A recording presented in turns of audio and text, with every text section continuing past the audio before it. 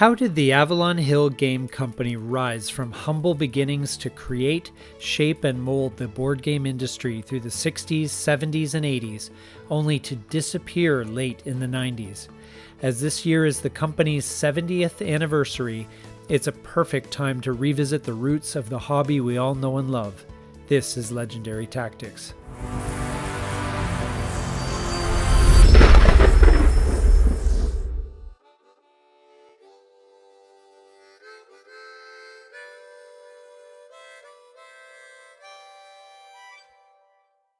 Like a lot of great things, the origins of the Avalon Hill Game Company are humble. Things officially began in 1952. At the time, there really weren't war games available commercially, although the military in Prussia had started using them to train future army officers since 1780, and some games had been sporadically around since around 1800. Obviously, there were games like chess, checkers, and Go, arguably war games in the abstract. Stratego had been invented in 1942, but didn't really get broad distribution until 1959, the same year Risk got bought by Parker Brothers, beginning its own run towards classic status. In that year of 1952, a mere 7 years after the end of the Second World War, a man by the name of Charles S. Roberts, known as the father of modern wargaming, self-published a game called Tactics. This was before the company we know as Avalon Hill was even founded. For 6 years, Roberts sold the game by mail order from his home address, 305 Gun Road in Baltimore, Maryland.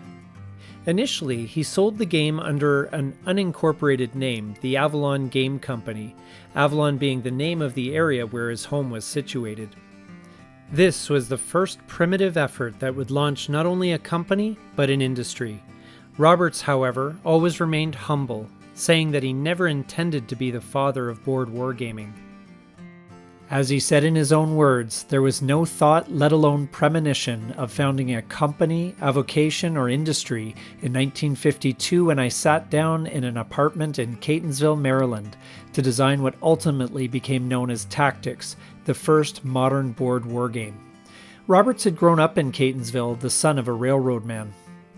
He had been dissuaded by his father to take up railroading himself, though he had an interest in it, and was instead looking at a career in the military or in journalism. He had applied to go to Korea to join in on the war there, but ended up practicing for war by designing his own board game instead.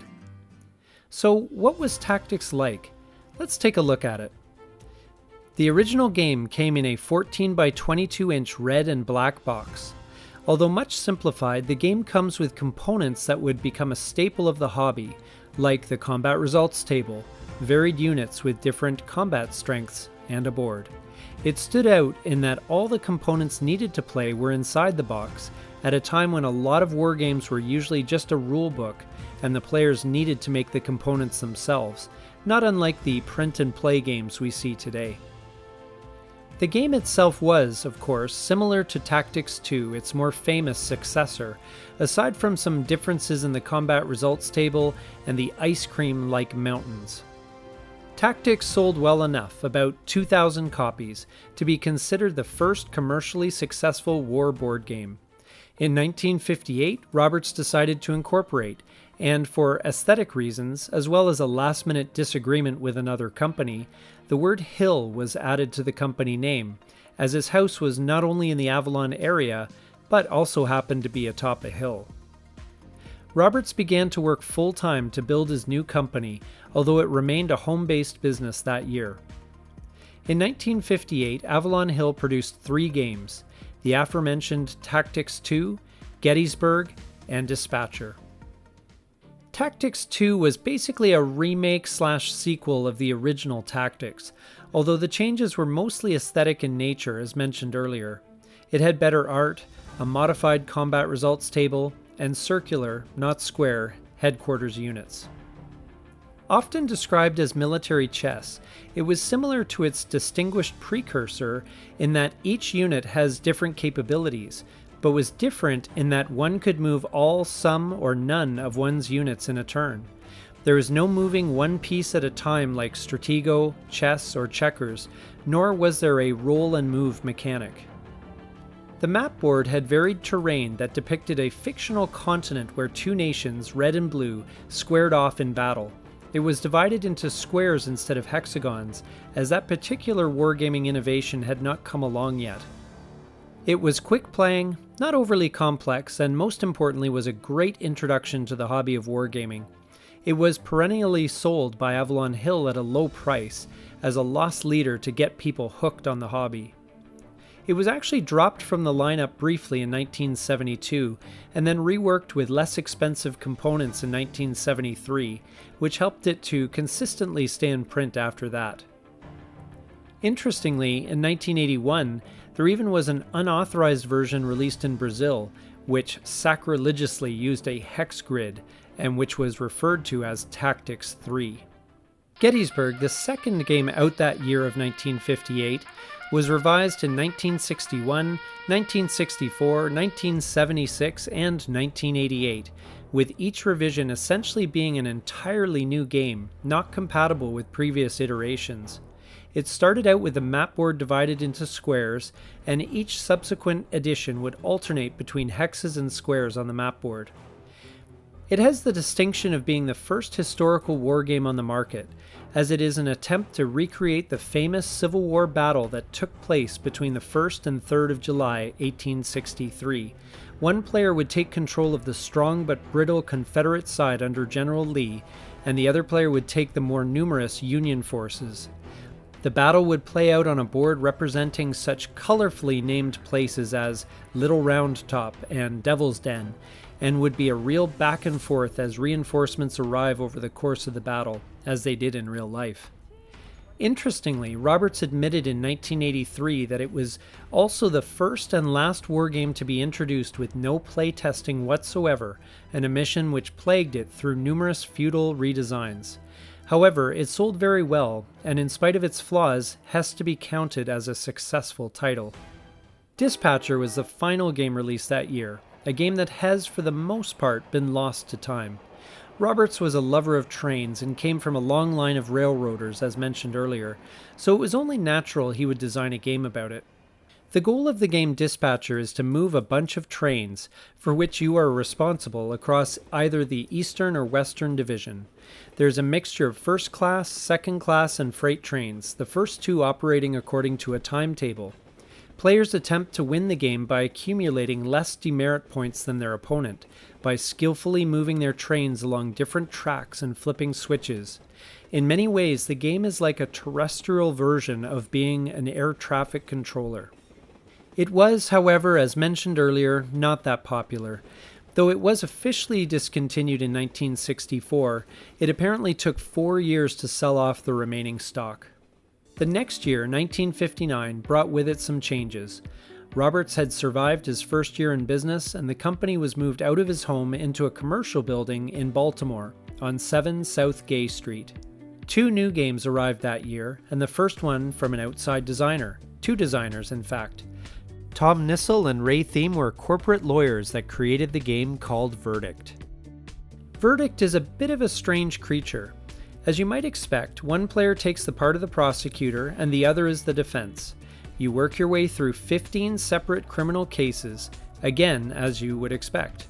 But in this game, you don't win by proving the defendant guilty or not guilty, but instead by utilizing courtroom procedure correctly and entering statements properly into evidence. So the players battle it out to see whether certain evidence is admissible, and objections are raised regarding hearsay or relevance, for example. Reportedly, this game sold for $3.95, which would be worth about $38 in today's money, and was popular enough to merit a sequel later on. The other game that came out that year was U-Boat, another Charles Roberts design. This game recreated the classic World War II Atlantic Ocean cat-and-mouse chase between one German U-boat and one destroyer, each trying to sink the other with a critical hit. There was also a multi-ship game which was 3 versus 3. The first copies had metal miniatures for the destroyers and subs, but these were later replaced with die-cut counters. Later editions also added rules as to where torpedoes could be placed and damage caused by near-miss depth charge attacks. U-Boat was a reasonable success and stayed in print until 1972. The 60s began with some big changes. First of all, there was another move for the company, this time to 209 East Fayette Street in Baltimore. Secondly, a man by the name of Thomas N. Shaw, a high school acquaintance of Roberts, was lured away from a local advertising agency that August. Shaw was to become a person of huge importance to Avalon Hill and to the hobby. Only one game was released that year, with the stirring title of Management. It involved 2 to 4 players in managing production, warehousing, and sales, taking into account the market conditions and competition. This was redone later on as business strategy. Unfortunately, it wasn't a big seller despite being utilized by many schools, including college-level business courses, and being the game that Roberts was most proud of. In 1961, the company moved once more to 6720 Whitestone Road in Baltimore, in an industrial park. With Thomas Shaw on board, production ramped up. The company released 7 games that year. Also, this was the year when the hexagon became the standard for wargaming, as evidenced by the releases. The first of these was Chancellorsville, a game recreating the Civil War battle of the same name. In late April 1863, the Union under Joseph Hooker confronted Robert E. Lee's Army of Virginia near Chancellorsville, a town in Virginia. Lee, though outnumbered, confidently attacked the Union Army, and Hooker had to retreat, resulting in a big Confederate win. The game recreates 3 days of the battle. This was released in conjunction with a new version of Gettysburg in time for the 100-year anniversary of the beginning of the American Civil War. The game is considered to be a solid but unremarkable effort, and most notorious for its graphic design, which did away with any aesthetic ideas and instead used purely functional colored hexes to depict terrain. For me, what was most memorable was the marketing material that asked, "Was Hooker a boob?" which always made me chuckle as a 13-year-old. In 1974, Randall Reed did a complete revision with a different game system, keeping the order of battle the same. However, Chancellorsville was quietly dropped from the Avalon Hill line in the mid-1980s. D-Day is a game that is ostensibly about the D-Day landings of June 6, 1944, but in reality it depicts the liberation of France from German occupation, as the actual landings are generally completed on turn 1. It is interesting in that the Allied player does not need to land in Normandy, but has a choice of where to attempt a landing, while the German player has to set up defenses not knowing where the Allies will attack. There was a lot of debate over the years as to what the perfect plan of defense was for the German side, if there was one. The full game can last up to 50 weekly turns, although it is doubtful a game ever took that long. This is a Charles Roberts design that was later reissued in 1965 after mapboard and rule revisions by Larry Pinsky, a real rocket scientist that designed many classic games for Avalon Hill. It was revised again in 1977, which added some welcome rules revisions by James Stoller, Richard Hamblin, and Don Greenwood, revitalizing the game's standing in the hobby. The box and the counters always remained the same. This was the first of what is now referred to as the classic lineup, and the first to use hexes as a method to organize movement across a mapboard. There was also New Chess, an attempt by Roberts to bridge the gap between chess and wargames in not only a generic way, but also in the abstract. Pawns were used as units, all of equal combat strength, and it recycled a lot of the ideas from other games like Tactics 2 and Civil War, like terrain effects and the combat results table. It isn't bad as an introductory wargame, and it was certainly intended to attract new players to the hobby, in an era when an overcomplicated game with lots of rules might have put them off prematurely. It remained in print until 1963, but is generally considered to be a failure. Verdict 2 was the first game officially made by Tom Shaw, which revised the first game, Verdict. Although it remained in print for 10 years, it was disappointing in sales numbers. Le Mans was the first venture Avalon Hill made into the area of sports. Designers Rodney Mudge and Scott Wright brought the game to life by revising an earlier design of theirs called Grand Prix, a sports car racing game from 1956. It was one of the first racing games ever made. You could choose from 12 different setups for your car that would dictate how many spaces you could travel in each gear and what gears you could use to turn safely. There were also different car specs for braking. There are rules for collisions, blocking, slipstreaming, over-revving, and pushing the envelope on turns, and you could even invite over a bunch of friends for a 12-player game were you so inclined. Overall, Le Mans was a decent game for the time, but in the end, the sales were disappointing. The aforementioned Civil War was a very abstracted strategic game that Roberts designed to recreate the Civil War on its 100th anniversary. As you might expect, it was played on a map with hexes and had the familiar combat results table to resolve combat. However, it did use pawns instead of counters in an obvious attempt to make it more accessible to new wargamers. Further to that, it apparently was even grouped in their family/social game line. It remained in print until 1963 but became quite scarce after that. Tom Shaw tried applying the mechanics of the game management to the transportation business in Air Empire. In the game, you have to establish air routes, expand by buying and operating planes, and put your competitors out of business. By most reports, it wasn't a bad game, though it focused more on the business side of managing spreadsheets than moving airplane counters around, and it could suffer from the so-called runaway leader problem, where an early lead could be turned into an unstoppable momentum by a player. Although it remained in print through 1963, it was not a huge hit. 1962 arrived and was mainly notable as it saw the expansion of Avalon Hill's sports lineup.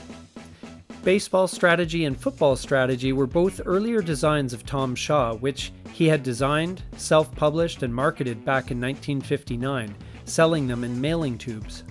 Football strategy used a brilliant game mechanic, a matrix that was used to cross-reference calls to determine the results of each play. This removed a lot of the luck and brought in an element of bluffing that is reminiscent of real football. The teams are generic, although you could choose from up to 3 styles of play, which could add some variety. The game got revisions in 1965, 1972, and 1980, but these were fine-tuning a successful idea. Avalon Hill even had its own internal football league at one point, using the game with 28 teams that played out the actual NFL schedule. The yearly franchise fee at the time was $31, which would be almost $300 in today's money. Baseball strategy, which used a similar mechanic, has always been seen as the weaker of the two games. The baseball players were either generic and imaginary, or stats could be converted from real life into game parameters if you wanted to replicate games with real-life players. The defensive team would commit to a certain pitch, and the offensive team would commit to the strategy, like a hit and run, a bunt, or gunning for the fences. After cross-indexing these on a matrix, the result of the play would be determined. Baseball strategy received new additions in 1973, 1977, and 1980, which sought to make it more realistic and competitive. But of course, wargames remained front and center. Waterloo was the second of the classic lineup, designed by Lindsley Schutz and Tom Shaw. It originally sold for $4.98, which is close to $50 today. The game sought to recreate the famous Battle of Waterloo, which pitted the French army under Napoleon against British and Prussian forces under the command of the Duke of Wellington, represented by over 160 counters. While it is generally considered to be a lot of fun to play and offers some nice challenges for both sides, it does not seem to be very realistic as a simulation. Sales numbers were surprisingly poor, but the game was kept in print a long time, and the rules were revised in 1978 to clarify some things and to address some play balance issues. The original game of Bismarck was another game by Lindsley Schutz, Charles Roberts, and Thomas Shaw. It had a double box size to make it more saleable, but it also made it more expensive at $5.98, which is about $55 today. The game is based on the World War II historical cat-and-mouse chase between the German battleship Bismarck, who is looking to break out and cause havoc in the convoy lanes of the Atlantic, and a large contingent of the Royal Navy who is looking to sink it. In the original game, the German player only had one counter, the Bismarck, and attempts to evade a number of Royal Navy ships on its way to sinking some convoys and getting away scot-free.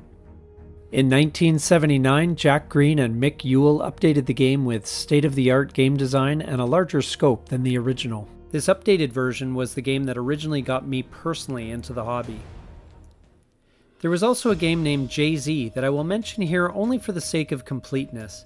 It was a private label game that was manufactured for WJZ TV Channel 13 in Baltimore, so they could use it in a promotion. Interestingly, the TV Adman's game, as it cries out from the box, is a collector's item, famously fetching around $2,200 on the website eBay on December 8, 2002. It lists for high prices due to its scarcity, but not for the game itself, which is a simple game of rolling and moving around a board, where players must get the highest score from landing advertising accounts and charging advisory fees. Avalon Hill began some experimentation in 1963, although most of it was not successful. The company began that year by experimenting with a line of affordable games for preschoolers that were designed by Tom Shaw. They were Imagination, What Time Is It?, Dollhouse, and Trucks, Trains, Boats, and Planes. Presumably because preschoolers can't read instruction booklets, these titles all failed to sell very well, and the games themselves have drifted into obscurity. But the year was not a total write-off, as this was when the game Stalingrad was released. The original design was once again Lindsley Schutz and Tom Shaw, and is considered to be another one of the classics, perhaps the most important one. At one point it was considered to be the most analyzed wargame in existence, and surprisingly, it never sold all that well even though it lasted a long time in the Avalon Hill lineup. Though Stalingrad was in the name, it was not focused on that locality, but instead the totality of the Eastern Front from 1941 to 1943. It tells the classic story that has been retold countless times over the years. A dominant German army enters Russia, struggles with the weather, and tries to reach Moscow. The Russian Red Army hangs on as best they can until the reinforcements begin to overwhelm the enemy. It's a classic historical tale, and for many this was their first truly compelling wargame experience. There were some small changes to the rulebook in 1974 by Don Greenwood to clarify some things and to address play balance. Word Power was the only other game released by Avalon Hill that year, by Tom Shaw. This was a game where players roll and move around the board, like Monopoly, playing word cards into the center based on what position the synonym or antonyms are on the card, trying to guess correctly. If challenged, a bidding war results, raising the stakes for the players. The winner is the first to 100,000 or to publish 10 books. It would be interesting to see how a game like this would fare today. Despite the bright spots, a growing hobby, some amazing games, and a strong staff, there were storm clouds on the horizon for the fledgling board game company. The end of 1963 would bring some great challenges and some positive changes, provided the company could survive long enough to see them. The Avalon Hill Game Company had struggled, shaking to its feet, launching not only a company but a hobby, and to some extent an industry. What happened after the initial success is best described as chaotic, and the company would face massive challenges on its road to legendary status. Join us for part 2 of our history of the Avalon Hill Game Company on Legendary Tactics.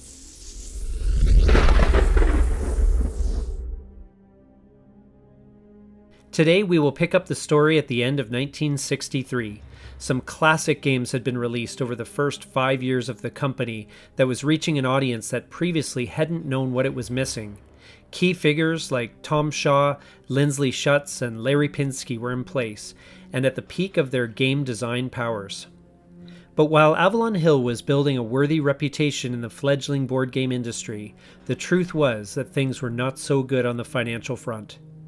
In fact, Charles Roberts, the founder of Avalon Hill, had been struggling to keep the company afloat. The debt had become too overwhelming by 1963. It had gotten so bad that Roberts had finally decided to call it a day and declare the company bankrupt on Friday, the 13th of December, 1963. At the last minute, however, the creditors of the company, J.E. Smith Company, which had done the boxes and assembly of the games, and Monarch Office Services, which had handled all the printing, struck a deal and made the historic and commendable decision to save Avalon Hill. J.E. Sparling was named as the president, and the company moved again to 210 West 28th Street in Baltimore. Interestingly, if one checks in the very first issue of The General, Avalon Hill's own hobby magazine, it bears this address. We'll touch on The General in more detail later. The company underwent a massive restructuring in order to save it, and expenses were cut to the bone. Shaw was the only member of the original staff who survived this reorganization. The company also limited the number of games released every year to 2, which was the pattern more or less adhered to in the years immediately after that. While this limited the output of games, it may have helped with the company's focus, as 2 great games came out in 1964. The first of these was Afrika Korps, which has not only become a classic and withstood the test of time, but arguably single-handedly saved Avalon Hill. Afrika Korps recreated the North African campaign of World War II, with its sweeping scope, difficult terrain, and logistical challenges represented, albeit in a simplified format. One could take the side of German General Rommel or British General Montgomery in a back-and-forth battle across the sands of the Sahara Desert. It was designed by Charles Roberts, Lindsley Schutz, and Thomas Shaw.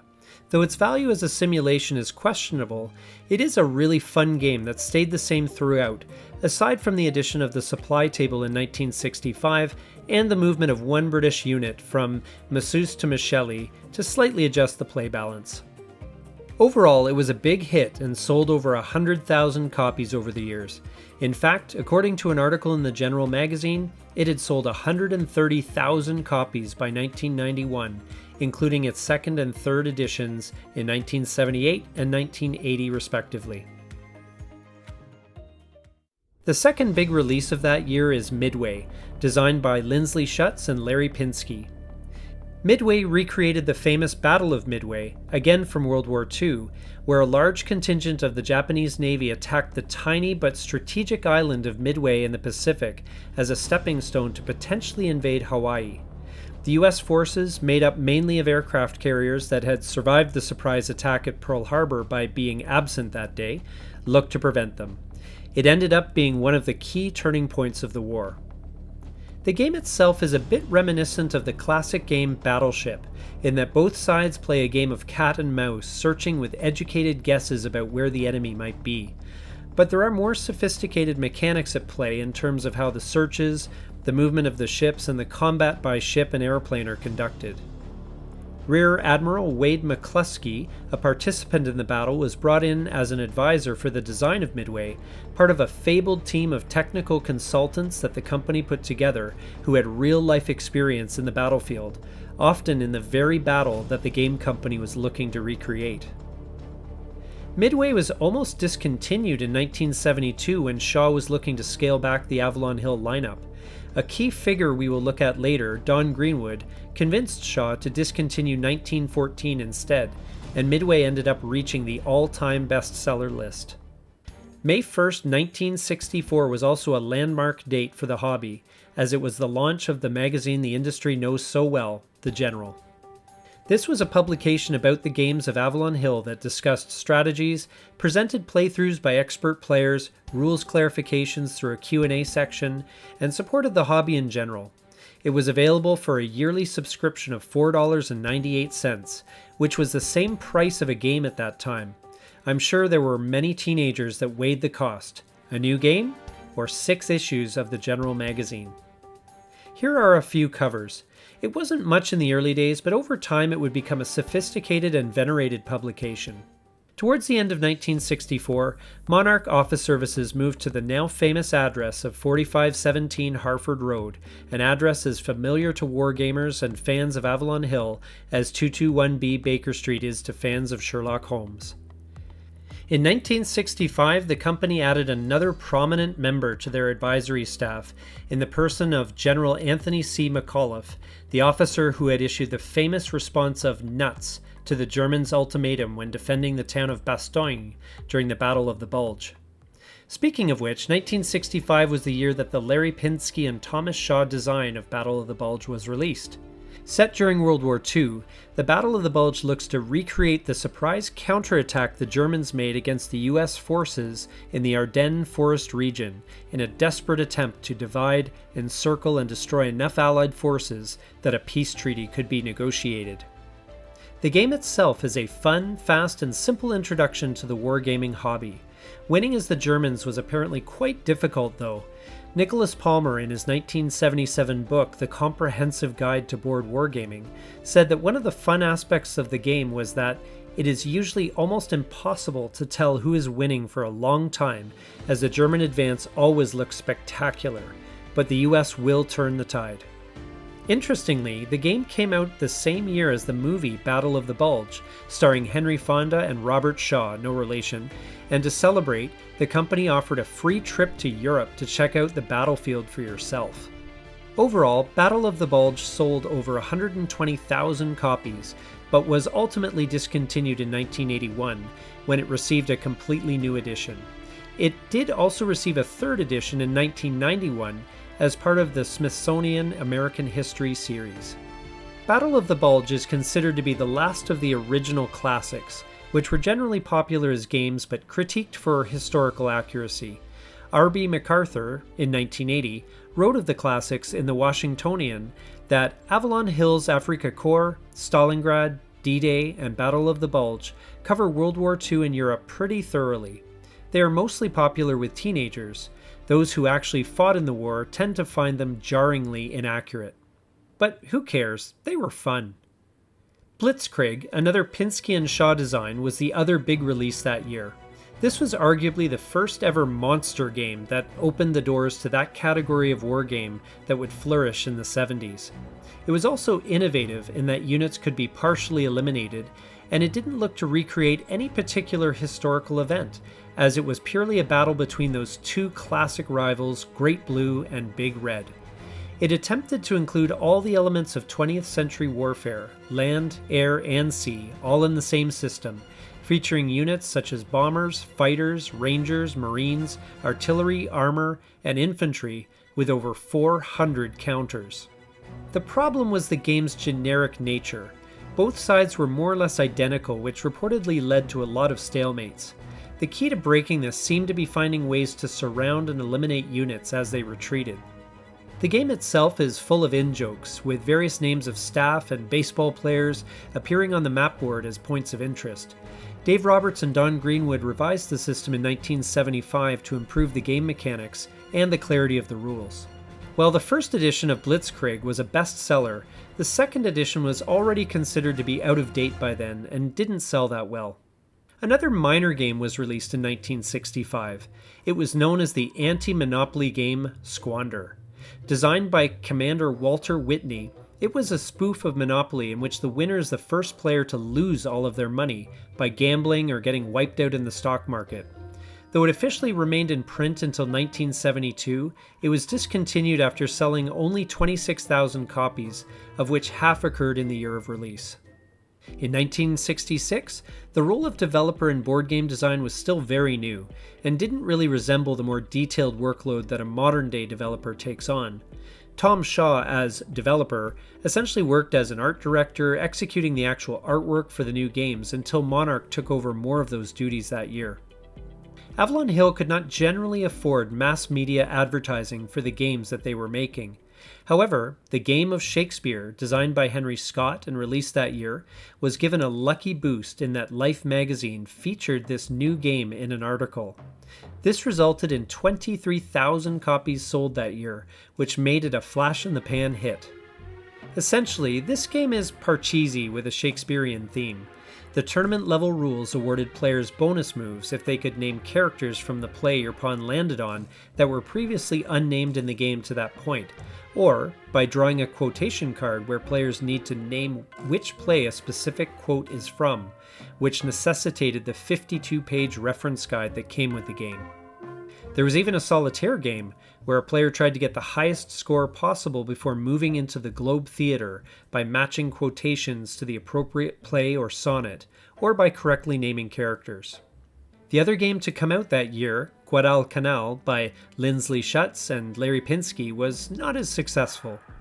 Colonel Donald Lester Dixon, who rounded out the aforementioned technical advisory team, also contributed to this one.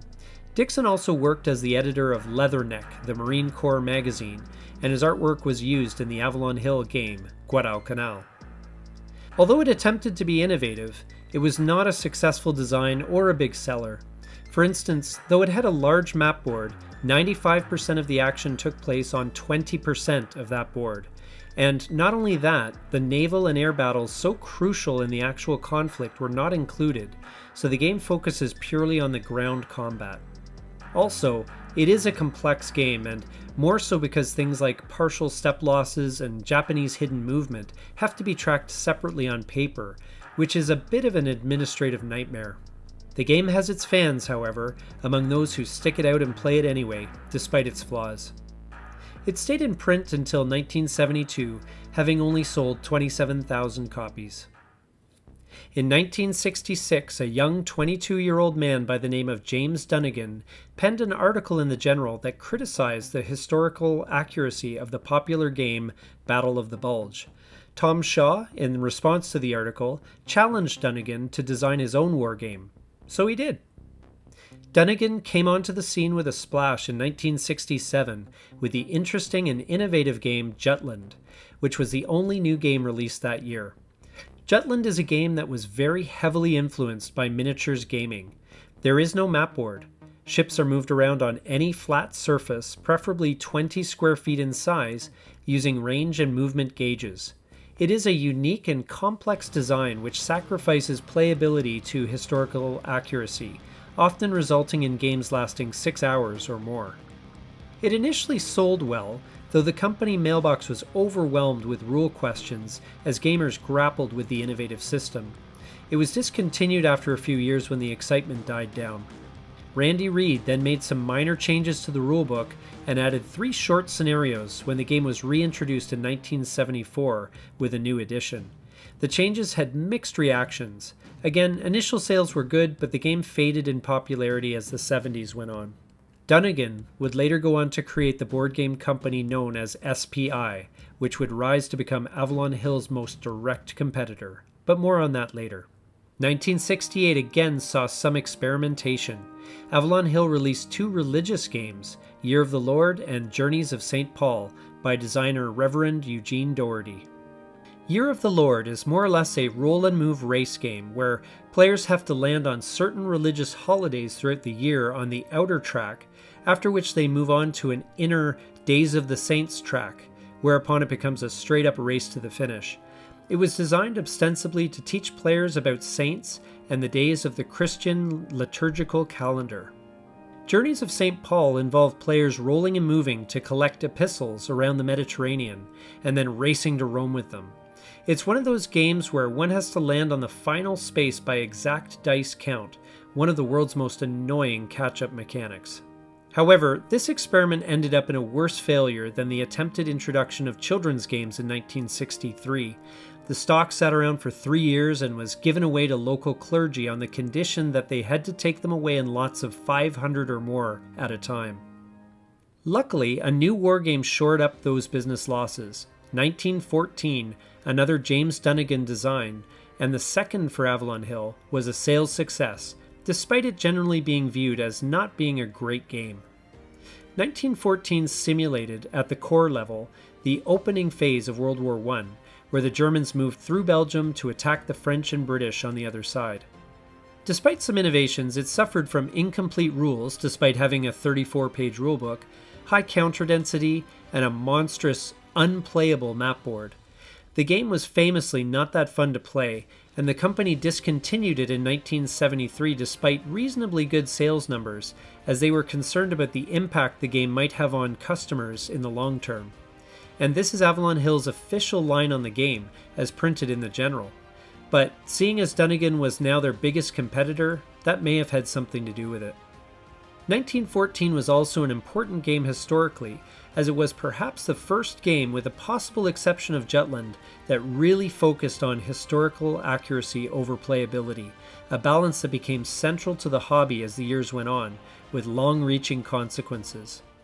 1969 had a range of new releases, though only one wargame. Anzio was that wargame, designed by Dave Williams and purchased by Avalon Hill. Although the name might suggest otherwise, the game was not about the Battle of Anzio, but instead a strategic-level game about the entire Italian campaign in World War II, beginning in 1943. Though it was innovative in the way it handled step reduction combat and had a great map board by many accounts, sales were disappointing, as the rules were considered to be confusing, the counter density was high, the game tended to severely punish small mistakes, and the box was not very attractive. It was discontinued in 1971. One fan, however, named Tom Olson, saw the game's bright spots and did what he could to improve the rules and the gameplay, and helped in creating the new editions of 1974, 1978, and 1980. From a critical perspective, the reviews improved with each edition. Nicholas Palmer, in his book The Comprehensive Guide to Board Wargaming, commented on the long game times that ranged from 3 to 9 hours, but said the game was interesting, varied, and challenging, but not for the impatient. Olison, in assessing the game, mused that the best feature of Anzio may not be apparent in 1 or 2 playings. This is the satisfying realism with which a multi-unit battle is simulated. It's hard to think of a comparable game which does it better. Though he admitted that the worst aspects of the game are the inevitable long periods when, in faithful simulation of the campaign, little happens. Of the other games that year, the game called Choice by H. Goldschmidt was yet another attempt to enter the children's board game market. Choice intended to do just that, as it contained 6 randomized games in one. Some of them were familiar, like checkers and Chinese checkers, but most were original. It stuck around until 1972, after which Choice faded into history. C&O/B&O was Shaw's attempt to improve on Charles Roberts' game, Dispatcher. Players attempt to move more passengers and freight than the competition, all the while dealing with elements like floods, derailments, collisions, and mountain slides working against them. Although it was well received by railroad buffs, it was a failure as a game and as a seller. It also stayed in print until 1972. Tough by Peter Brett was a game based on mathematics that was well respected by educators, but didn't get much opportunity on store shelves. It involves rolling special dice and building intelligible math equations out of the results. Parentheses, decimals, powers, percentages, and even logarithms and complex numbers can be built in according to the player's ages and skill levels. Once someone had built an equation, that player calls out tough and starts a 3-minute timer. In response, when someone builds a longer equation within that time frame, that player calls out tougher and starts a 2-minute timer. This continues with a call of toughest and a 1-minute timer. After time runs out, each player scores their equation, with the player who was the toughest scoring double. This game was sold mainly to schools and school supply companies. Tough-a-Bet was a less successful version of Tough, which used vocabulary instead of math. There are 20 letter cubes utilized, along with the same tough, tougher, and toughest mechanic. The Avalon Hill Game Company started the 1970s with a bang. The wargaming hobby was now hitting its stride, and there were the sales to prove it. The 2 wargame releases of the year were big hits. The first big one is Panzerblitz, a landmark game which proved to be very influential over the years. It eventually sold around 300,000 copies, and is said to be the second most played wargame of all time next to Axis and Allies. It was actually designed and packaged by rival James Dunnigan's company SPI, and given to Avalon Hill on a royalty basis. It was the end point of an evolution that began with an earlier SPI experimental game called TAC Force 3, and an early smaller version had been published in 1970 in the board game magazine Strategy and Tactics. The game was set in the Eastern Front in World War II, and pitted German platoons against Russian battalions in various situations and missions. Panzerblitz was very innovative. It was the first commercial wargame to bring the scale of the warfare down from the strategic to the tactical. In other words, the skirmishes were small in scale, not on the grand strategic level of full armies that gamers were used to. It was one of the first games to contain multiple scenarios, as opposed to just one battle that you fought every time you opened the box, and even contained rules on how to design your own. It also had geomorphic map boards, which meant that the map boards fit together any which way, leading to a wide variety of possible terrain.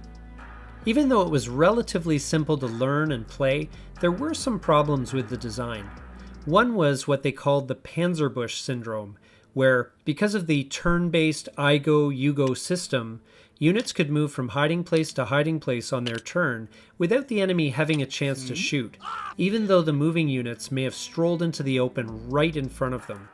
This was fixed in later iterations of the game by introducing a concept called opportunity fire. The other main problem was the ahistorical use of trucks, which were more expendable than they would otherwise have been in reality. And so they were used as spotters and as roadblocks and in other creative ways. But these were correctable and did nothing to dull the enthusiasm for an amazing and groundbreaking game. The second big one released this year was Kriegspiel, which simply translates as wargame, in which Shaw attempted to integrate the matrix from his own football strategy game into a wargame. Avalon Hill described it thus: "If you think you have what it takes to run a war, we present Kriegspiel, an extension of chess. The knights, the bishops, the castles, the pawns become units of infantry, armor, special forces, and mechanized troops. Here you command actual military forces in a modern setting. Your decisions alone determine each game's outcome. Kriegspiel contains no chance elements whatever.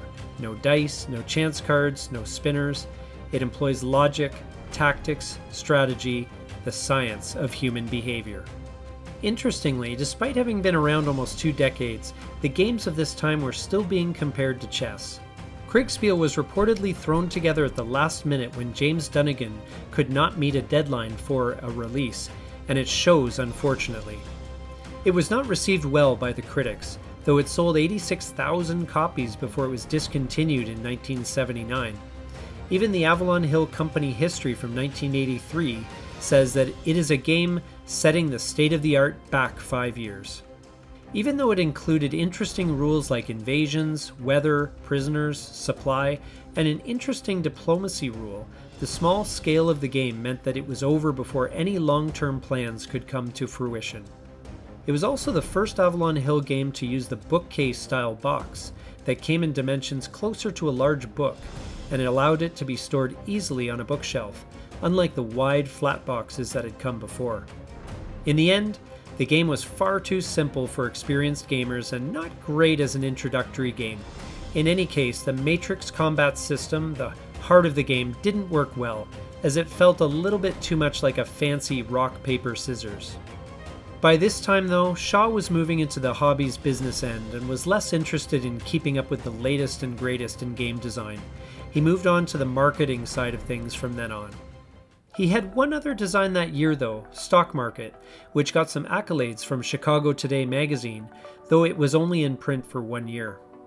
In this game, players buy and sell 5 different types of stocks, and whoever ends up with the most money wins. Stock splits, stock conversions, margin buying, and short selling are all present here. It is a fun game, although arguably not realistic in a few ways, not least that there can only be one winner, and that winner is likely the one taking the biggest risks. No points if you managed your portfolio well and grew it by careful and prudent management. It's all or nothing. And with that, the 70s were well underway. Disco and Leisure Suits sat alongside the newest game releases from the great board game company from Baltimore. Avalon Hill was established and moving into its prime business years, but there were still some changes and challenges ahead. Thank you for watching part 2 of the history of Avalon Hill. If you enjoyed this, please take a moment to like, comment, and subscribe down below. This is Legendary Tactics. It was the 70s and the heyday of Avalon Hill had begun. A foundation had been built and a course had been set that would put the company on a path to growth, but would contain within it the seeds of its own downfall. In part 3 of our series on the history of Avalon Hill, we move into the mid-game here on Legendary Tactics. It was a tremendous time of creativity and productivity in gaming, and Avalon Hill provided games that were unique, serious adult and history-based games that stood in contrast to the lightweight family and party games that were being released by companies like Milton Bradley and Parker Brothers. One of the obvious signs of a growing company, hobby, and industry is the sheer number of releases through the 70s and early 80s. For this reason, here we will only be able to touch on most of these titles very briefly, especially as many of them didn't remain in print for very long. But for the sake of completeness, unlike batteries, every game is included. 1971 is considered to be another instance of rebirth for Avalon Hill. It had nothing to do with the games that were released, but instead within the company itself. Since its near bankruptcy of 1963, Avalon Hill had been operating partly under Monarch Office Services and also under J.E. Smith Co. While these companies had saved Avalon Hill at the time, the reality was that both owners had different ideas on how the company should operate. On November 30th, Monarch Services acquired full ownership of Avalon Hill and began a much more aggressive publishing strategy in a plan to dominate the wargame industry. Monarch continued to print the games, and the new president, A. Eric Dott, started his own box company that would package and assemble the games. Now that all the production was under the management of one central entity, and with Tom Shaw being promoted to executive vice president, things could really ramp up. This would take time though, and 1971 was not a year that signaled the immense level of production that was to come. However, there were quality games released that year. The first of these was Luftwaffe, the game of aerial combat over Germany 1943 to 45. Luftwaffe evolved from an early game by Poltron Press, later SPI, called 12 O'Clock High. Lou Zocchi came across a highly detailed book about the air war over Germany, and that became the inspiration for the large amount of research that went into the game. Luftwaffe focuses on the Allied air raids over Germany in the late war, and from a strategic perspective. One player takes the American side, trying to bomb historically important targets within Germany, and the other player takes the German side, trying to prevent them from doing so. While it was widely acknowledged as being quite fun, the setup can take a while, as does the planning, especially for the American player as their force pool increases in size. Also, the abstract combat results table is highly variable, which led to some criticism. Even though the table reflects casualties taken over the course of a 3-month period, it could be anywhere from very few to an almost crippling number. It was a good seller for the company, perhaps because of the title and box cover. Also notable was its use of round counters instead of the usual square ones, which were so prevalent at the time. Decision Games did an update of this game in 2007 of the same name. Designer Joseph Miranda added a few rules, tweaked the order of battle, and offered some more options in deployment and production. And they used square counters this time around. The other game released that year was Origins of World War II. This was the second James Dunnigan design under contract for Avalon Hill, but where the royalties were paid directly to Dunnigan's board game company, SPI.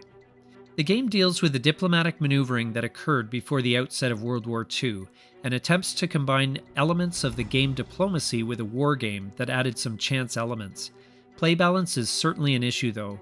The American player allegedly has the toughest time of it, with most wins going to Germany and the USSR. It was not a bestseller, but it did well in the school supply market, as it was a great classroom game. It was even play-tested by students at the Benjamin Franklin High School, now the Manhattan Center for Science and Mathematics, in East Harlem in New York. In 1972, the management at Avalon Hill realized that it could not depend entirely on designers outside of the company for its success. Allegedly at Jim Dunnigan's recommendation, another name integral to Avalon Hill, Don Greenwood, was hired, initially to take over duties at the General Magazine. And apparently at Greenwood's recommendation, Randall Reed came aboard as Avalon Hill's first ever full-time designer. Unbelievably, the designers that had carried them this far, like Tom Shaw and Lindsley Schutz, had either been part-time or had been saddled with other responsibilities at the company like marketing and mail-order shipping. This year produced another couple of classics. The Game of France 1940 is another Jim Dunnigan design that was first published in Strategy and Tactics magazine and then sold to Avalon Hill with some minor changes, with no input from Avalon Hill. It's a game that was considered to be a great simulation of the invasion of France by Germany in the early days of World War II, in that it highlights why the French army collapsed so quickly against the German blitzkrieg. But at the same time, it is infamous for play balance issues, as it was incredibly difficult for the French to win, which arguably made it a bad, lopsided game. The extra ahistorical scenarios did address this issue somewhat. It has its fans, but generally it fell out of favor as the years went on. Outdoor Survival was the other game that came out that year. Jim Dunnigan apparently made a comment that he could make a successful game out of any idea, and Tom Shaw said something along the lines of, "Well, if you think you're so good, why don't you make a game about getting lost in the woods?" So, Dunnigan did. His initial design was judged to be too complicated for the marketplace at the time, so Shaw edited it down to something simpler, and Greenwood rewrote it as his first development job.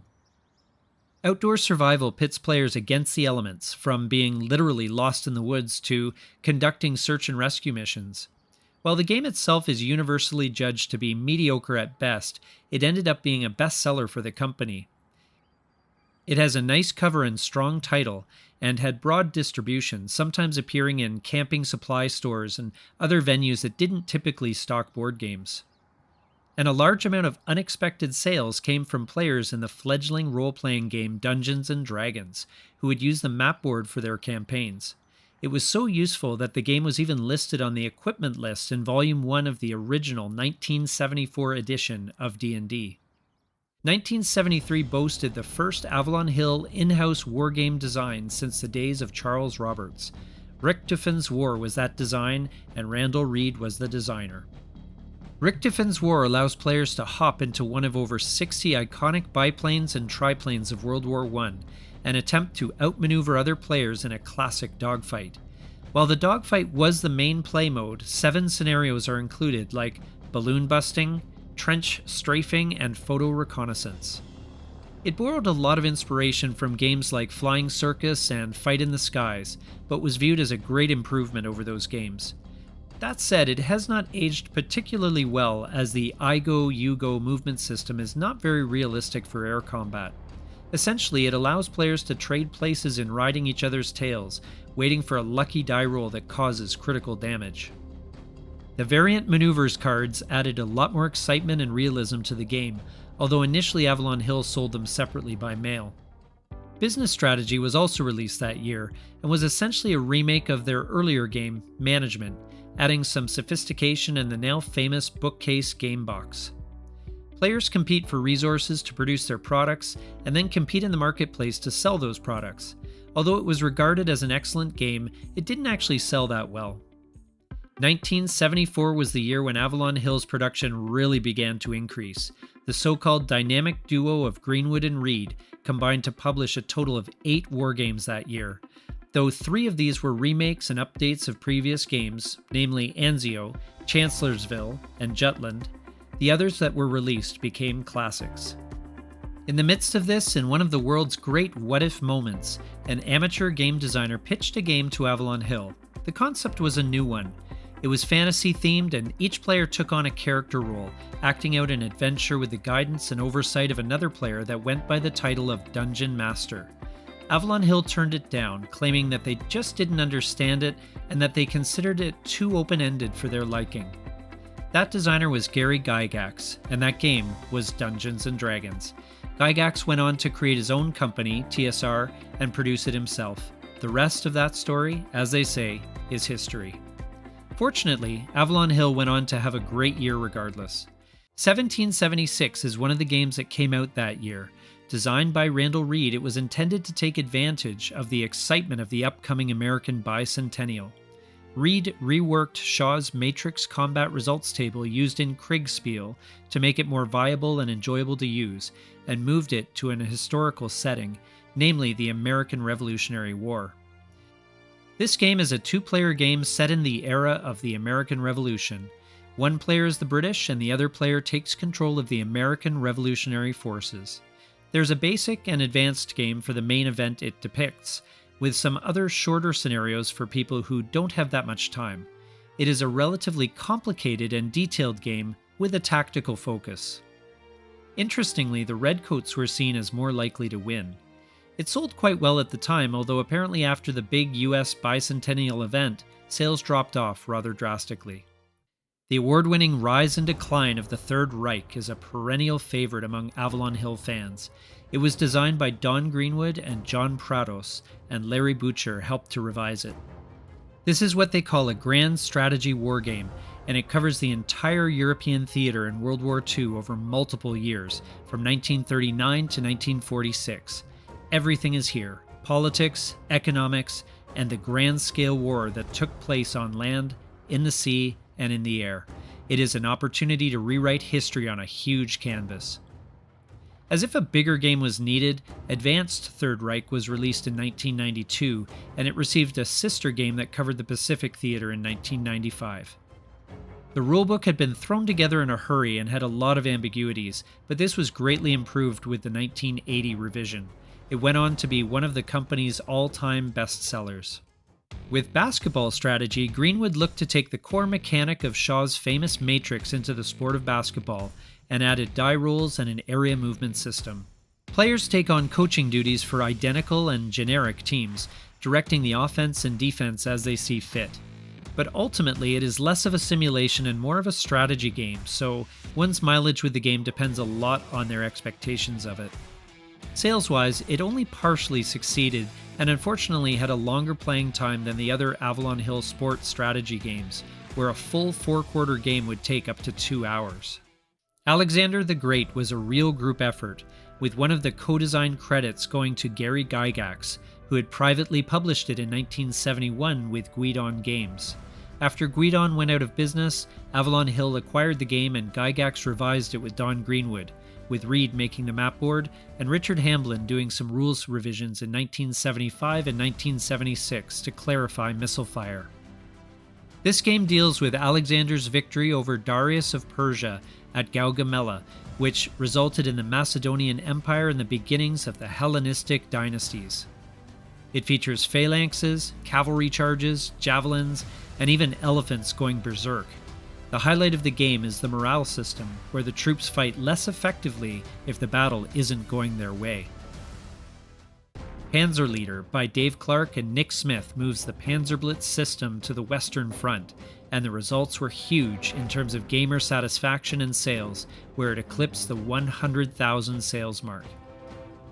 The rules were cleaned up a bit from its predecessor to avoid something called Panzerbusch syndrome, where units could remain concealed even though they had moved into and fired from cover in full sight of the enemy, and added opportunity fire to avoid units moving from cover to cover without the enemy having a chance to retaliate. There were additional mechanics such as air attacks and engineers as well. It did change the scale of the original game, which meant that the pieces did not interchange very smoothly. Reed did some revisions of the scenario cards the following year. In an interesting footnote to 1974, the company did take a, quote, flyer on an offbeat project, unquote, namely to produce a couple of do-it-yourself kits entitled Black Magic and Witchcraft Ritual. Included were some male and female standees, and it seems to be a how-to manual with some role-playing elements involved. Both were dismal failures, unsurprisingly. Well, at least they had the sense to expand the general to 36 pages that year. It is said that 1975 was the year that the wargaming hobby began to become an industry. Up to this point, small game companies came and went with little contact and interaction with each other, and sometimes even in print, they were openly critical of their competitors. But this changed with the birth of Origins, the first national gaming convention that was launched by Avalon Hill. It brought people from all the different board game companies into a single venue where friendships and business contacts were made, often for the first time. Also that year, at the suggestion of Canadian game store owner John Mansfield, the Charles S. Roberts Awards were born, even though they would not be officially called that until 1988 when Roberts allowed his name to be officially used. Up until that time, they were known as the Origins Awards and colloquially as Charlies. These were awards that were based on votes submitted by fans with no commercial sponsorship, and they were created to celebrate the best games in the hobby and to recognize them as such. Another key addition was made to the design staff that year in the person of Mick Yule, who had become a big contributor to the hobby. And one of these early contributions is a true classic, Wooden Ships and Iron Men. This was originally a game produced by Battleline Games, with Craig Taylor being the original designer. Taylor and Ewell clarified the rules after Avalon Hill bought the rights to it, and added an advanced game which lessened the abstraction of the gun factors and cut the scale in half. As its name suggests, this game puts players back in the Age of Sail, when ships were wooden and men were iron, I guess? There are 27 individual scenarios that recreate various classic naval battles from 1776 to 1815, including the Battle of Trafalgar and of the Nile, and if that isn't enough, players can also design their own. Broadsides, grappling, boarding, and melee are all covered, among other things. It was one of the company's most popular games. In 2 separate surveys in 1976, one by rival company SPI and the other by Avalon Hill itself, Wooden Ships and Iron Men was voted the most popular Avalon Hill board game. This led to it getting 2 early video game adaptations in 1987 for the Commodore 64 and 1996 for the PC. Caesar's Legions was a game by Lauren Wiseman that had been originally published by Game Designers Workshop with the name Eagles, and which consisted only of what ended up as being the 4th scenario in the Avalon Hill edition. Greenwood added more scenarios and adopted the Matrix-style combat results table, which greatly improved the original design. The second printing in 1976 only added some minor rule additions. The game covers approximately 100 years of conflict between the Romans and the German tribes, and is seen to be a solid wargame that gives players a sense of history and of the strategy and tactics of the time, without too much rules overhead. KP Games acquired the rights to this one in 1994, and they expanded the game even further, taking the number of scenarios from 5 to 32. Tobruk, Tank Battles in North Africa 1942 was designed by Harold Hawk, with Reed putting together the 2nd edition the same year, correcting some rules and charts. Tobruk is set in North Africa with the Axis powers facing the British and Commonwealth troops near the fortress of the same name. It is a game on an extremely small scale. Infantry are grouped into squads with casualties tracked individually, and tank and other vehicle counters represent individual vehicles. There's a tremendous amount of detail packed into 19 scenarios, including rules for morale, overruns, armor penetration, smoke, Stuka aircraft, forward observers, artillery, grenades, close assaults, and many, many more.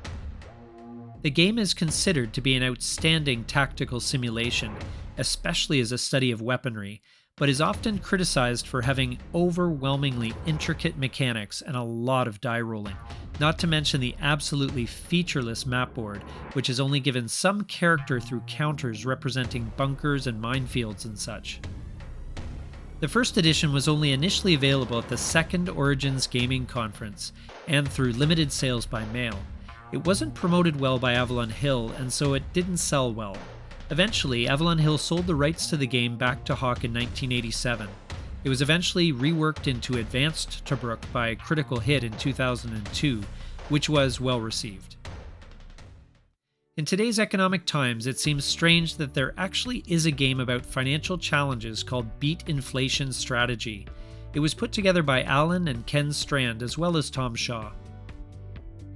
Basically, players buy and sell real and paper assets to try and convert an initial $100,000 loan into $1 million. The design itself is seen as mediocre at best. It was a game that was to tie in with a book release that never met sales expectations. 1976 was an amazing year for the company. They were on top of the world, on the edge of innovation, and defining the state of the art. The second Origins convention happened in Baltimore, which was a huge success. And Richard Hamblin joined the design staff in the summertime. There were 6 games released that year, all of them instant classics. The first of these, the award-winning Kingmaker, was originally designed by Andrew McNeil and published in the UK by Philmar Limited. It has a novel game system that resulted in it being the first imported game to capture the American hobby by storm. Mick Yule added an advanced game, upgraded the components, and clarified the rules so players didn't need to know as much about England to play. However, Avalon Hill did make a mistake in that it reduced the size of the original playing board, which would be remedied in the second edition, along with a timing mechanism to reduce the excessive playtime of the game. Kingmaker is a game for 2 to 6 players that is set at the time of the War of the Roses. Each player uses whatever Machiavellian strategies they can to promote one of their nobles to be the King of England, including all of the negotiations, backstabbing, and violence that you might expect. The components were roundly praised, and the gameplay was enjoyed by many, though a lot of games finished in a stalemate where 2 or 3 factions would build up strong, impregnable positions with none strong enough to win. Kingmaker received its own video game in 1994, which allowed play against up to 5 AI opponents, and was very faithful to the original game. Alan Calamer had created a game back in 1954, which had been published in 1959, and when Avalon Hill purchased it outright, it was being produced by Games Research Incorporated, a board game company run on a part-time basis with this single game on its roster. And this single game was Diplomacy. The game itself required little improvement at the time of its acquisition. Avalon Hill's contribution in the original edition was simply to repackage it and enlarge the board. The game starts in pre-World War I Europe, where 7 countries vie for position and control of strategic locations called supply centers. There are no dice. Every move in conflict is resolved by an abstract and arguably rudimentary system. But the nuance of the game lies in the negotiations that take place between moves. There are no rules in this phase, and players are encouraged to negotiate, plead, convince, lie, cajole, make alliances, and backstab their opponents, with nothing being binding in any way. It is for this aspect of the game that Diplomacy has a reputation for ending many friendships over the years. By the time of its acquisition, Diplomacy had become almost a separate segment of the hobby, because it was a very different game from all the other available games at the time. It was the first game to have fanzines. In fact, there were 8 of them already by 1965, and it counted among its many fans people of such stature as John F. Kennedy, Walter Cronkite, and Henry Kissinger. It was the first commercial game to be played by mail. People had been playing chess by mail before then, but chess has obviously been in the public domain for many centuries by this point. Play by mail evolved to become play by email in the late 80s, and now Diplomacy thrives to this day, mainly online through interfaces like Backstabber and Diplicity. This play by mail was especially competitive, and there were instances of extreme behavior, including, but not limited to, bribery, blackmail, and even forging mail from other players or the game master, as well as mail interference. For example, altering a letter to ensure a missed deadline was marked in time by a forged postmark. In one famous play-by-mail incident, 2 players were planning their moves against another player playing Britain. In their desperation to avoid postal delays, a telegram was sent by one to the other that simply read, "Attack on Liverpool confirmed." This resulted in a visit from police, where the players had to explain that they were not, in fact, spies or terrorists, but that this was just a game. Larry Harris, the designer famous for creating Axis and Allies, commented, "I am convinced that Alan Calamer's masterpiece should be part of every high school curriculum. Don't tell the kids, but it teaches history, geography, the art of political negotiation, and something else, some healthy critical skepticism. By the time you get into high school, you have a pretty good idea that not everyone always tells the truth, but a good game of Diplomacy helps you to understand how skillful some people can be at fooling you." The game has been notoriously difficult to translate into a digital version with artificially intelligent opponents. Attempts were made in 1984, 1999, and 2005, but with little to no success. War at Sea is another classic that was designed originally on a private label by John Edwards. Edwards was the exclusive importer of Avalon Hill Games in Australia, and his company, Jedco Games, also occasionally published games of his own design. Avalon Hill staff spent some time to redevelop and improve the games, and then released them to an enthusiastic audience, who were happy to have games that were more accessible and playable, even if they were less than historical. War at Sea was one of those gateway games, as it was playable in about an hour. It used area movement to loosely recreate the Battle of the Atlantic and the naval warfare in the Mediterranean in World War II. Points were scored for control of the different sea areas and for successfully escorting convoys to their destinations. While it is not representative of the actual events, it was one of the first games to look at naval warfare on this sort of scale, and it was widely agreed to be a fun game. Later editions tweaked the rules a little bit and altered the play balance by having the American ships enter with increasingly lower die rolls. L2 Design Group republished this game in 2007, and it is still played in competitive tournaments to this day. The Russian campaign was another game by Edwards, and one that was so warmly welcomed by the community that it pushed the old stalwart Stalingrad off the retail shelves. Like Stalingrad, however, the sales were never outstanding. The game used a double impulse movement system to allow for blitzkrieg-type movement and mass encirclements, which was a great improvement over what had been before. There were Russian workers, partisans, Stuka units to represent air power, and of course rail movement and rules dealing with the famous Russian weather. Richard Hamblin did some substantial upgrades in 1978, which were also well received. Caesar Alicia had been originally released as an amateur game, self-published by Robert Bradley, its designer, back in 1970. Avalon Hill redesigned the core idea, and it became immensely popular among both the critics and fans of Ancients games. Unfortunately, the sales numbers never reflected the acclaim. The game itself has an amazing setting. In 51 BC, there were 2 parallel lines of fortifications surrounding the town of Alicia. Julius Caesar and 10 Roman legions man the first line of defense, where they have been besieging 80,000 Gauls inside the city for the last month. But outside the walls, a Gallic relief force of 250,000 has just arrived, and now the Romans are outnumbered 6-1.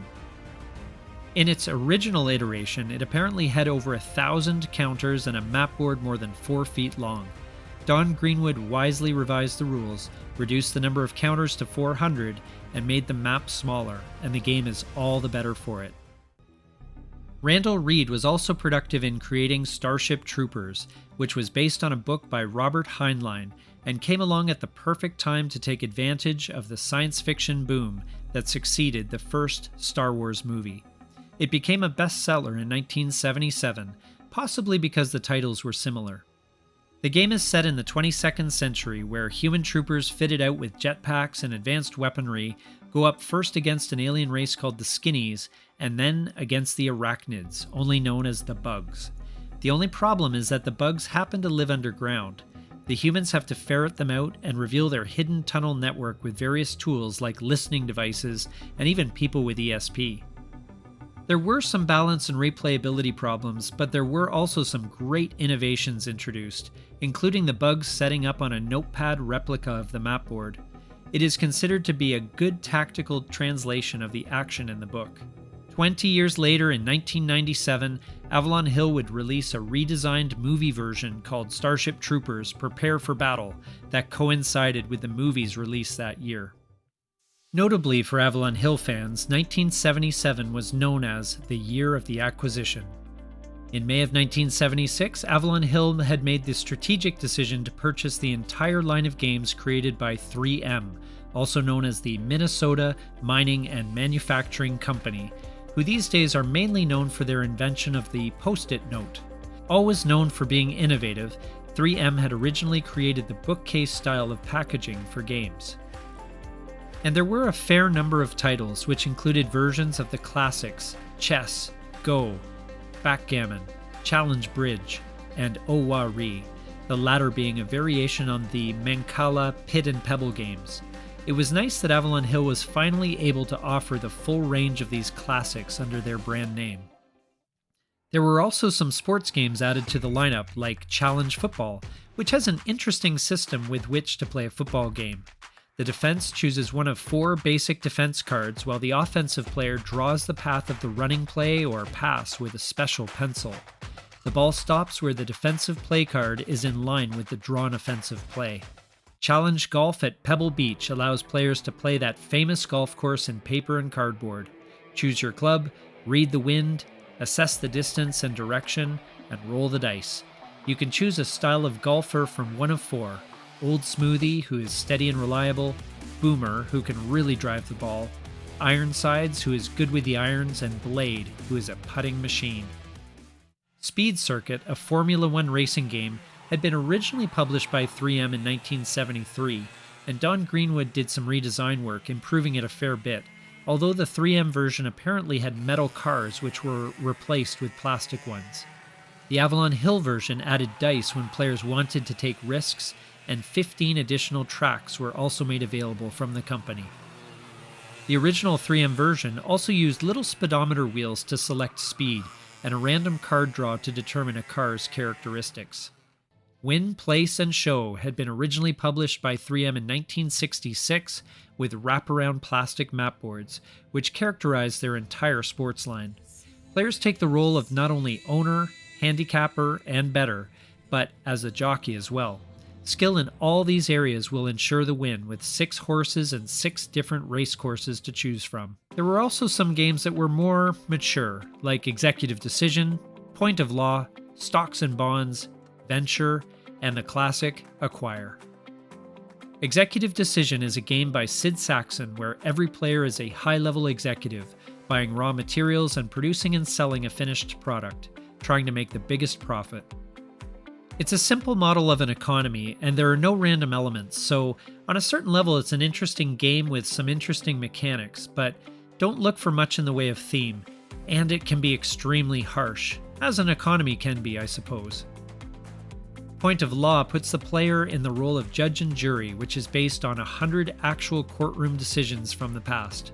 Stocks and Bonds is exactly what you would expect, where the gameplay involves buying and selling stocks and bonds to make a profit and outdo the other players.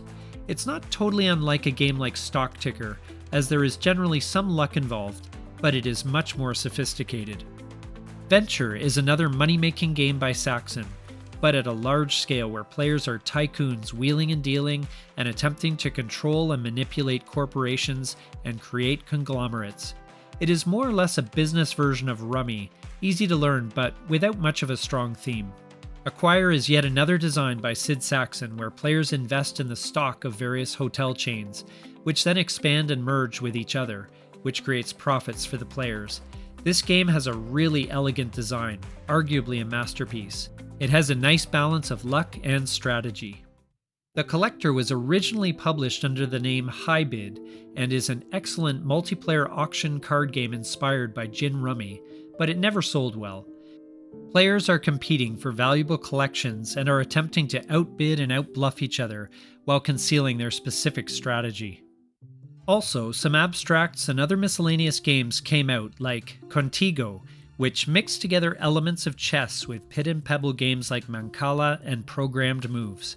It could be a game of alignment for 2 players or a quick game of capture for 4. Twixt is a game where players try to connect their borders with an uninterrupted chain of linked pegs before their opponent can do the same. Apparently was considered the second best 3M game of all time. Ploy is a game of strategy and maneuver in the space age. Players try to capture their opponent's commander or all of their lances, probes, and shields. The pieces move along paths indicated on them, so players must time not only their move carefully, but also the rotation of their pieces. Feudal is a game set in medieval times, not unlike chess in many ways, as the armies of 2 kings battle to the death. Terrain and hidden initial deployment add some additional interest to this one. Foil is a word game that involves not only forming words, but unscrambling them against the clock. Image is an interesting game where players have to use their memory and cards to create images that profile famous people or fictional characters. Players have to think of someone that fits all the cards that have been played on an image, or they will lose points if they can't. Sleuth is another Sid Saxon design where players are detectives trying to use their powers of deduction and logic to figure out the identity of a missing gem. This is done by strategically questioning each other and putting together the clues to solve the mystery. Hectics is less of a game and more of a puzzle, where players take the 3 bits and 9 pieces apart and then try to put it back together again. Stack-tac-toe is like 3-dimensional tic-tac-toe, where players still try to get 3 in a row, but the stacks of pegs can be moved around to scramble things. Evade is a game that appears to have been part of this acquisition, although the company's official history doesn't mention it.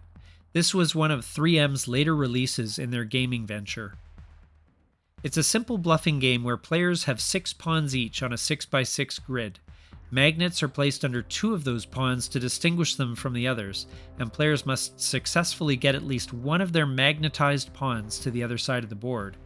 Opposing pawns are not taken but are instead frozen, which creates a bit of terrain to work around. There's also a mention of marble maze, which I assume is just that, one of those mazes where you need to use your powers of coordination to steer a marble from start to finish, but there's no real mention of it anywhere, so it can't be confirmed. There seems to be another game mentioned called Frantic, of which there seems to be no record at all. Also, about 6 months afterward, Avalon Hill acquired the lineup of board games released by Sports Illustrated. The main benefit of this was not only a larger variety of games, but the marketing exposure increased for wargames, and it opened the doors to retail outlets that had previously been denied. The Sports Illustrated acquisition was also successful, although the games themselves needed some work to improve them. But combining the Avalon Hill design expertise and the Sports Illustrated brand clout led to a fast-growing and successful sports line of games. The first of these games was Superstar Baseball, where players put together teams out of 96 of the greatest players of all time, as of the 70s anyway. Then one could manage the team, calling plays during the game, and also back office things like trading players and bringing up replacements. Interestingly, special dice are used for determining the results of plays. The potential rolls ranged from 10 to 39. Go for the Green takes 18 of the best holes that could be found to build a dream golf course in cardboard. You have the trees, water hazards, traps, and everything else. Players choose their clubs, line up their shots, then check their distance before they let it fly. While there are dice involved, a ball flight indicator was used to trace the trajectories of the balls onto the laminated maps. Track meet allows players to compete against each other in all 10 events of the decathlon, making the most of their athletes' unique abilities in either singles or teams to see if they can even break a world record. Injuries and fatigue are factors, as well as deciding whether to play it safe or go for the gold. This game had some issues. For one, there wasn't a lot of important decisions to be made, which made the players more like spectators than active agents. Play balance was also an issue. One of the athletes included in the game was Jim Thorpe, an athlete so dominant in his era that his cardboard representative was almost unbeatable. Add that to the fact that the game boards weren't actually necessary for any event other than the 1500-meter run. It didn't make for a great gaming experience. Pay Dirt is also a game by Sports Illustrated, but was given a welcome rework by Thomas Nicely and Bruce Milligan. The core of this game were team charts that had been designed based on statistics, providing each team with strengths and weaknesses in different areas. The gameplay is simple, perhaps too simple, and there is a fair bit of luck involved. While the original game hadn't updated the team since 1972, Avalon Hill made the commitment to update the team charts annually, available direct from the company.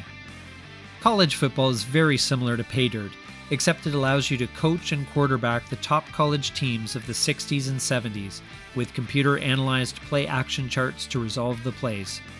A man by the name of Bruce Milligan came on board in May of 1977 to head up the sports division and to edit a publication named All-Star Replay, which was dedicated to covering Avalon Hill sports games.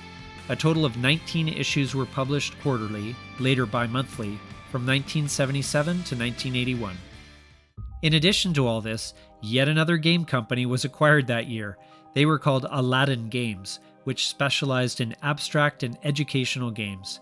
Unfortunately, there was limited sales success and most of their games were discontinued before too long. Let's look at a quick summary of them. First, Bali is a game of building words by utilizing cards in a fashion not unlike Klondike Solitaire. You build down from an initial spread of 7 letters, making word fragments that can be moved from column to column by yourself or even stolen by other players.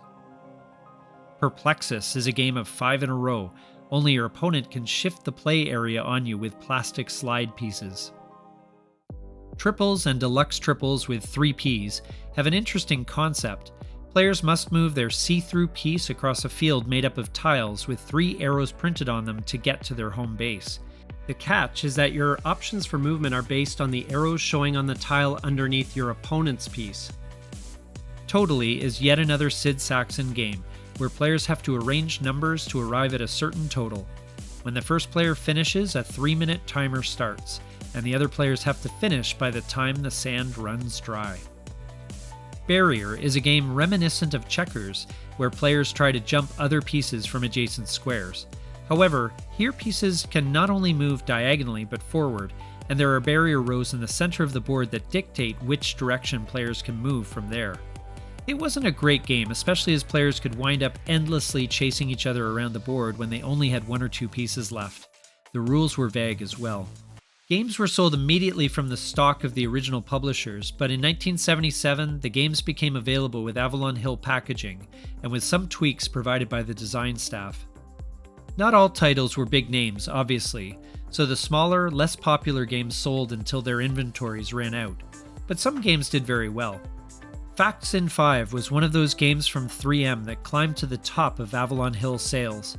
While it was good for the company, it unfortunately also highlighted the sales limits of wargames versus games with more mass appeal. In this game, players draw 5 cards with categories and then 5 letter tiles. Players have 5 minutes to come up with an example that begins with each letter drawn for each category, and points are scored accordingly. It is a fun little game that is a good intellectual challenge. But aside from these acquisitions, Avalon Hill was creating more classic board games, beginning with a game that was, at the time, a little bit out of the box. Rail Baron is another landmark game, and one of the first of a large number of games involving railroads. It was originally published under the name Boxcars, and it even turns up as such in early Avalon Hill advertising. The game takes place in the United States along the routes of 28 historic railroads over 7 different regions. Players need to move their train token to different map destinations, collect some cash, and use that money to upgrade their train or purchase a railroad. The first player to accumulate $200,000 and then make a run back to their home city wins the game. It had a lot of luck involved, but it was well regarded.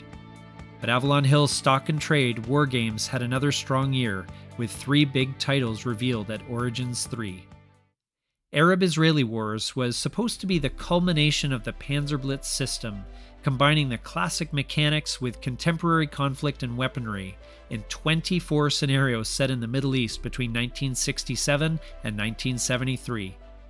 It did make some advances with the game system, like adding morale and a quality rating for the troops for the first time, but it changed the basis of the system, which meant that the other 2 sister games, Panzerblitz and Panzer Leader, didn't completely mesh with this newest iteration. This, along with the feeling that the Panzerblitz system was now outdated, led to some frustration by veteran wargamers. The Charles Roberts award-winning Victory in the Pacific, a famously playable Richard Hamblin design, also came out that year. This was a sister game to War at Sea, but it added some more sophistication in the form of carrier warfare, raiding and patrolling ships, and island hopping. It was also interesting in that the Japanese Navy starts out as numerically very strong, but gradually loses that advantage as the American industrial production ramps up, resulting in lots of reinforcements. There is certainly lots of dice rolling in this game, but there is some strategy as well. Interestingly, at the expert level, the Japanese are considered to have the advantage, so it's not unusual for players to bid for that side in competitive play. And then, the crowning achievement of the entire year was the release of Squad Leader. This was a John Hill and Don Greenwood design and won a Charles Roberts Award in 1978. This game was universally acclaimed in the wargaming community, the first big splash since Panzerblitz with sales to match. The second edition, which came in the following year, provided a new box, enlarged map boards, and revised rules. It uses a method of programmed rules to teach the game, where players learn a set of rules, play a scenario to get them under their belts, and then add more complexity and rules as the game progresses. Even though there was a lot of abstraction and oversimplification, the game really does combine all its various parts into an incredible whole that feels very realistic. It is widely seen as the best Avalon Hill game ever published. The 70s were drawing to a close, and what a decade so far. Avalon Hill was churning out classic after classic, and if they didn't make it themselves, they went out and bought the game titles to cover any shortfalls. The 70s were drawing to a close, and the 1980s were around the corner. The momentum of the game company known as Avalon Hill seemed unstoppable, and indeed it wouldn't be long before the company reached what many perceived to be the pinnacle of wargaming. We will chronicle the history here today on Legendary Tactics. In 1978, Avalon Hill was carrying forward some great momentum both on the design side and on the corporate side. The hobby was full of new companies and was literally bursting with releases. As a reflection of this, the Avalon Hill Research and Development Program was at its biggest staff levels ever. To make room, the design offices moved from an old warehouse to the intersection at 900 St. Paul Street and 20 East Red Street, and another full-time designer joined the company by the name of Frank Davis, who had previously designed games for SPI. Davis initially struggled, taking around 2 years to work on Larry Pinsky's The Rising Sun before eventually being reassigned to other work. The company was dead set against releasing another failure like Kriegspiel and refused to release The Rising Sun until it met an acceptable standard. Davis reported at the time, however, that playtesters felt nothing short of a miracle would be required to turn it into even a moderately enjoyable game. Unfortunately, this miracle would not happen, and the game was never published. Davis would go on to make a game with some acclaim, The Guns of August, and would contribute to other titles like War and Peace. Origins had grown to be a roaming convention, not limited to Baltimore anymore, and had been conducted in conjunction with friend and rival SPI, Jim Dunnigan's board game company. By 1978, Origins 4 had become its own thing run by the Game Manufacturers Association, with Avalon Hill being only a participant. In Ann Arbor that year, the price for attendance was $6 for the weekend if one pre-registered, with lodgings provided for $7 per night, assuming double occupancy of rooms. 1978 was a year with some varied releases, and we begin with a bit of an oddball, UFO, Game of Close Encounters. It was initially designed by Tom Dalgleish and published by Gamma 2 Limited in Canada. Avalon Hill bought it mainly because of the title, which happened to be the same as a popular TV show at the time, and it had nothing to do with the Steven Spielberg movie Close Encounters, which came out a year later. It's a game reminiscent of backgammon, where one player plays the aliens trying to land 5 flying saucers on Earth, and the other player takes the Earthlings, trying to destroy 4 of the flying saucers with rockets and space stations to prevent the aliens from completing their mission. It's too abstract to be considered any sort of a simulation, but apparently sold pretty well due to the wave of popularity that science fiction enjoyed after Star Wars was released. Napoleon, the Waterloo Campaign 1815 was another game from Dalgleish at Gamma 2, published originally in 1974. It is what is known as a block game, where armed forces are represented by pips on square blocks of wood, which are stood on edge to maintain an element of fog of war. It's a simple concept that works well both mechanically and aesthetically. In the game, the forces of Napoleon must either destroy the Prussian and Anglo-Dutch armies or capture their supply centers, using a mix of infantry, cavalry, and artillery. The Allied forces simply have to avoid destruction. Despite an interesting design, sales of this game were poor for Avalon Hill. Surprisingly though, this game has been long-lived and has changed a lot over the years. The second edition, which is the Avalon Hill version, had 48 blocks, and is the same as the original Gamma 2 design. Gamma 2 eventually took back the license and produced a third edition in 1994, adding leaders and growing the number of blocks to 84. Gamma 2 then evolved into Columbia Games, which is now known for its block games, and which produced a fourth edition of Napoleon in 2013. Vive l'Empereur! Battleline originally published Steve Peake's uninspiringly titled game Submarine. As you might expect, it is a tactical game of cat and mouse between one player as the submarine captain and the other players as convoy escort commanders. While the convoy and its escorts remain in full view, the submarine and its torpedoes are plotted secretly off board, at least until it is discovered by sonar. Mick Ewell added an advanced game as he usually did. It is a fun and interesting game, especially with multiple players, though it is not known as a great simulation. Air Assault on Crete was designed by Vance von Borries with some help by Randall Reed, and is technically 2 games in one. The first is the game simulating the battle named in the title, and the other is a hypothetical invasion of Malta game, which was included as a bonus. Due to the shorter playing time, it seems that Malta was played more frequently. The inspiration for this game, Operation Mercury, is fascinating, as it is the first completely airborne invasion in history. the Germans sent in 22,000 paratroopers and mountain troops to attempt to pry away control of the island of Crete from the Allied military remnants that had recently fled Greece. Air Assault on Crete was received well by the critics as a game, but less so as a simulation.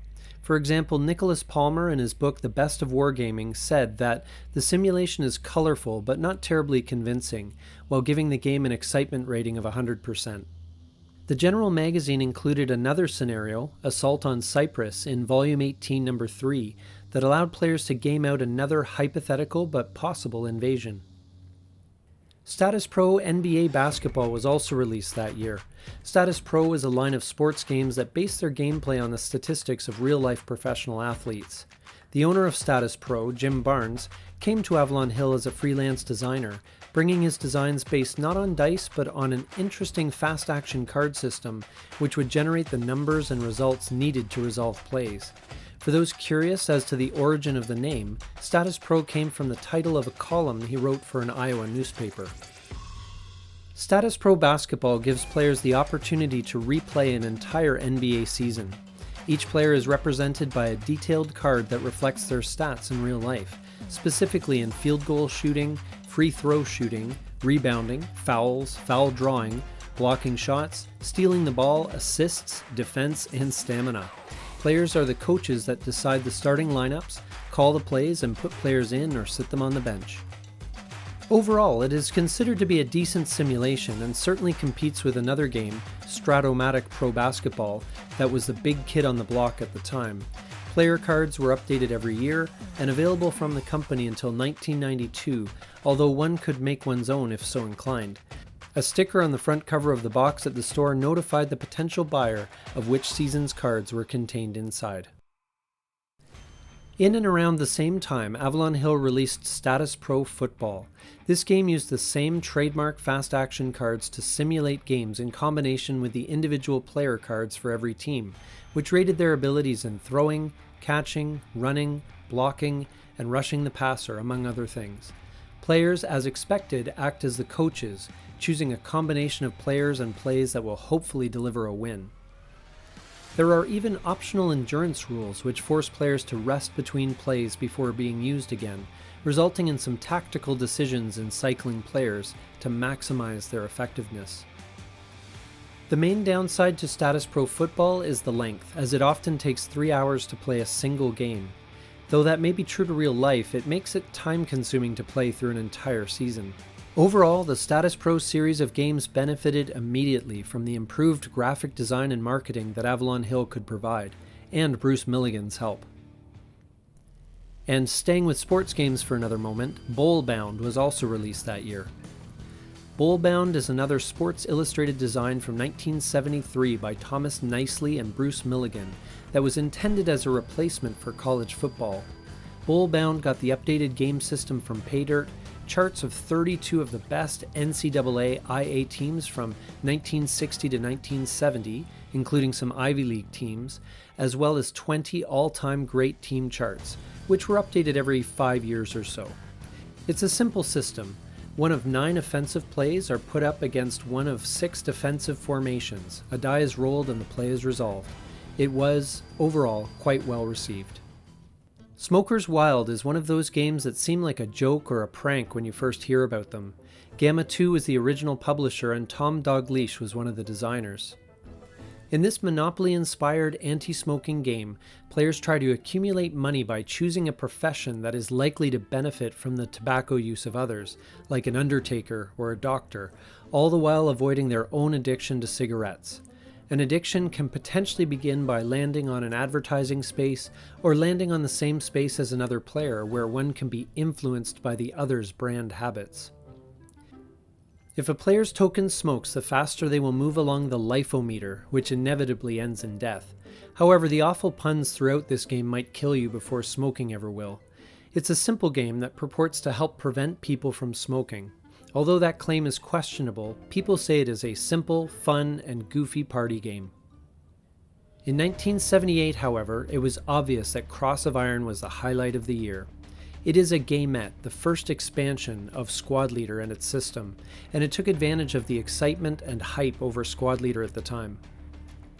Fortunately, Cross of Iron is not a shameless cash grab, but instead widely recognized as a great improvement of the game system.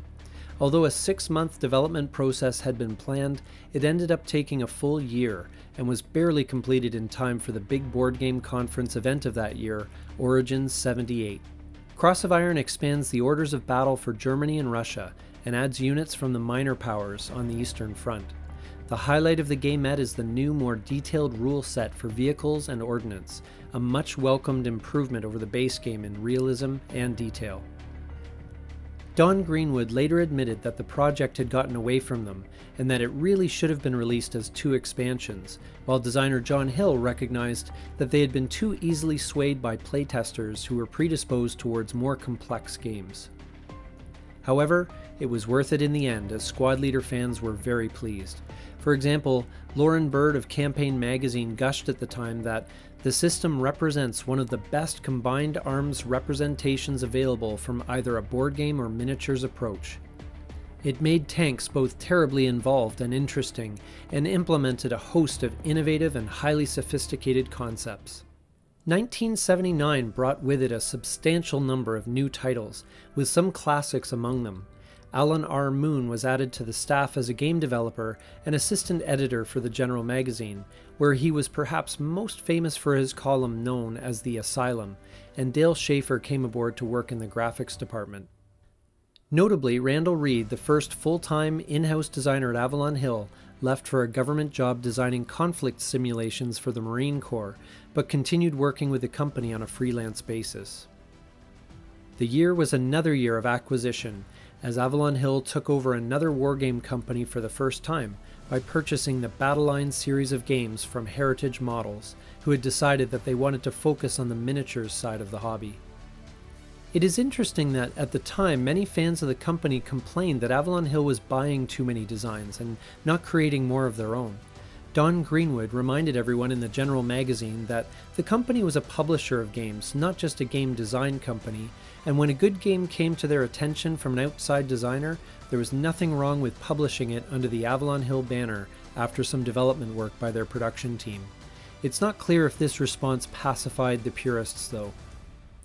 Avalon Hill sold off the existing Battle Line inventory, and then the company went to work revising and cleaning up the designs, republishing those games with the most promise.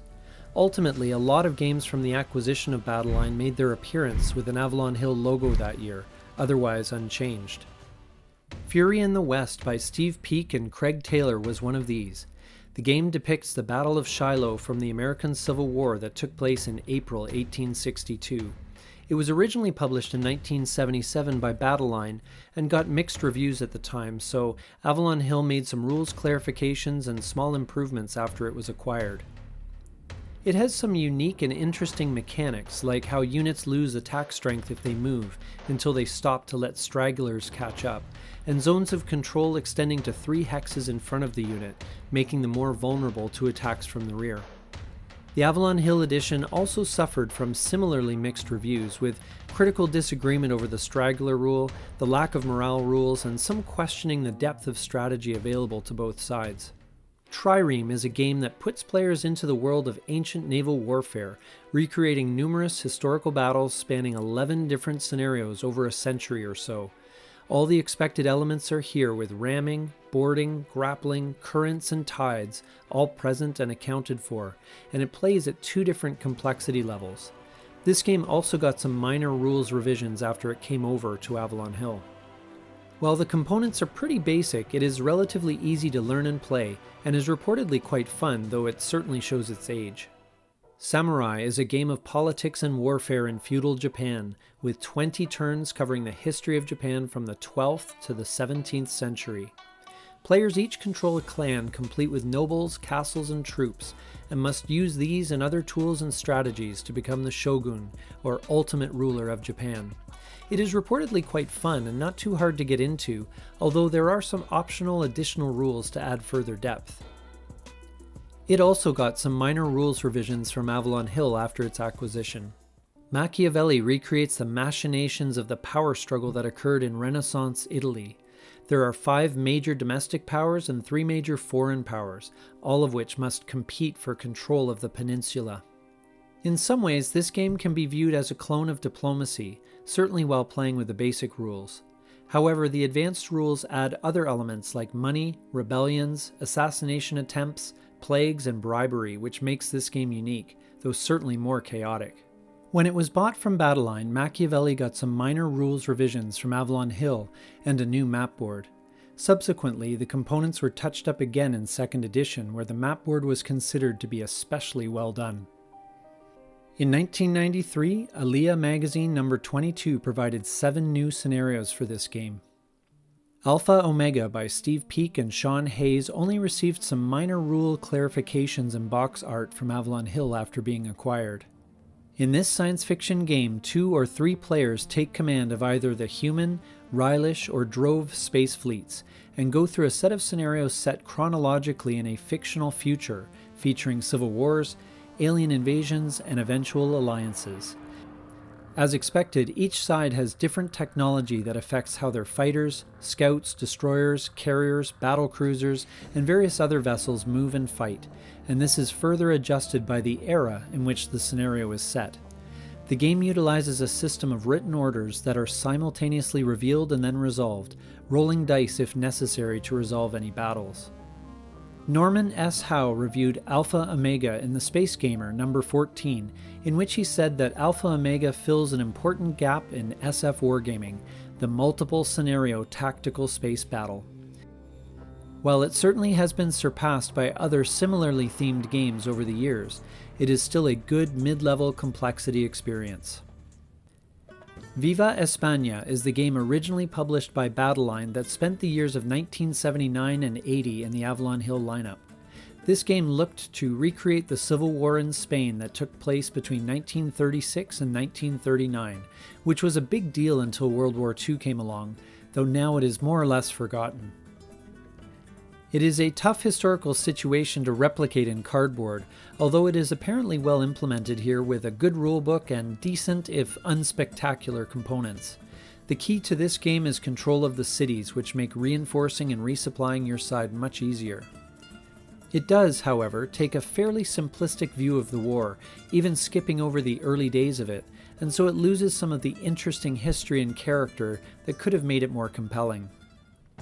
Armor Supremacy by Bob Connor is a card game similar to Rummy that blends strategy, skill, and luck, and is based, broadly speaking, on tank design and production in the Second World War.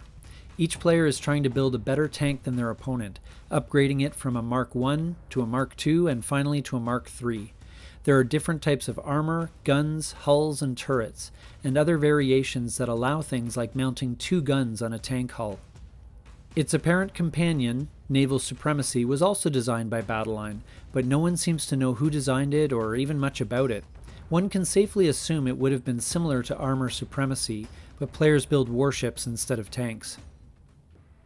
Insurgency is a Battleline game by Blake Smith, who took 10 years to get it to print, and apparently it was his only design effort. He based it on a real struggle over a sector of the Mekong Delta that he observed during the Vietnam War. Smith changed that setting into a more generic and fictitious, underdeveloped province, where up to 10 players attempt to control said province using either conventional or guerrilla warfare. Players can use conventional troops, bases, and programs that promote economic improvement, as well as cadres and guerrillas to infiltrate, battle, ambush, and control key areas. Even personality conflicts and political motivations are included. Smith hoped Insurgency would be a teaching tool and a critique of the tactics that both the US and the Vietnamese forces were using in Vietnam to win over the hearts and minds of the population. He said that, if those who play Insurgency learn nothing else, the author hopes that they will come to understand how far from easy it is, in those booby-trapped rice fields and haunted mountains, to accomplish or to extinguish a revolution. Rob Land in Fire and Movement number 19 opined that whether or not it is an accurate representation of principles of modern guerrilla warfare, it is an excellent game regardless. This history lesson in a box cost $12.95 at the time, which is worth about $50 in today's currency.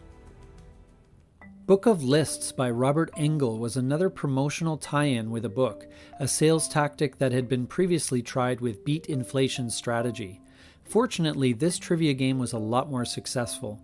Based on the 1970s bestseller The Book of Lists, the game starts with one player taking a card with some partial lists on it, such as which states had the highest income per capita in 1976, or the largest labor unions, and the like. Dice are rolled to decide which item to read, and players bet chips based on where they think the item appears on the complete list. The player who guesses correctly places those chips on a track, and the first player to complete the whole track first wins. Flat Top is a highly respected design by Craig Taylor, originally published by Battleline in 1977.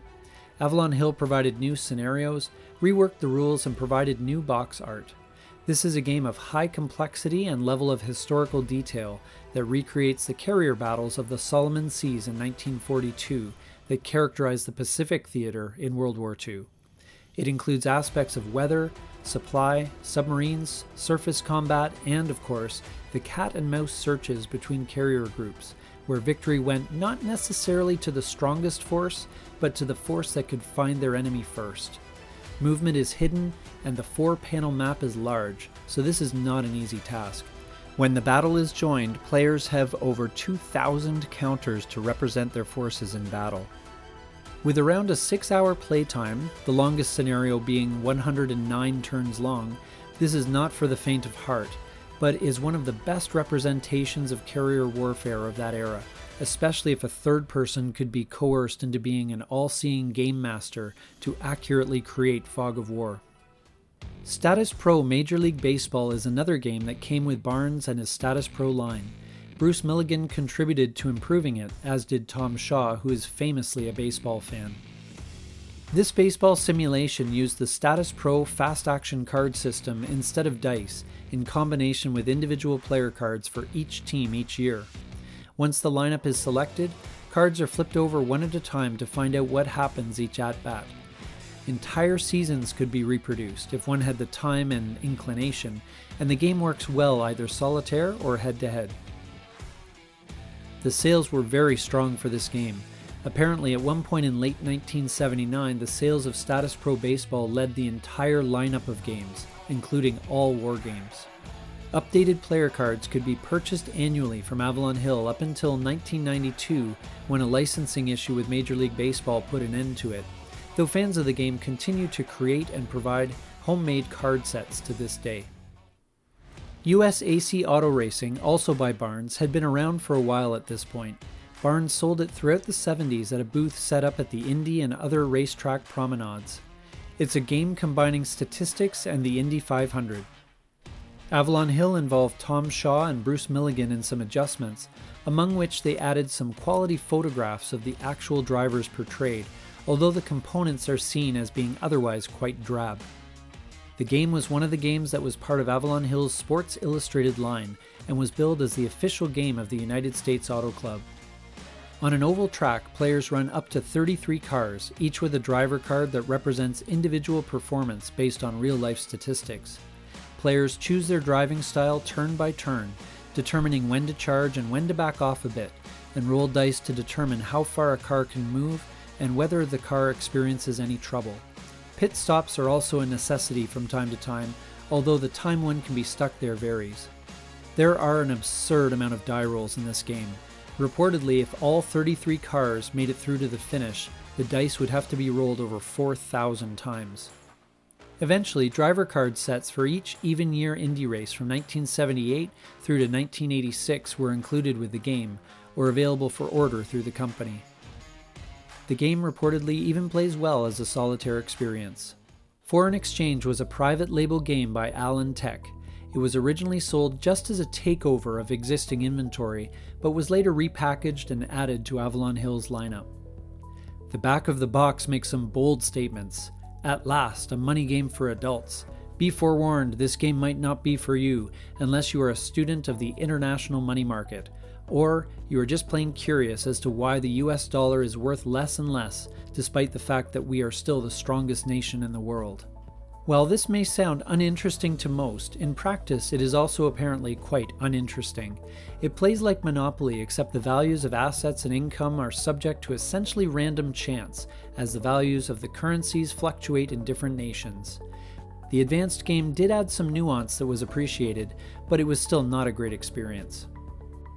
There isn't even any play money, everything is tracked with pad and pencil. Regatta is a game that was brought back from the original 3M publication from 1968. As in a real regatta, the goal is simple: cross the finish line first in your yacht. The facets of sailing are all utilized, as players decide when to tack, when to take advantage of the wind, and when to put up their spinnaker. The components are great, with a board coated in a heavy clear plastic and little cast metal boats. By all accounts, this is a neat little game that captures the feel of sailing and of a regatta yacht race, although the wind direction, which is decided by die roll, shifts much more often than would realistically be the case. 1979 was also notable in that the company began to focus on games based in the fantasy genre, arguably at the expense of their core wargame business. This was undoubtedly to capitalize on the popularity of the game they had reportedly turned down a few years previously, Dungeons & Dragons. Magic Realm by Richard Hamblin was the first of these. Magic Realm was quite innovative and was given the largest art budget of any Avalon Hill game to that point, but unfortunately suffered from an opaqueness of rules, complexity, and plenty of errata that initially had to be published in Volume 16, Number 4 of the General Magazine. This game has its rabid fans, many of whom feel Magic Realm is the best game of this genre ever published. It is an immersive game of adventuring in a fabulous fantasy world filled with magic, monsters, and treasure, where players take one of 16 different roles such as swordsman, sorcerer, woods girl, or elf, and head out in search of fame and fortune among the ruins of a once mighty kingdom. The game system includes various elements that are found in the fantasy literature upon which this is based, such as combat, magical items, hiding, hiking, and exploring various terrain, fatigue, wounds, and rest.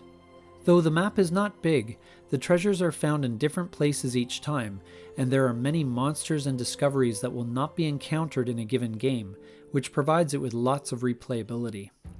Wizard's Quest, which in development was known as Treasures of Marnen, is a variation of the game Risk, and the lesser-known Emperor of China, that feels both simple and clever.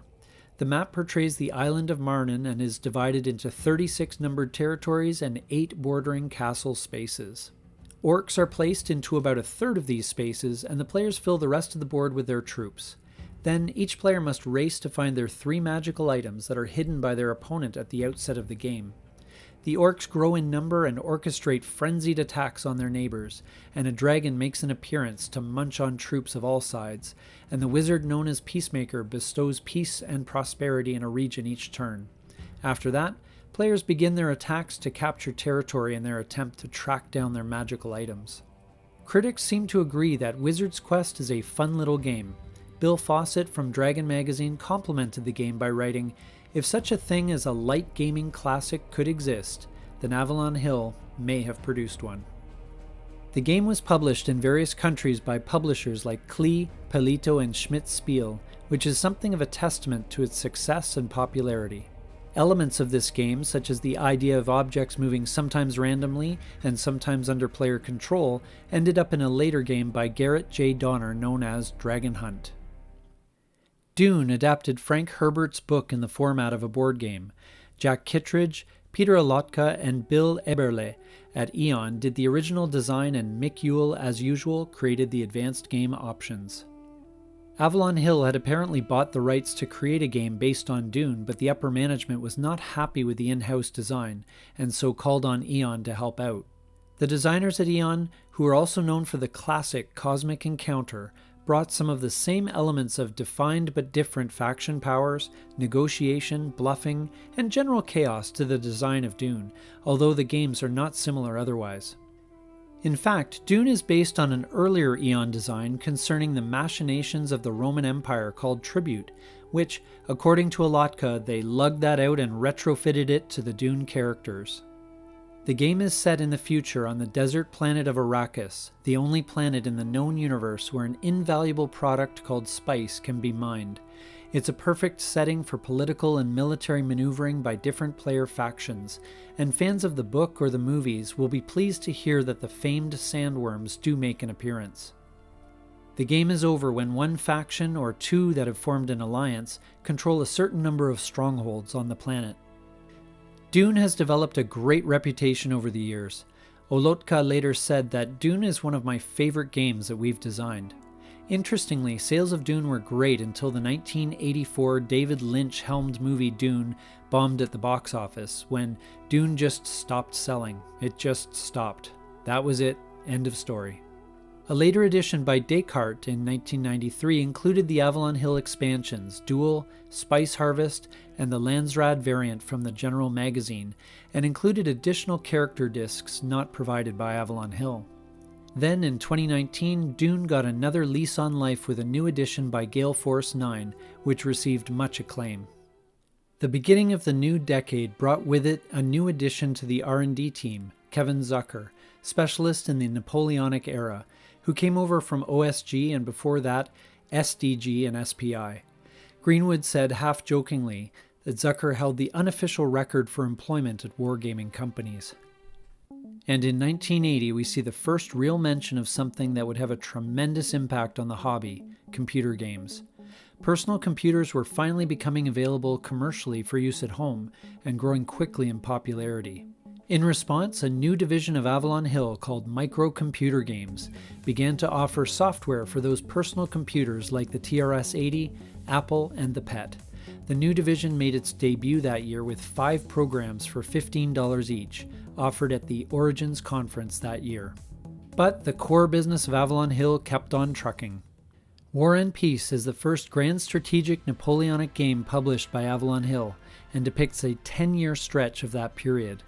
Players use about 1,000 counters and 24 pages of rules to play through one of 9 scenarios, all of which involve one or more European powers trying to stop Napoleon in his tracks. The campaign game even adds naval rules to the mix. It was initially met with widely divergent reviews, but it has aged rather well.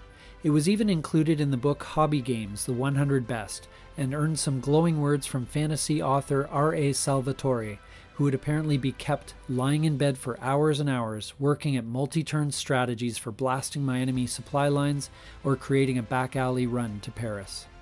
The rights to this game were later acquired by One Small Step Games, who redid the map and counters, added some scenarios, and reprinted it in 2020. A digital implementation of this game is in the works to be released in 2023. Crescendo of Doom is the second expansion gamette to the Squad Leader system, known as a Rising Crescendo while in development. This expansion covers the Western Front from 1939 to 1941 and includes British, Finnish, Belgian, Norwegian, Polish, Dutch, and French infantry, artillery, and vehicles. It also adds more detail with soldier morale, including cowering and pinning. There is also new terrain introduced, including orchards, marshes, large bridges, and rivers, with the boats to cross them. Overall, this gamette was well received, as the additional detail added a lot to the realism of the game. Class Struggle was originally a private label game by Dr. Bertel Ullman that attracted a good deal of publicity due to its controversial subject matter. Some critics even went so far as to lobby stores to remove the game from their shelves, although these efforts were largely unsuccessful. It is essentially a Marxist version of Monopoly, where players first determine whether they are a worker or a capitalist, receive their class by a roll of the dice to represent how they do in the genetic lottery, and then rolling and moving around a board, drawing chance cards and trying to accumulate the most assets before the revolution begins. Initially, Avalon Hill only sold off existing inventory, but later repackaged it, and Alan Moon revised it to try and improve its play value. It eventually went on to sell about 230,000 copies, though the game apparently disappeared around 1994. Title Bout is a boxing game that focuses on statistics, rating real-life boxers of the past and of that time. Who would win between Joe Louis and Muhammad Ali?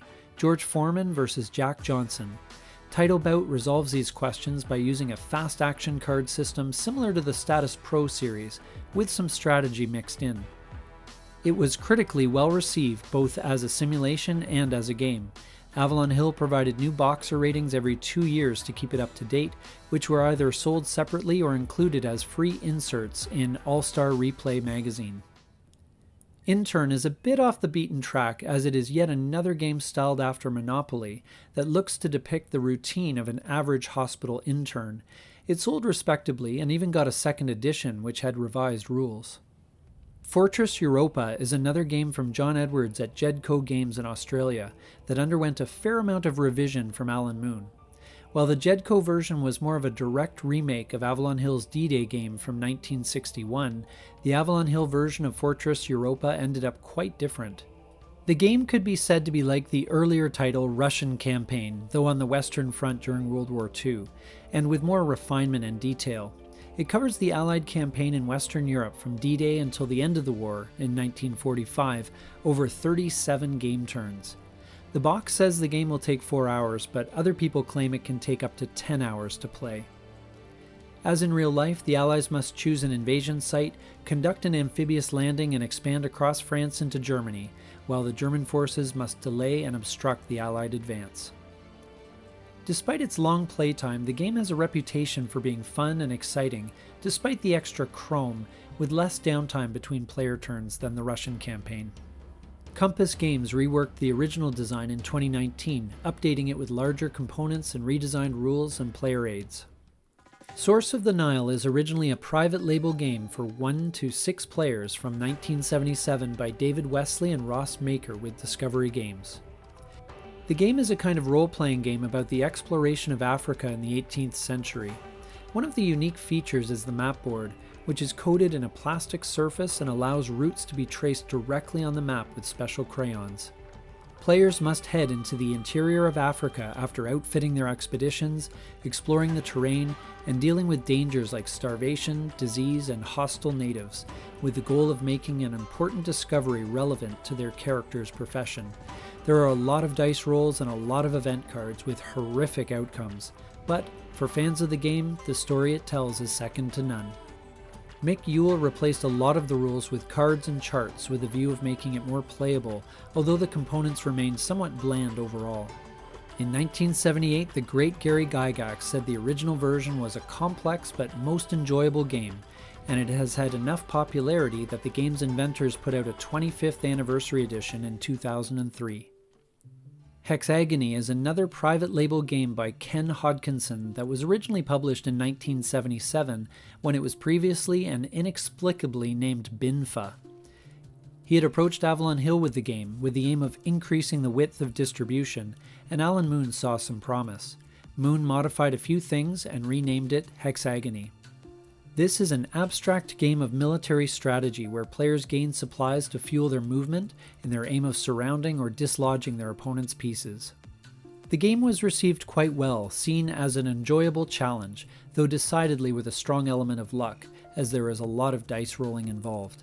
There's also been some criticism of the quality of the Avalon Hill components. Hodkinson later got the rights back to the game and republished it under his company name Kenterprises in its original form and title. Then in 2015 he published a revision of the game adding new rules and a new map board. Circus Maximus is another game that came from Battle Line when it was known as Chariot Racing and was published in 1979. Originally, Chariot Racing and Gladiator were sold together as a single title, Circus Maximus, but Avalon Hill separated the two games, renaming Chariot Racing to Circus Maximus and releasing Gladiator the following year, as it required more work to bring it up to standard. It's a multiplayer war game in the spirit of something like Win, Place, and Show mixed with Ben-Hur. Up to 8 players race customized chariots, choosing unique teams of horses and drivers and racing them around an oval track, attacking their opponents along the way with things like whips and wheel-mounted blades, attempting to force opponents' chariots into the walls at high speed. Don Greenwood spent some time improving this game considerably over the Battle Line version, and the results were quite good. While the game in its original iteration was received quite well, with reviewer Tim Kask saying in Dragon magazine that it is the best treatment of chariot racing that he has seen to date, the Avalon Hill version became a true classic that is still viewed fondly to this day. In fact, in 2007, the game was chosen in the book Hobby Games, The 100 Best, as one of those 100 best games of all time. Air Force, originally published in 1976, is the game that puts players into a tactical simulation of air combat over Europe during World War II, including aircraft from the RAF, USAF, and Luftwaffe. Each aircraft is represented individually, and cards for each plane type are used to convey that plane's unique traits like speed, maneuverability, and weaponry. The game is quite detailed, and unlike earlier designs like Richthofen's War, movement is plotted in advance and executed simultaneously on the game board, which greatly improves the realism factor. It was an established favorite at the time with Battleline, when Kevin Zucker, acting as developer, controversially reworked the numerical ratings of the aircraft in the original version with more visually interesting colored diagrams, aimed at helping the beginner player access this complex game. The Longest Day was Avalon Hill's first monster wargame, taking up a full 2 years of designer Randall Reed's time. Monster wargames are a subgenre of games that offer a sprawling, epic experience, but with lots of rules, counters, map boards, and time commitment. The Longest Day was no exception. It helped players to recreate the Normandy invasion in World War II in substantial detail. There are 2,603 counters representing various Allied and German battalion-sized units and command units that must traverse 7 map boards as the Allies attempt to liberate France from the German occupation. There are 5 scenarios, but the campaign game will take players around 90 to 150 hours to play to completion. It sold for $65 at the time, a massively expensive price tag, especially in contrast to games like Circus Maximus that sold then for $8. Overall, it took 2.5 years to make and represented a high point in both research and simulation. It was quite an accomplishment. But it would be foolish to minimize the beginnings of a storm of change, which was mentioned earlier, computer games. On page 20 of volume 17, number 2 of the General, there is an interesting article by Richard Christie entitled Softening Up. Innocuous as it is, being halfway through and in pure black and white, it is an introduction to Avalon Hill's new microcomputer games in a question and answer format. It is interesting to read given the importance it would have in the company's history and ultimate fate. The article mentions the first Avalon Hill microcomputer games, North Atlantic Convoy Raider, Midway Campaign, B1, Nuke War, and Planet Miners. These were released as a bit of a surprise at Origins 80 for the TRS-80, the PET, and the Apple II Plus, and provided players with built-in rules enforcement and digital AI opponents. The games required 16K of computer memory to run and were loaded with a cassette tape. Sadly, the games were not supported on the Sorcerer, Ohio Scientific, North Star Systems, or the Atari, of which the latter would be the only one familiar to anyone these days. The article then goes on to explain why the graphics, described as this year's fad concept, are not better than they could be.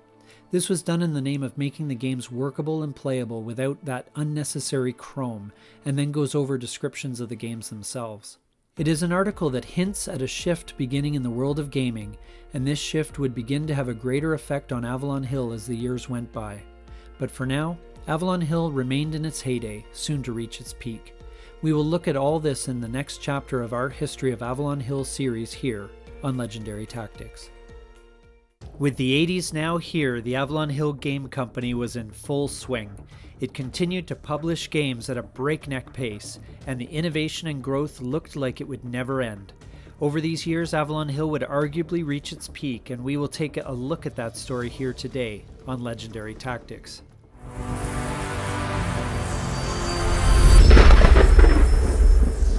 1981 was a year with some highs and lows. For example, Origins 81 took place on the West Coast, which was seen as a great thing, as gamers out that way wouldn't have to make the usual trek to places like Baltimore and Detroit.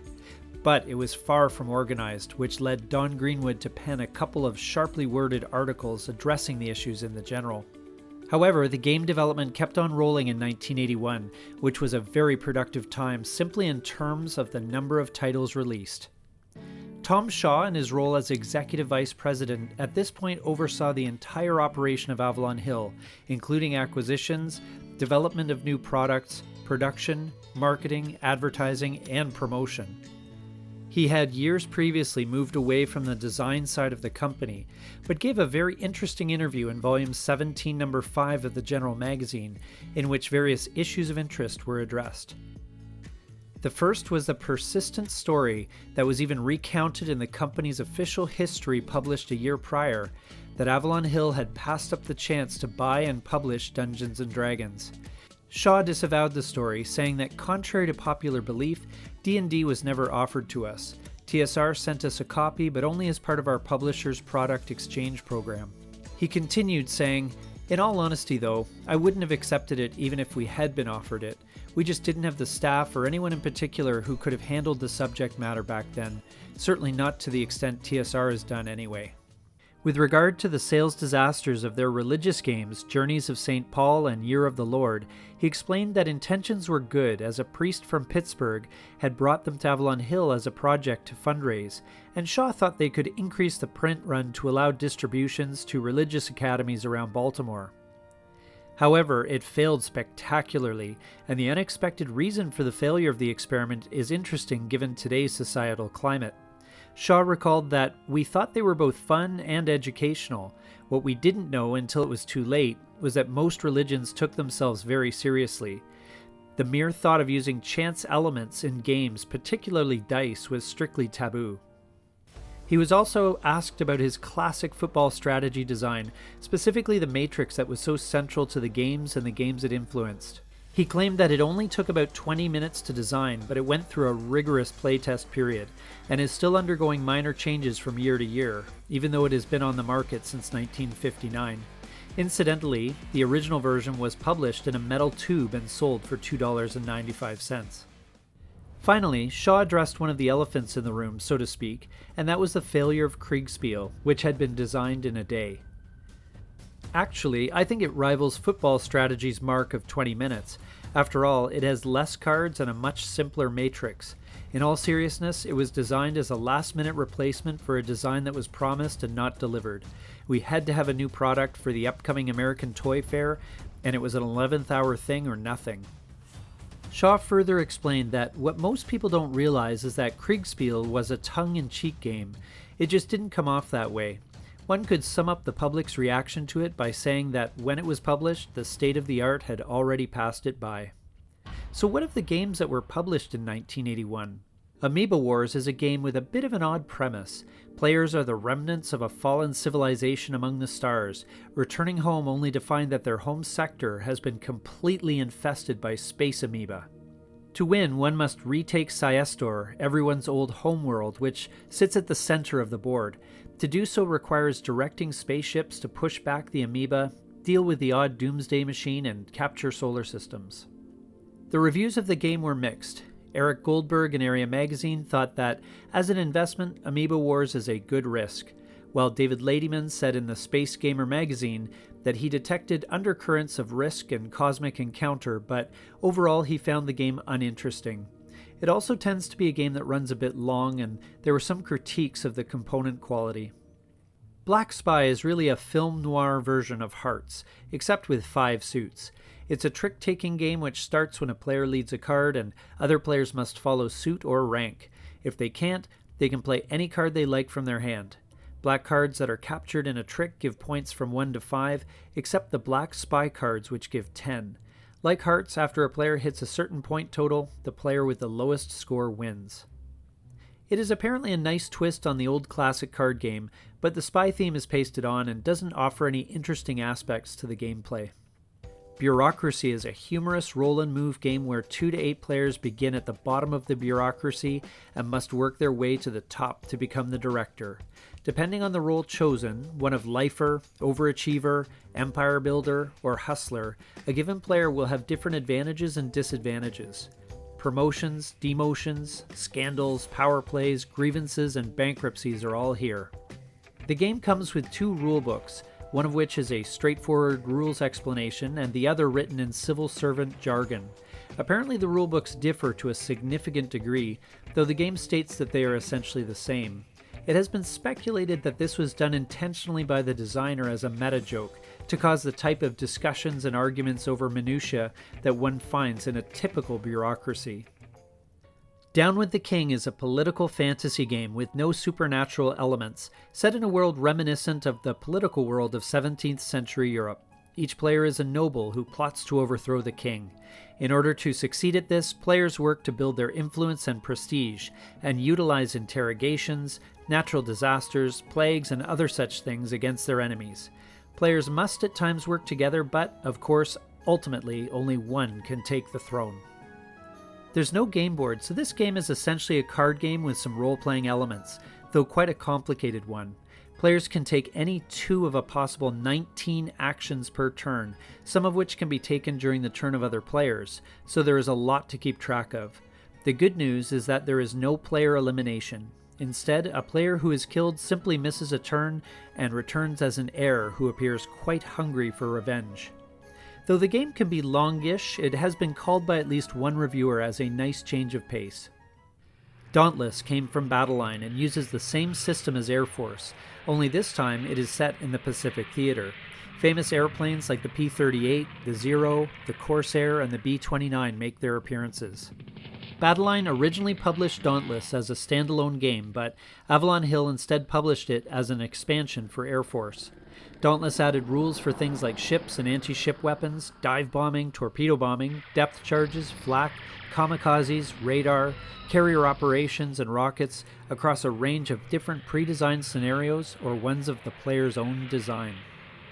The game components include 30 different aircraft on data cards, 365 counters, and a rulebook which includes basic, optional rules, and a comprehensive historical summary. Reviewers David Bieksa and Carl Wiegers in Moves magazine agreed that the diversity of scenarios, both solitaire and competition, and the virtually limitless possible combination of fighters and dogfights ensures that Dauntless will provide many hours of enjoyment, as well as a deeper understanding of tactics in the air in World War II. The level of detail was lauded as well, but perhaps rightly criticized that it would likely be better handled in a computer game. A proposed Air Force Dauntless expansion kit named Sturmovik, which would have included planes from the Russian Air Force, was promoted around this time but unfortunately never published. Freedom in the Galaxy was a game that looked to capitalize on the popularity of Star Wars. It was originally published by SPI with the star systems on the board printed in pink for some reason. With the subtitle The Star Rebellions 5764 AD, it is a medium complexity game of high strategy and tactics with the map board spanning 30 solar systems. The plucky rebel player has to start insurrections on planets, hoping to cause a domino effect to create an effective rebellion. This is done mainly through sending their individual hero characters on missions to sabotage, start a coup, or conduct diplomacy, among other things. The Empire must use their superior military strength to garrison planets, crushing any rebellions that arise and keep the galaxy loyal. There was a lot of work invested in giving this game a backstory, with good and evil characters that give it a lot of flavor, and the game proved to be quite popular despite its reasonably high rules overhead. The reviews of this game were solid. Eric Goldberg said in the first issue of Ares magazine that the amount of care that went into the game and the smooth flow of play make Freedom a very good game, and rated it 7 out of 9. Tony Watson of Dragon magazine further commented that Freedom in the Galaxy is an impressive game. The scope is there, the action is present, and most importantly, the game has the color and flavor of the situation it portrays. Interestingly, some of the character names are actually anagrams made from the names of real SPI employees. In 1982, TSR unexpectedly acquired SPI, and as part of that process, Freedom in the Galaxy was repackaged as a TSR game. There were no updates as part of this, and even 2 major typos were ported over unchanged to the TSR edition. Much later, Microprose announced a digital version of Freedom in the Galaxy, but it was officially cancelled in 1999. Before Avalon Hill decided to publish it separately, the game Gladiator was one part of a 2-for-1 Battleline game named Circus Maximus, which included the chariot racing game which went on to become an Avalon Hill classic. But Gladiator had needed more work, so the game had been released separately and later to allow for some development time. Gladiator is about the man-to-man combat to the death that happened in ancient Rome. Each player takes a trained and fully custom-equipped gladiator against their opponent. These are given traits like movement speed, strength, agility, and constitution. and then each player battles using one of 11 maneuvers and up to 8 special maneuvers, focusing attack and defense points on different areas of the body until all opponents stop moving. There is a lot of dice rolling, but the matches are fast and furious, lasting only about 15 minutes each. Gold with an exclamation mark is yet another roll and move game where players compete to become the wealthiest. Each player gets a decent head start with $1 million and various certificates denoting assets in different currencies, which can be bought, sold, and traded. As players move around the board, they will land on spaces that cause prices or yields to change, to draw risk or option cards, or roll on the fate table, and try to reach the gold space first to end the game.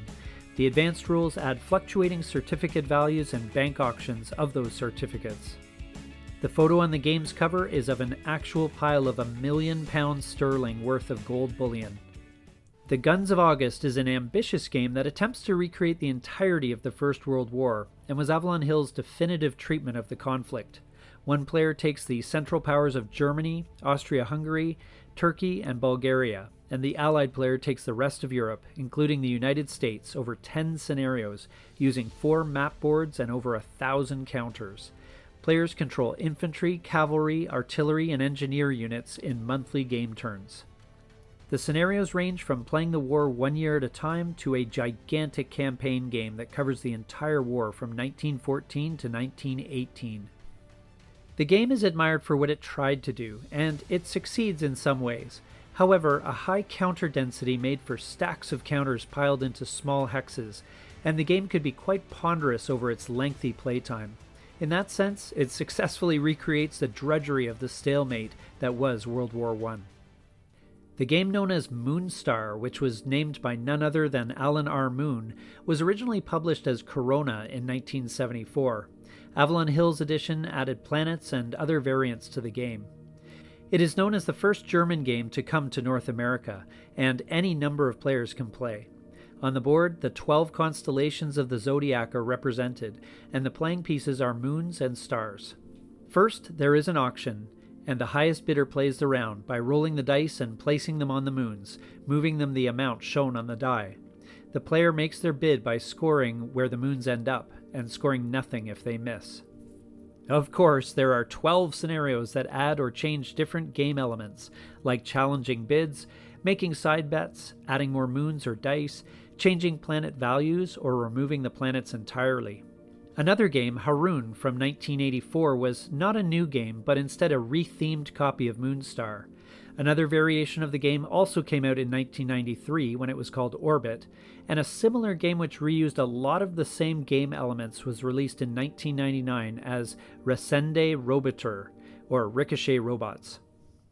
The Peter Principle is a game that was published after the success of a book by Dr. Lawrence J. Peter of the same name, famous for the quote, "In a hierarchy, every employee tends to rise to his or her level of incompetence."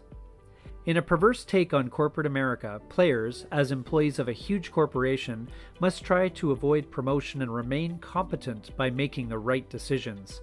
At the same time, one has to force others to get promoted or into deadwood status, where a player accumulates too many wrong decisions that are found out. Similar in spirit to Avalon Hill's game Bureaucracy, this game was originally published by a company called Scoremore, which was known for publishing clear plastic games like 3D Chess and 3D Tic-Tac-Toe before disappearing in the early 80s. Storm over Arnhem, a design by Courtney Allen, is the first of the so-called Area Impulse games created by Avalon Hill, which later spawned such great titles as Thunder at Casino, Turning Point Stalingrad, and Breakout Normandy. The Impulse games divided each full turn into mini-turns, where a small number of units may be moved or may fire. Once they've been activated, however, they are unavailable until the next turn. It was an innovative system for the time and is reasonably simple to learn and play. It picked up the Charles S. Roberts Award for Best 20th Century Board Game of 1982. Known as Struggle for Arnhem Bridge during development, the game recreates the fierce battle for the bridge in the town of Arnhem from September 18th to the 21st, 1944, part of what is known as Operation Market Garden. Essentially, the British start the game holding the bridge and must fend off the German forces for as long as they can. The game included extra counters that were utilized for a variant that was published in Volume 19, Number 1 of the General, called The Crossing. This variant allows players to recreate the famous crossing of the Arnhem Bridge by the German 9th SS Panzer Division, which historically led to heavy losses. Flat Top, mentioned earlier in the series, was a battle line game first published in 1977 and appeared in the company history as an Avalon Hill game in 1979. It received a third edition in 1981. There were also apparently a pair of releases called the Game of Slang and the Game of Trivia, but details of these games have been lost to the mists of time. The April of 1982 brought along something new and yet familiar. Avalon Hill's longtime rival SPI had just gone out of business, having been bought by TSR. Avalon Hill jumped at the chance to lure away some of the key staff members and created a subsidiary company to house them, which was called Victory Games. Under this new banner, the design staff, comprised of such legendary greats of the hobby such as Mark Herman, John H. Butterfield, Eric Lee Smith, and Jerry Klug, continued to design games in the tradition of SPI, but without the frantic production schedule. It was a company that was to earn acclaim in its own right, but that is a story for another time. There was also a significant change at the General magazine, as Rex Martin took over as editor of the General with Volume 18, Number 5. Don Greenwood, who had been helming the magazine since coming on board with Avalon Hill 10 years previously, had taken on many duties at the company and had been stretched quite thin, so issues of the General had been repeatedly published behind schedule. Martin was called in as a replacement, and Greenwood moved on to full-time game design and development. Martin looked to improve the magazine, like streamlining the Reader's Buyer's Guide, which rated all the company's wargames according to different categories. And the games kept on coming. Dragon Hunt is for 2 to 6 players, where each plays a king of Erewhon, who is vying to be the first to find and slay Brimstone the Dragon, who has been known to devastate the kingdoms from time to time. This can ultimately be achieved with the Mage Sword, which, if possessed, will earn one all the respect and prestige one might need and expect. Along the way, players raise army and seize territory as kings are wont to do. In Imagine magazine, Robert Holston was not impressed, saying that, unfortunately, given many of the inconsistencies, play mechanisms, and concepts, there is just too much fantasy in the worst sense of the word. Charles Vasey from White Dwarf was also harsh, saying it was Tolkien without the grandeur, Moorcock without the originality, and concluding that Dragon Hunt is not one of my favorite games. It does not really impress. The 7 Years' War is given an operational level treatment by Frank Davis and Edward Curran in Frederick the Great. One player takes Frederick the Great's Prussia, and the other takes the anti-Prussian coalition consisting of France, Austria, Russia, and some other European countries over 7 scenarios, 1 per year. Historically, Prussia and their British Hanoverian ally had much success against numerically superior armies, and this is what the game looks to recreate. The map board is of Central Europe, and while important leaders are represented, especially in that units cannot move without them, the armies utilize generic strength points. SPI had originally designed the game in 1975, first as a pull-out game from their magazine Strategy and Tactics, and then as a Ziploc bag game, but sold it to Avalon Hill at the time in an effort to relieve some financial problems. Avalon Hill released their version as a second edition with more counters, a mounted map, and new cover art by Roger McGowan. The components were critiqued as mixed. In Moves magazine, Roy Shelper said that the counters were bright and easy to read, but the board, alas, is very drab. Shelper liked the game overall, however. Graham Buckle, in the book The Best of Board Gaming, had called this a game where supply and maneuver are more important than battle.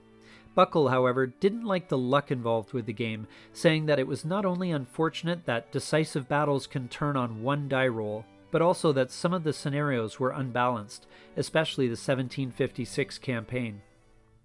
Fredericksburg is a game mentioned in the company history, but there is shockingly little information left about it. One might assume that it is a reworking or straight republication of SPI's Fredericksburg, the Union repulsed December 13, 1862, which was published in 1975 as part of SPI's 4-game pack, called a quadra-game, named Blue and Gray 2. But this could not be confirmed.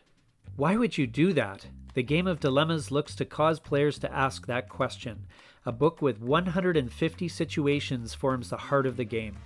Players craft solutions to these situations and score points based on the solutions provided. But arguably, this is a game meant to generate discussions more than having winners and losers. A glance at Jim Dunnigan's Panzer Army Afrika, Rommel in the Desert, April 1941 to November 1942, will cause a surprised reaction with most gamers. Movement factors of 40, 50, even 60? How would that even work? Like its predecessor, Afrika Korps, it creates the entire fascinating North African campaign that took place between the Axis and British-led Commonwealth forces. Logistics is key, as it was in real life. The goal is simple. The Axis want to take the city of Alexandria to control the Suez Canal, and the Allies need to stop them. There are some variations in the order of battle as well, so alternate history can be explored.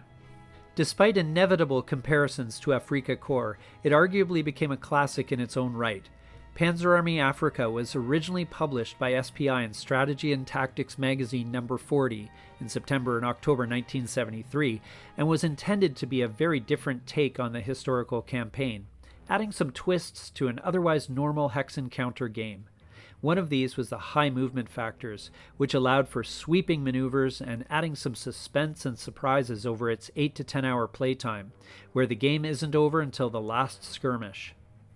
Avalon Hill acquired Panzer Army Afrika when TSR acquired SPI and sold off some of their games. Avalon Hill gave the game a bookcase box treatment and revised the rules and components.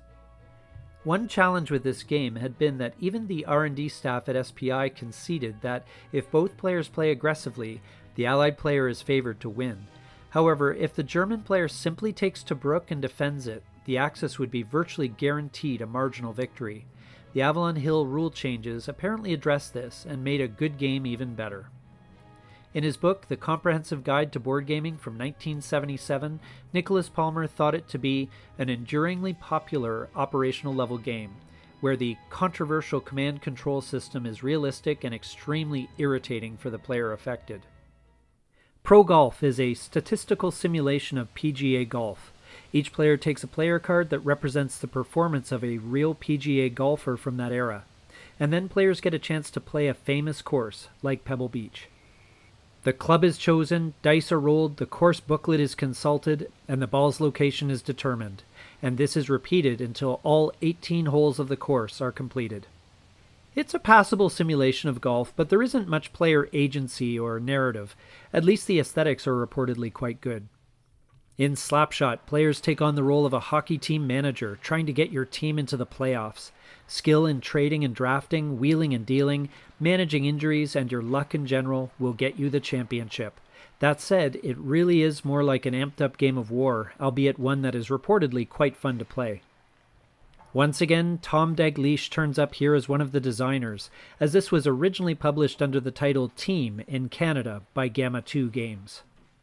GI Anvil of Victory was one of the big releases that year, yet another expansion for Squad Leader, adding more detail to the American forces and equipment. This gamette was originally planned to be released in 1981, but fans had to wait until 1983 to actually receive it. Even then, representation for the Italian forces were promised but not delivered.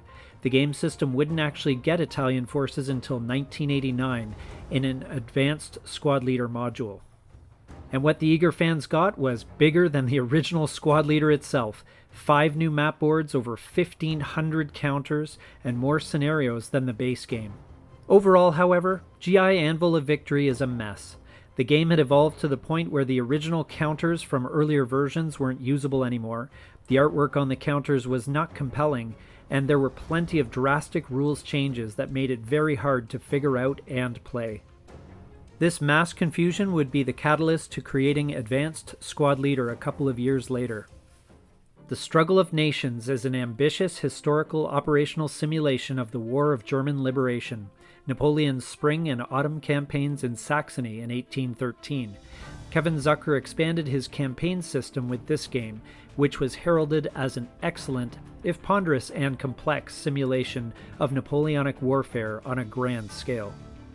It is notable that attrition was a determining factor for each player's armies, and that there are 2 hex counters which could allow switching back and forth between marching and forming a battle formation. Titan is a classic game known quite accurately as a fantasy monster slugathon. Each side has a legion of mythical creatures like unicorns, gargoyles, and griffins, who roam the masterboard and try to recruit bigger and badder monsters to destroy their opponents. Combat takes place on a battle board that corresponds to the area where the battle is joined. This game uses buckets of dice to win said combat, earning points that can be used to enhance one's Titan, who can become very powerful in the process. The last Titan standing is the winner, which among experienced players could take 2 to 3 hours, but among timid or inexperienced players could take 12 hours or more. In Dragon magazine, Bill Fawcett found Titan to be a very sophisticated fantasy game with original ideas, clearly written rules, and a very playable game system, though play occasionally gets bogged down, especially for newer players who are more apt to play conservatively. Charles Vasey said in White Dwarf that the game is not only tightly designed, it is pretty vicious. If you go into a fight, then only one side can survive. And in Imagine, Paul Coburn wrote that Titan has a very good feel to it indeed. It is the best board game I have come across for a while. Titan still has a very devoted following to this day.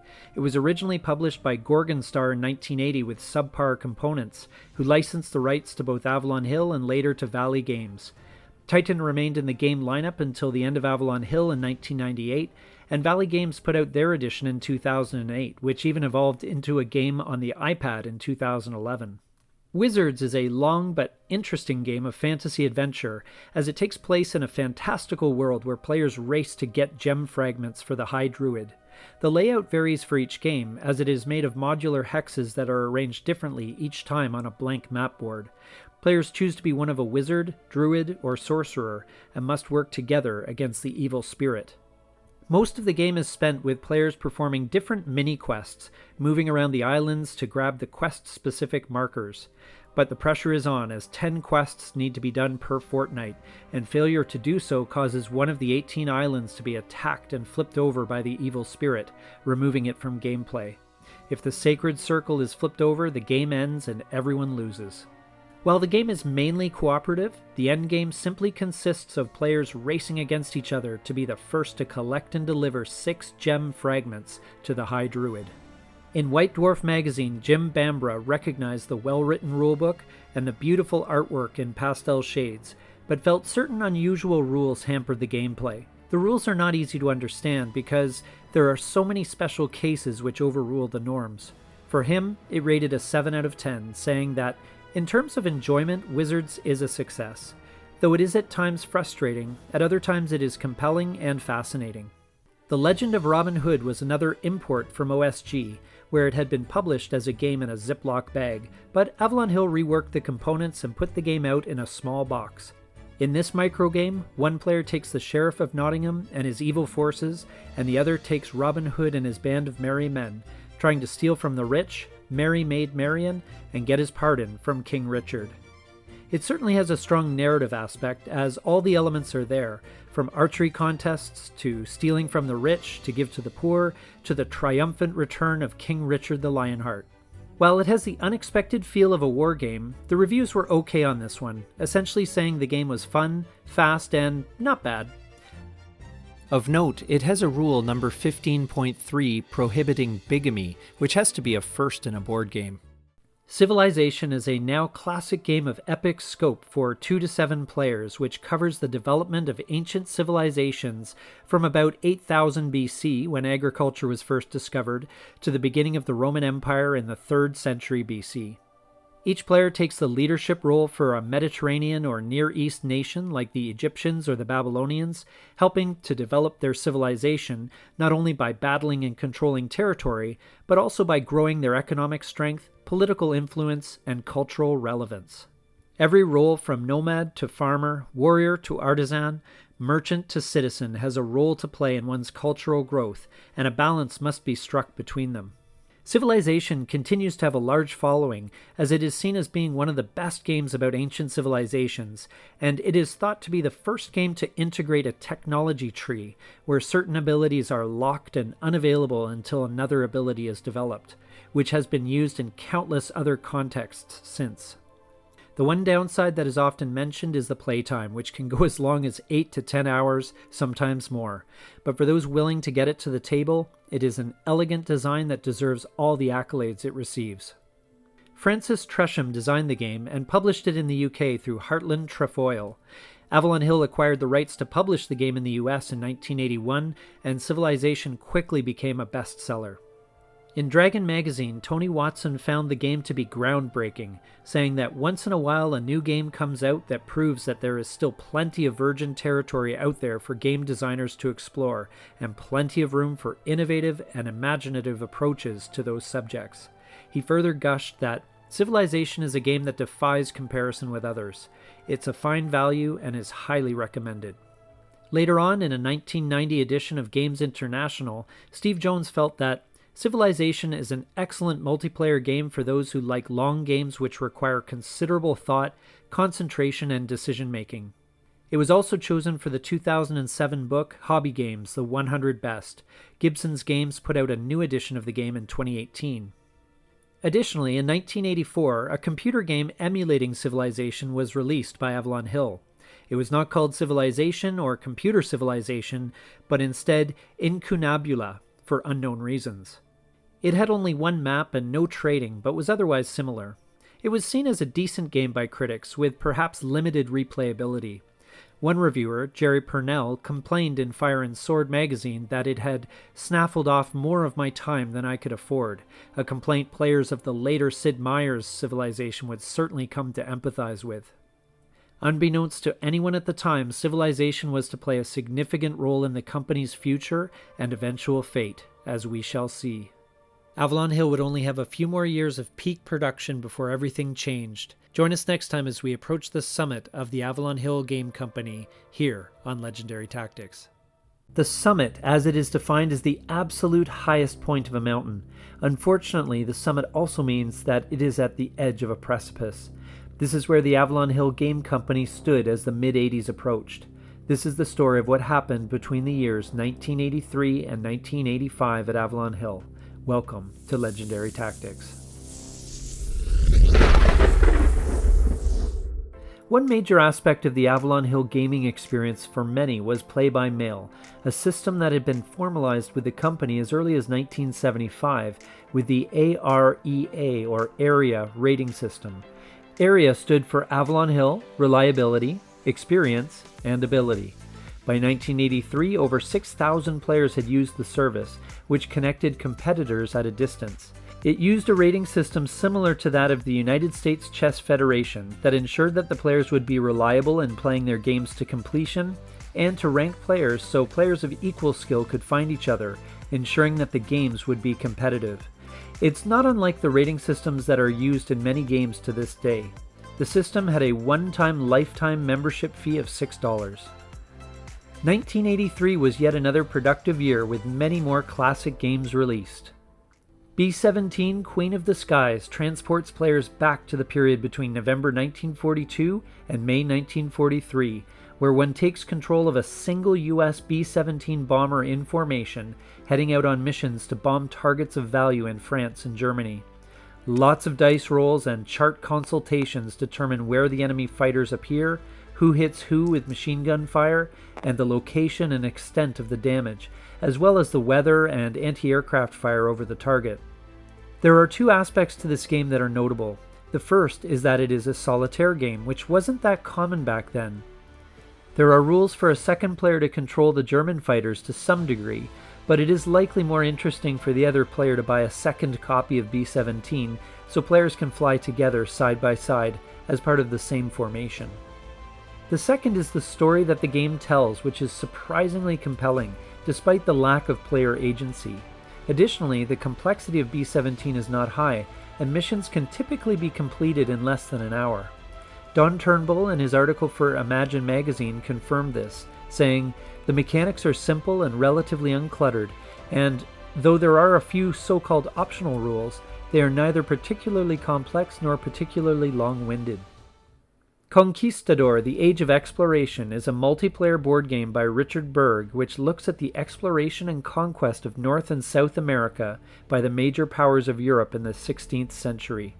It was originally subtitled The Age of Exploration 1495 to 1600 and published by SPI as a 1 to 3 player game in 1976 in their magazine Strategy and Tactics, and then later as a boxed edition.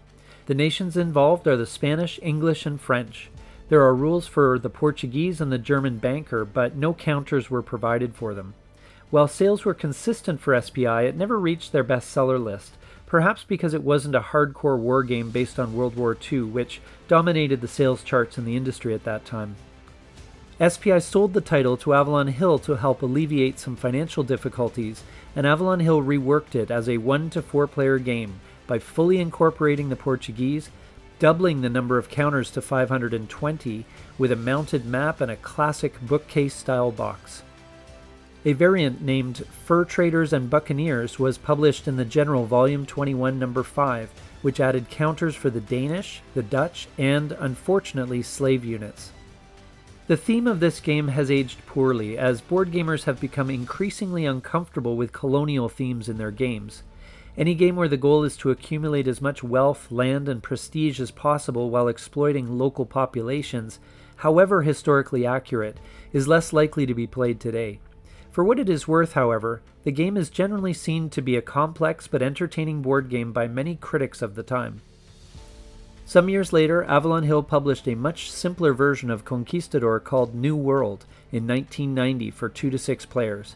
This will be discussed in more detail later. Gunslinger fills a unique space in board gaming as it recreates a sudden fight between gunslingers in the Old West, using a combination of the 8 two-sided map boards and 26 scenarios, including barroom brawls and poker games gone very wrong. Cards are played secretly to represent what a player's character will do in the next 2 seconds of represented time, and each and every shot is taken into account. All the old weaponry is here, from Winchesters to shotguns, from buffalo rifles to Colt's Peacemaker, as well as classic historical figures like Wyatt Earp, Wild Bill Hickok, and Billy the Kid. It's not a tremendously complicated game, and it has a lot of fans. It is unique in the board game space even to the current day. While some of the mechanics are clunky, and there are some finicky issues with things like line of sight, this is the definitive Wild West gunfight game. Battle for Italy, also known as Arcola, the Battle for Italy, looks at a battle that took place early in Napoleon's career in November 1796. The Austrians have to march their brigades to defeat the French by holding Verona or exit units off the map to break the siege of Mantua, and the French must prevent this. Leaders that were important to the history are included, and their attributes will affect the course of play. It was designed by Kevin Zucker and originally published by OSG in 1979 in a Ziploc bag as a sort of marketing appetizer for their larger game, Napoleon in Italy. The game is played out in about 30 minutes on a colorful map of northern Italy, less than 100 pieces, and a short rules booklet. The reviews were not glowing, however, as the military situation was not considered to be that interesting, and the small scale of the game was reportedly mismatched with the mechanics used in its bigger brethren, which utilize a lot of the same rules. But this was not the only Napoleonic title released that year. When Napoleon escaped from his exile on the island of Elba, he reformed his army and began to terrorize Europe all over again over the next 100 days or so. The appropriately named game 100 Days Battles is based on this series of events. This was another Ziploc bag microgame from OSG from 1979 that Avalon Hill picked up and published as a boxed edition. It uses a similar game system as Arcola Battle for Italy, where leaders are very important to victory, and one side, in this case the French, have to exit the map as a possible victory condition. While the rules were longer than they needed to be, this is reportedly a tight and fun little game that also acts as a good introduction to Zucker's Napoleonic game system. Tom Moldvay, who worked on esteemed projects like Dungeons & Dragons and Star Frontiers, created the adventures for the role-playing game Lords of Creation. It combined different genres like science fiction, espionage thriller, or fantasy in a tabletop role-playing format. Through changes wrought with a mix of magic and technologies, characters grow from normal humans to eventually become a Lord of Creation demigod, and referee and game master of their own pocket universe. It was complete with 450 different enemies, over 50 different weapons to use against them, as well as over 50 different combat skills and 100 non-combat skills to develop. It has some intriguing ideas, and there were lots of interesting and weird directions for the game to move in, but sales were poor. Critics weren't thrilled either. Warren Spector found the game to be hopelessly mediocre, good at some things but great at none. After publishing an additional 3 adventures called The Horn of Roland, The Yeti Sanction, and Omegacron the following year, Lords of Creation disappeared from the lineup. Napoleon at Bay is yet another title that came from OSG from Kevin Zucker. It is a division-level 2-player game about the campaign of 1814, which happened to be one of Napoleon's best, conducted with speed and nuance against great odds to keep the enemy out of Paris. The game illustrates his skill in using interior lines to attack isolated enemy units where he had the advantage. One player takes Napoleon and the other takes the combined armies of Prussia, Russia, and Austria. Unit strength is hidden, creating some real fog of war, and logistics and leadership play as big a role as the combat itself. The game was very well reviewed. Ian Chadwick from Moves magazine called it a major breakthrough in dealing with operational levels of Napoleonic campaigns, while Andrew Blauvelt stated in the General magazine that Napoleon at Bay is proof that it is possible to create a sound and instructive simulation that is also a challenging and absorbing game. Of particular note was that the game handled things like roads, logistics, and maneuver extremely well. Avalon Hill revised the game only slightly before publishing it under their banner. Originally, OSG had promised a total of 9 games using this system. It was almost completely delivered in the end, although it took 4 publishers and 30 years to do so. With Napoleon at Bay, after many years, OSG regained the rights and republished the game in 1997 as Napoleon at Bay Defend the Gates of Paris 1814. The Mystic Wood was originally licensed from designer Terence Peter Donnelly and published by Filmar Limited in 1980. Avalon Hill published their edition in 1983.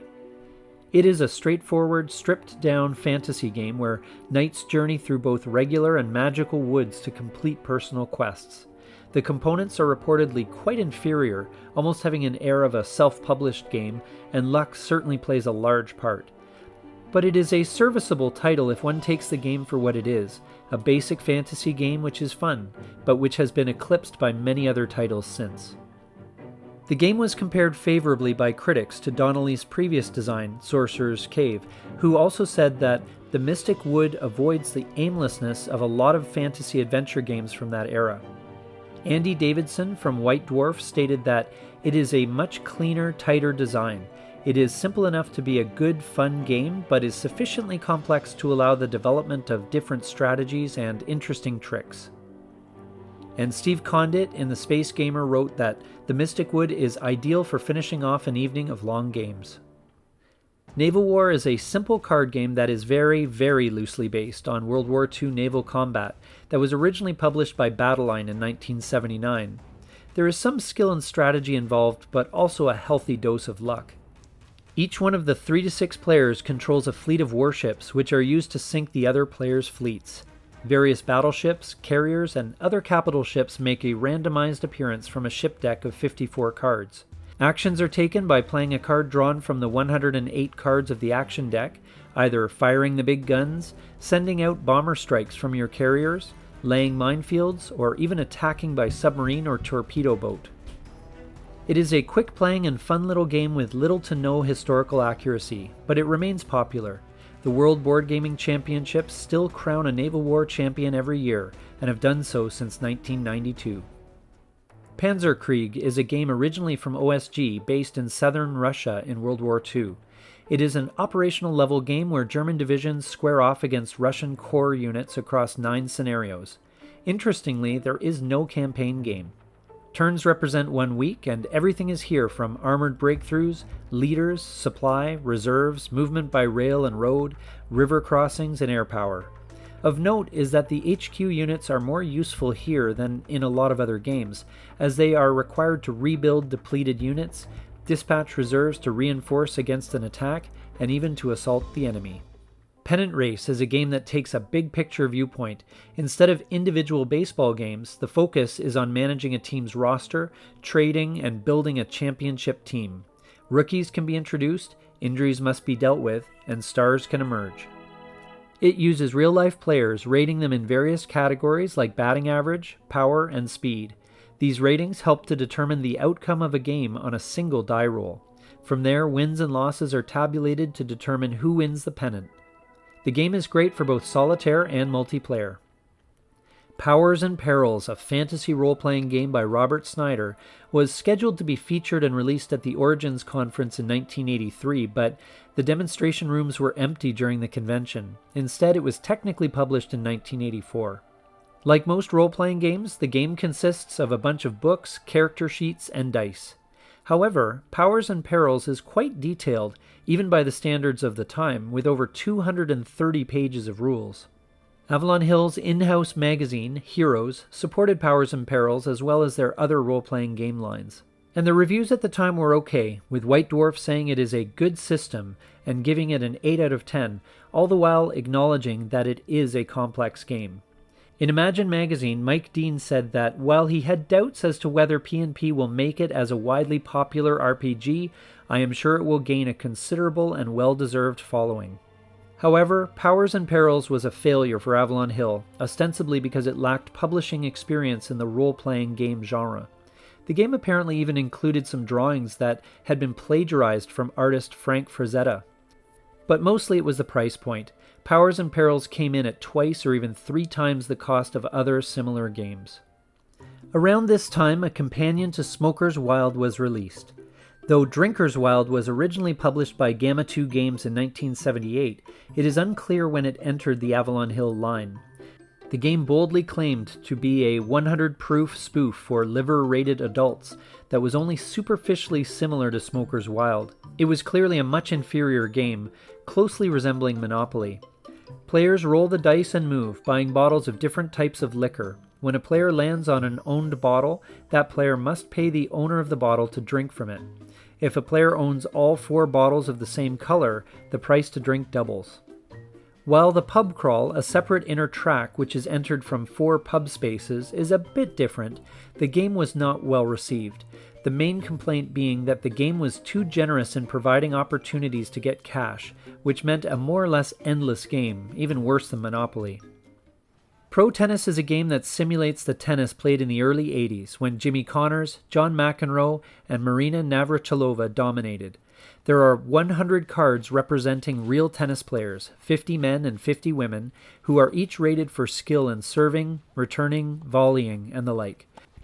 Dice are rolled, points are awarded, random events occur, arguably, according to players of the game, with too much frequency, as do aces and double faults. There is limited agency for players, and the game becomes one of watching the dice tell the story of the match. There are also rules for doubles, mixed doubles, and more. And finally, we come to what was arguably the finest game of 1983, Upfront. This is a game that deals with squad-level combat in World War II, but in a new and innovative way. There is no map board and no hexes. Russian, German, and US soldiers are represented individually, and everything from movement to terrain to combat is handled through the use of cards. The result was something that felt surprisingly realistic and, more importantly, playable. Everything feels nicely distilled to a core game that is relatively easy to learn, but gives a lot of the same decisions that a more traditional hex and counter game would provide, and in a shorter time frame. Avalon Hill described it in 4 words: innovation, playability, detail, and realism. It's especially good at representing soldiers' morale, fear, and panic, a very different idea of combat effectiveness compared to counters that always attack at the same strength. It is also quite open-ended, where players are free to design their own scenarios or even campaigns. Later scenarios introduce things like tanks and assault guns, flamethrowers, bazookas, radios, artillery, heroes, and prisoners, among many other things. Although it is a great game, it does take a bit of abstract thinking, especially the fundamental concept of relative range, and the rules overhead does begin to get a bit much as the scenarios progress, though it is ranked a 4 out of 10 on Avalon Hill's famous complexity scoring system. The game has great fans even to the current day. Designer Sandy Peterson said that if you can find a copy of Upfront and you like tactical combat at all, check it out. Or even if you just like card games, in either case you won't be disappointed. This is a game that surpasses its flaws and turns some of them into strengths. Hasbro currently owns the game, and at one point there was an effort to republish it both by licensing it to Multiman Publishing and running a Kickstarter campaign in 2013, neither of which came to fruition. In 2016, Hasbro licensed the game to Wargame Vault, who decided to make it a print-on-demand product available for order online. In and around 1984, Rex Martin at the General Magazine was compiling a lot of responses for his updated and improved Reader's Buyer's Guide. Many articles of Avalon Hill philosophy were dedicated to a detailed analysis of the results. The lists were broken down into war games, sci-fi and fantasy, and adventure games, where each game was ranked, truly the precursor of the hobby's recent and endless foray into top 10 lists. Also of note, at this time 2 great designers were officially added to the design staff.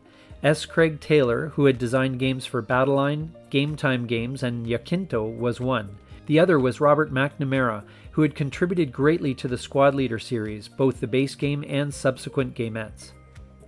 William Peschel was also hired to be the managing editor for Heroes, an Avalon Hill periodical devoted to role-playing games, whose first issue covered RuneQuest, Powers and Perils, and Lords of Creation, as well as other Avalon Hill fantasy games like Dune and Amoeba Wars. This could be yours for the low price of $12 per year or $18 for 2 years. This was convenient as Heroes only lasted 2 years, folding in 1986 after a mere 10 issues. The 10th Origins Convention was held in June of 1984 in Dallas, Texas, the first time it had taken place in the South. However, Origins was now only one of an almost weekly parade of conventions and tournaments that had sprung up all over the country. TriCon, SimCon, CentCon, CapCon, and Game Fair were but a few names of these. These were great showcases for the ongoing stream of games being delivered to the marketplace. Banzai is an expansion for Upfront that followed up immediately on the base game's success the previous year, adding the British and the Japanese, with their great strengths and tragic weaknesses, to the mix. Rules for the US Marines are also included, as well as 12 new scenarios. It also allows a change of setting from war-torn Europe to the jungles of Asia, though it unfortunately didn't include any new cards for that purpose, thus requiring some imagination on the part of players. Dragon Pass is a remake of Chaosium's White Bear and Red Moon, which has an interesting origin story. It was created initially by Greg Stafford in 1966 as a mental exercise and entered the marketplace as a semi-public domain project after he apparently couldn't get his fantasy novels based on it published. Eventually, Stafford published a wargame based on the world of Glorantha and called this White Bear and Red Moon. Chaosium was founded to allow Stafford to publish the game, and after the first version was found to be unsatisfactory, it was brought to Avalon Hill where it eventually evolved into Dragon Pass. It is a more magical world and less hack and slash than other fantasy games. Notably, it bucks tradition in that there are no orcs here, and instead offers a wide range of unique, strange, and wonderful creatures. But it is also quite a chaotic wargame with wild powers and tactics that combine to make, if nothing else, a memorable gaming experience. A follow-up came shortly after, known as Nomad Gods, and another sequel, Lords of Fate, was announced but never released. It was later published by Oriflamme as La Guerre des Héros in 1993 in French, and as Doragon Passu in Japanese by Hobby Japan. But most importantly for Avalon Hill, some fans of Dungeons & Dragons wrote a game system that allowed for role-playing in this world of Glorantha, and this system became known as RuneQuest, which we will explore a little bit later. Elric is a game based on the Elric series by Michael Moorcock, and attempts to faithfully bring all the aspects of the book to life: war, politics, magic, and the balance between chaos and law. Individual characters can be as important as armies, as can magic. The game is for 1 to 4 players and comes with 6 scenarios, although players are encouraged to create their own. It has a reputation for having poorly written and fiddly rules and poor graphic design, but it has its fans who are likely delighted that there is a new game that had a successful Kickstarter in 2022, Elric: Rise of the Young Kingdoms. The Game of Inventions, apparently described as the Funny Patents game, has a 224-page book that contains the patent drawings of around 100 wacky items.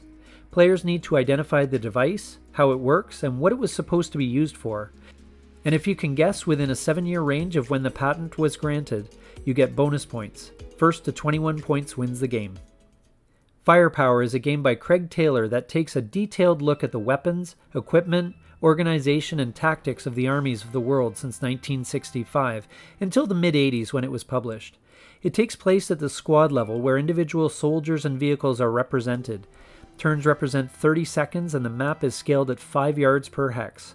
Firepower puts players into contemporary conflicts where weapons are massively destructive and the problems of command and control remain a challenge as they have since the beginning of warfare.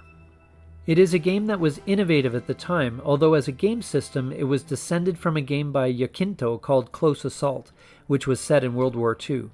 People did complain about the rules and the orders of battle being disorganized, but it developed a good following. It remains an interesting, though perhaps dated, squad-level combat game. Hitler's War is an interesting and quirky game that looks at the European theater of World War II on several levels. It is a title that was acquired along with Stellar Conquest when the publisher, Metagaming Concepts, went under. It was apparently seen as a response to the success of Axis and Allies, but more likely to provide a more accessible version of Third Reich. While the Operation Barbarossa scenario covers the invasion of Soviet Russia by the Germans, and the fall of Germany scenario begins on the eve of D-Day, the War for Europe scenario recreates the entire 6 years of the war. Bomber fleets, U-boats, naval warfare, amphibious assaults, and invasions are all here, as one would expect, but the game also asks players to determine the general direction of the war, the priorities of production, and the goals and resources devoted to research and development. It is a unique game in many ways. The scale, for instance, is so large that each side only has 12 units, and the armed forces of an entire nation might be represented by a single counter. For this and other reasons, it feels very different from most wargames out there. While the map is small and the advanced rules don't add much more than complexity, it is a fun and relatively fast game that has some really interesting ideas. Grenadier magazine said at the time that Hitler's War is the single most satisfying game of its type and retains a level of playability such games as Avalon Hill's Third Reich and SPI's Wehrmacht could never achieve. The game is ingenious in the extreme and deserves to be played widely.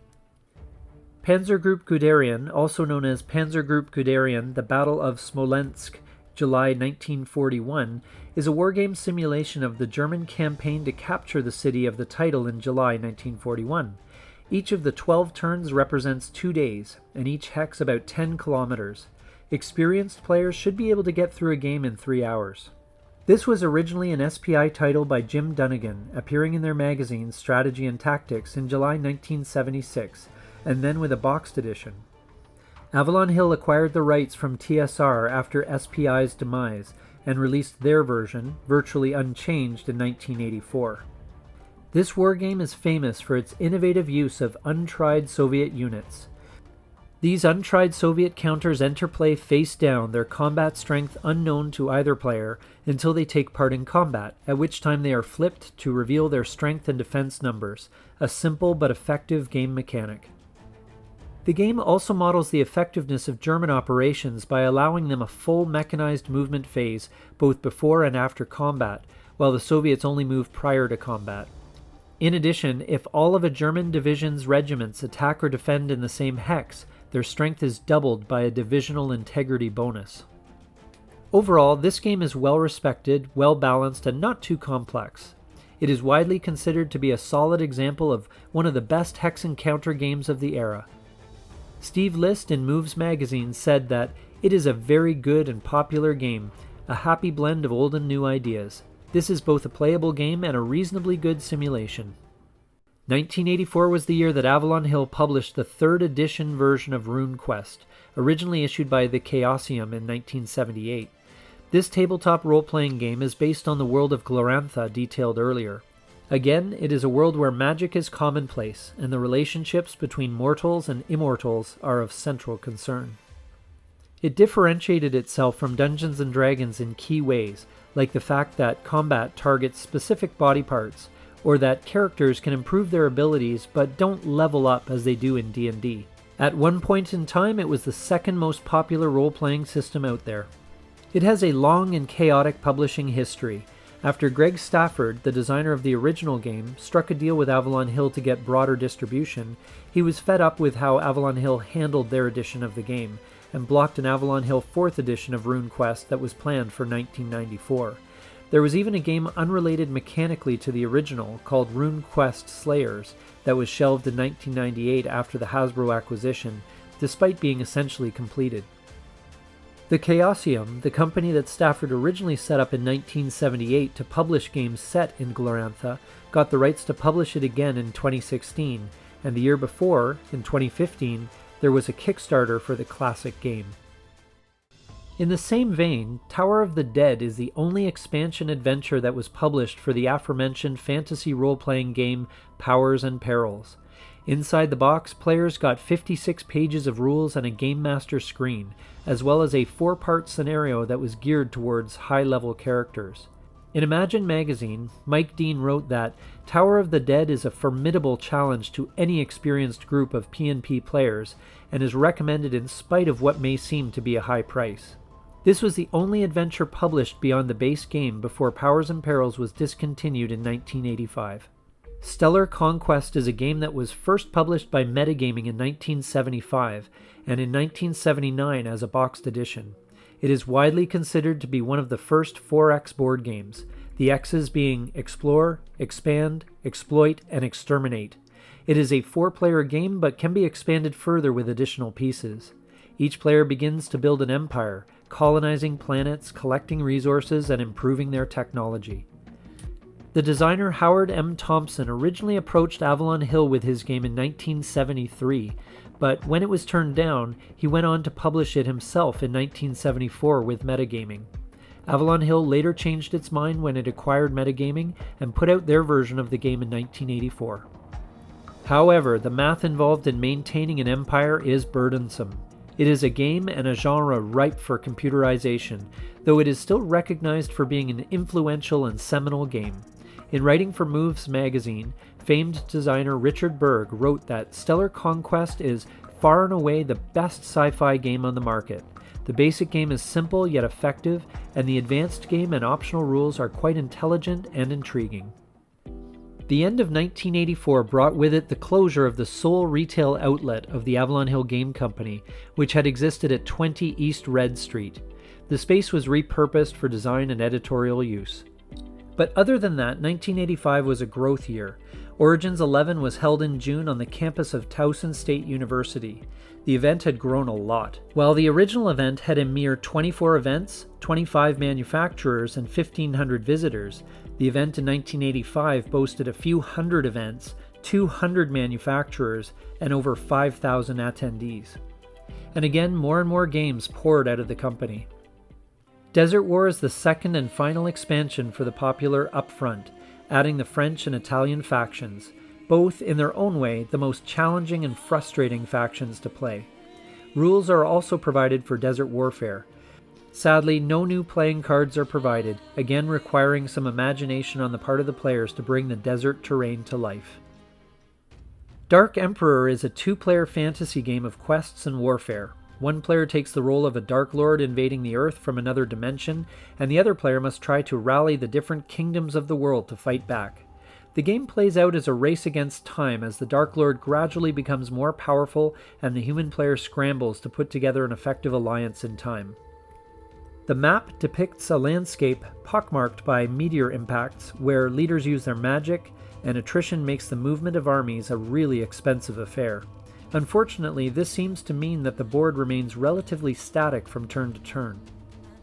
There were alternate rules published in the general magazine, which were viewed as much better, as they improved how the movement, attrition, and stacking works. Overall, though, Dark Emperor is seen as a deeply strategic game set in a distinct fantasy world. Devil's Den: Hood's Assault at Gettysburg is a company and battalion-level wargame that deals with the Confederate attacks against the Union positions at Devil's Den and Little Round Top on the second day of the battle at Gettysburg.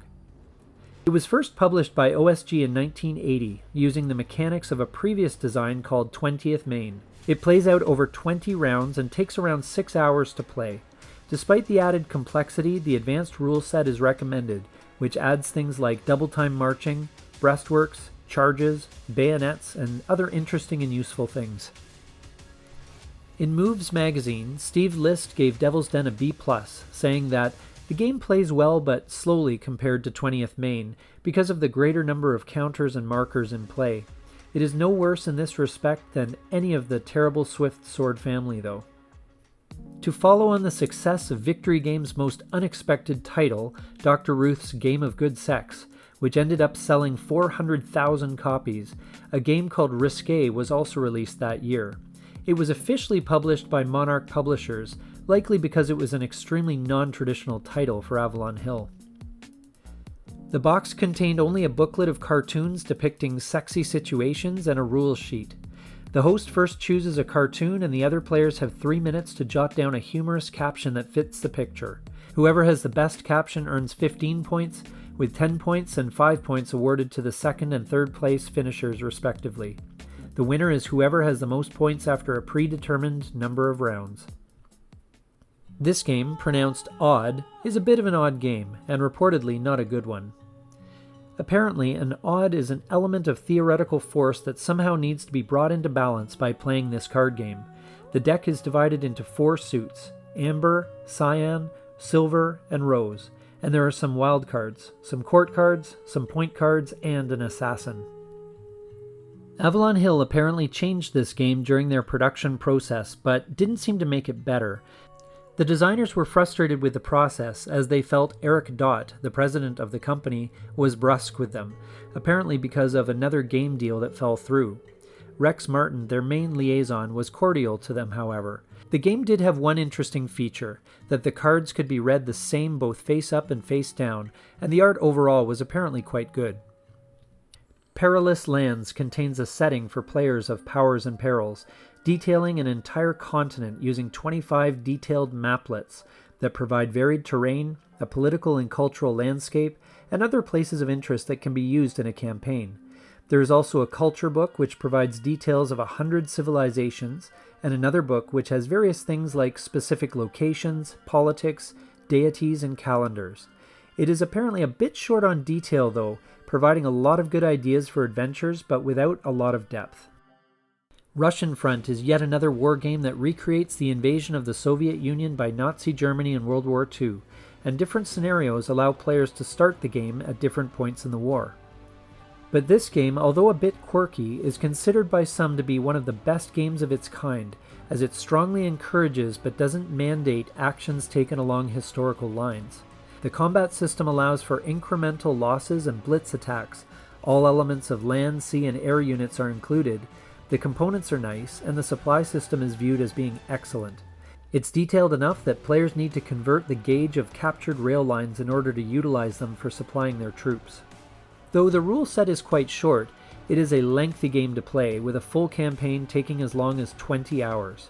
Disappointingly, it ends in 1944, so the Russian player can never have the immense satisfaction of driving tanks into Berlin.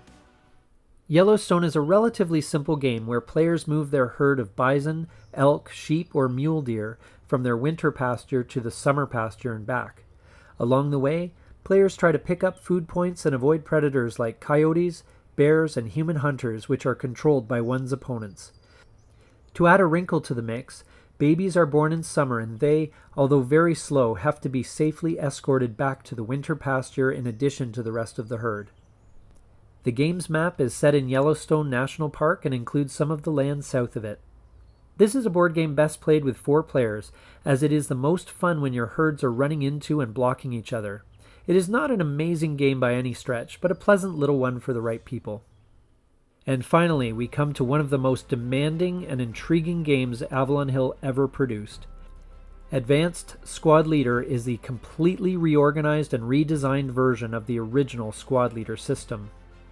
The original box contained only a 3-ring binder stuffed with the basic rules for the entire system, which was intended to provide the ultimate version of Squad Leader and the ultimate combination of playability and detail.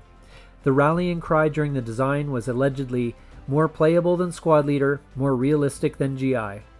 The rulebook had full-color charts, pictures, and, most importantly, a full service index that covered rules on not only the squads themselves, but machine guns, bazookas, tanks, artillery, paratroops, and gliders.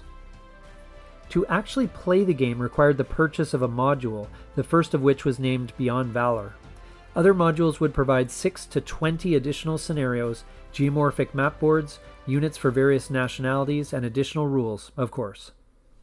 Historical modules provide the ability to have campaign games simulating multi-day battles using actual historical maps rather than the usual generic map boards, including additional rules, counters, and paper maps.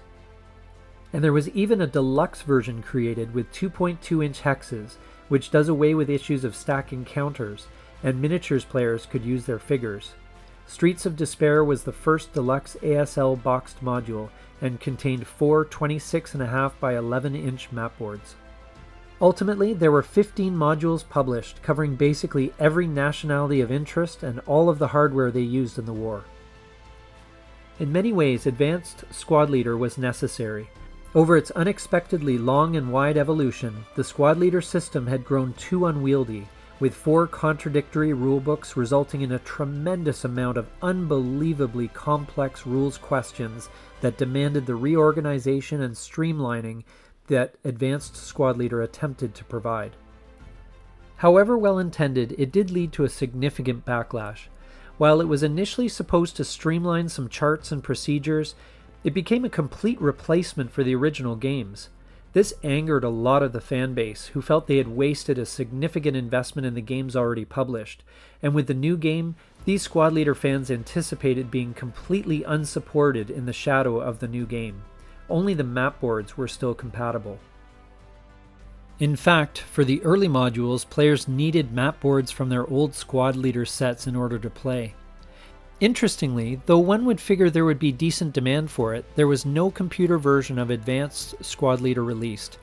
There was a computerized assistant at one point and a similar game released by Avalon Hill's computer division in 1985 called Under Fire, though it was not billed as a computer version of ASL.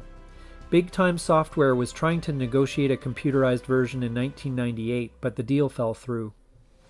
Overall, though the game lacked the stepping stones of programmed instruction, making it a beast to learn, and was ultimately considered to be a game akin to Squad Leader and not the same, Advanced Squad Leader is an incredible achievement in board gaming. The game is still popular to this day with numerous tournaments, websites, clubs, and fanzines to keep the fan base growing.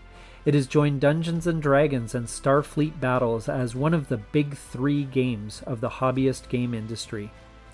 And with Advanced Squad Leader, Avalon Hill had arguably reached the absolute peak of success in the board and wargame industry.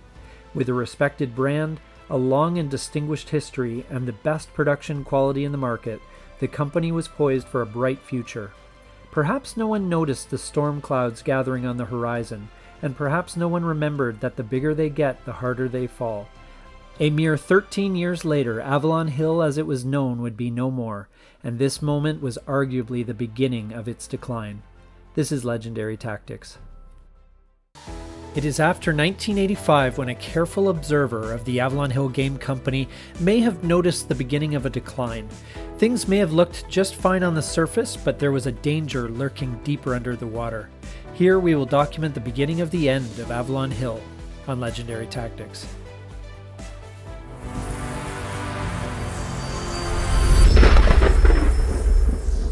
Outwardly, the board gaming hobby seemed fine. The General Magazine ran lists of the growing number of conventions, events, and clubs, even providing information on how to start your own.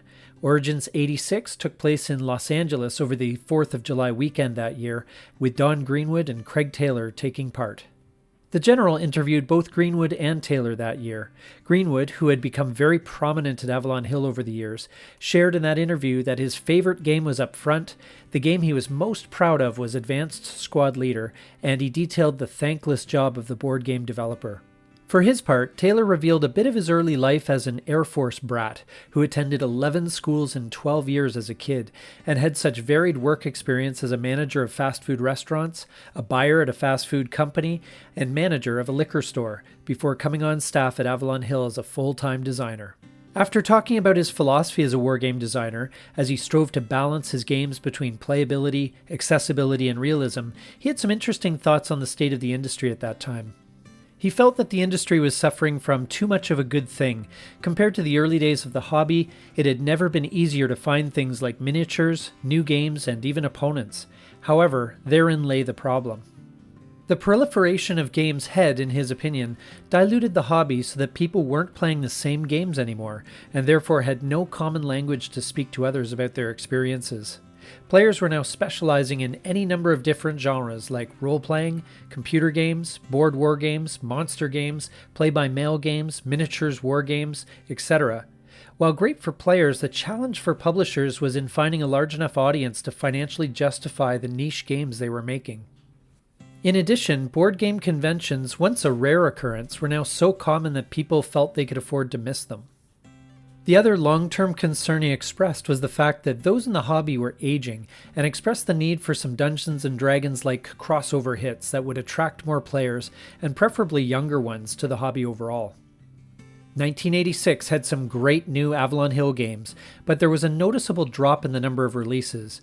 After many years of high output, there were, for example, 13 new games released in 1983 alone.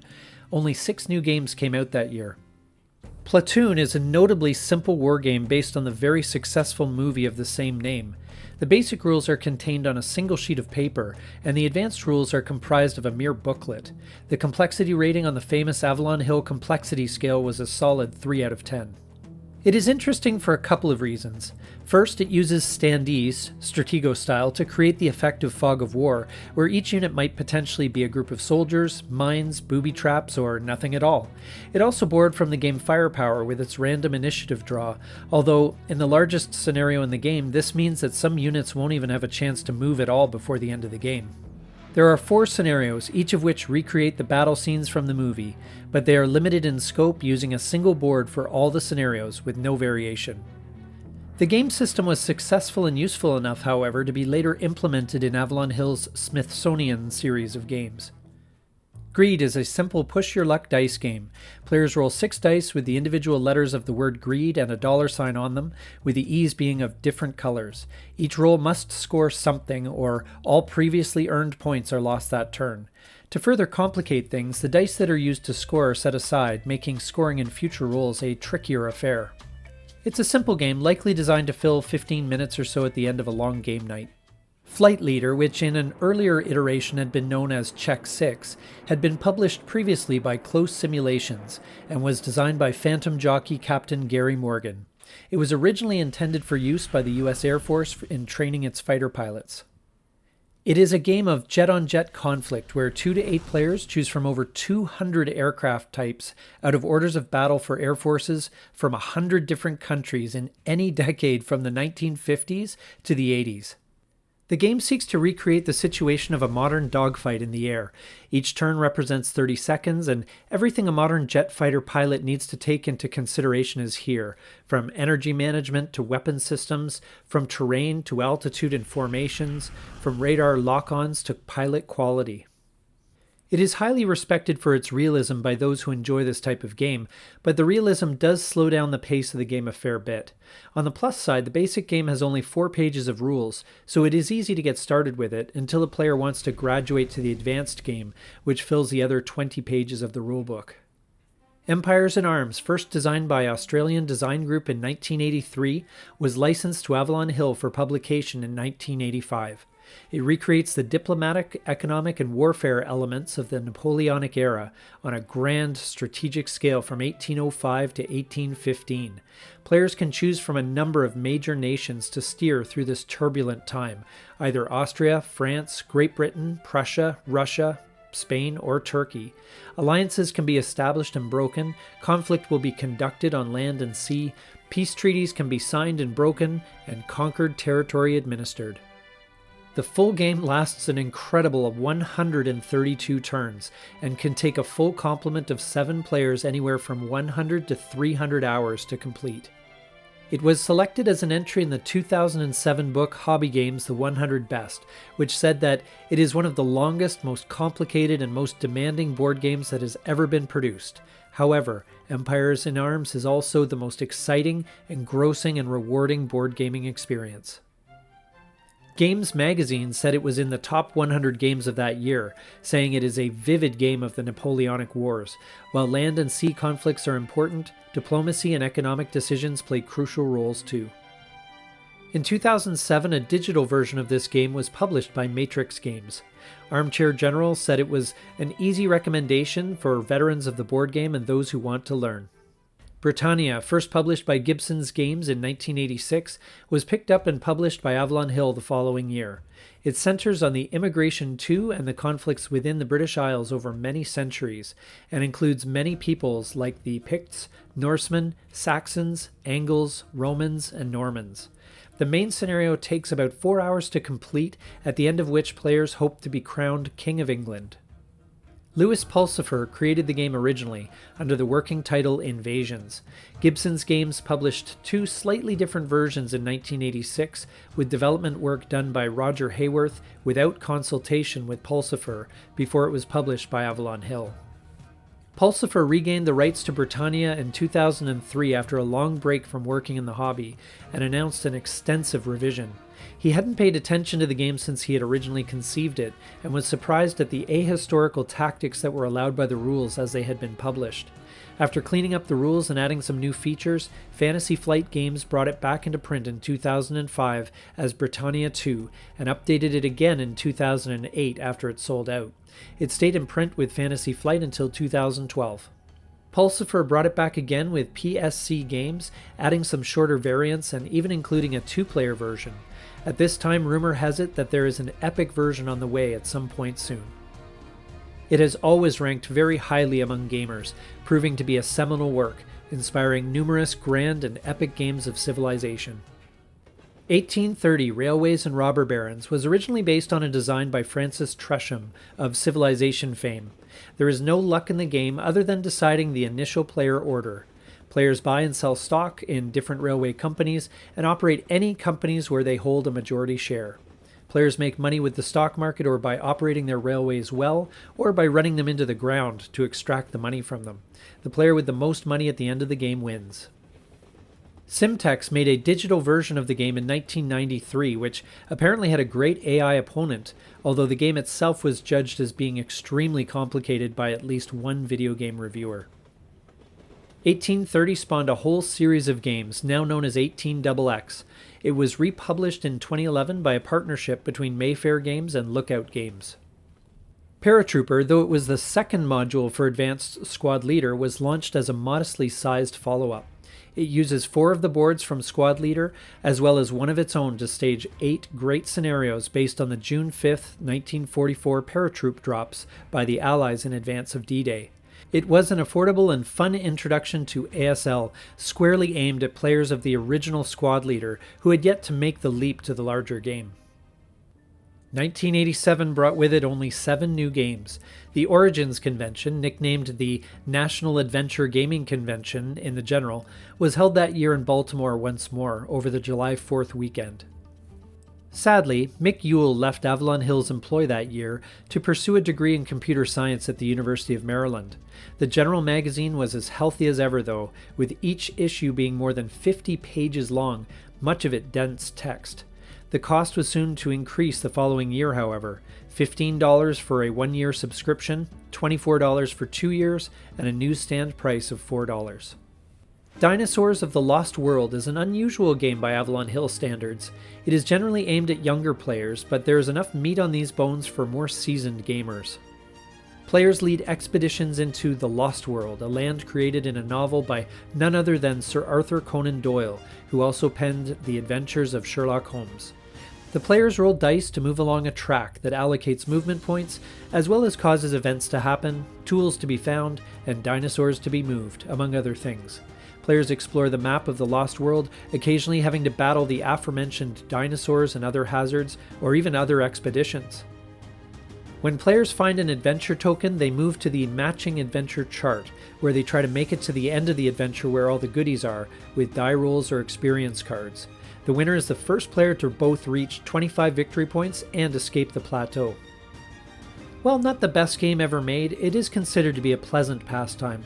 The theme is great, and the only letdown are the components, which are generally quite subpar.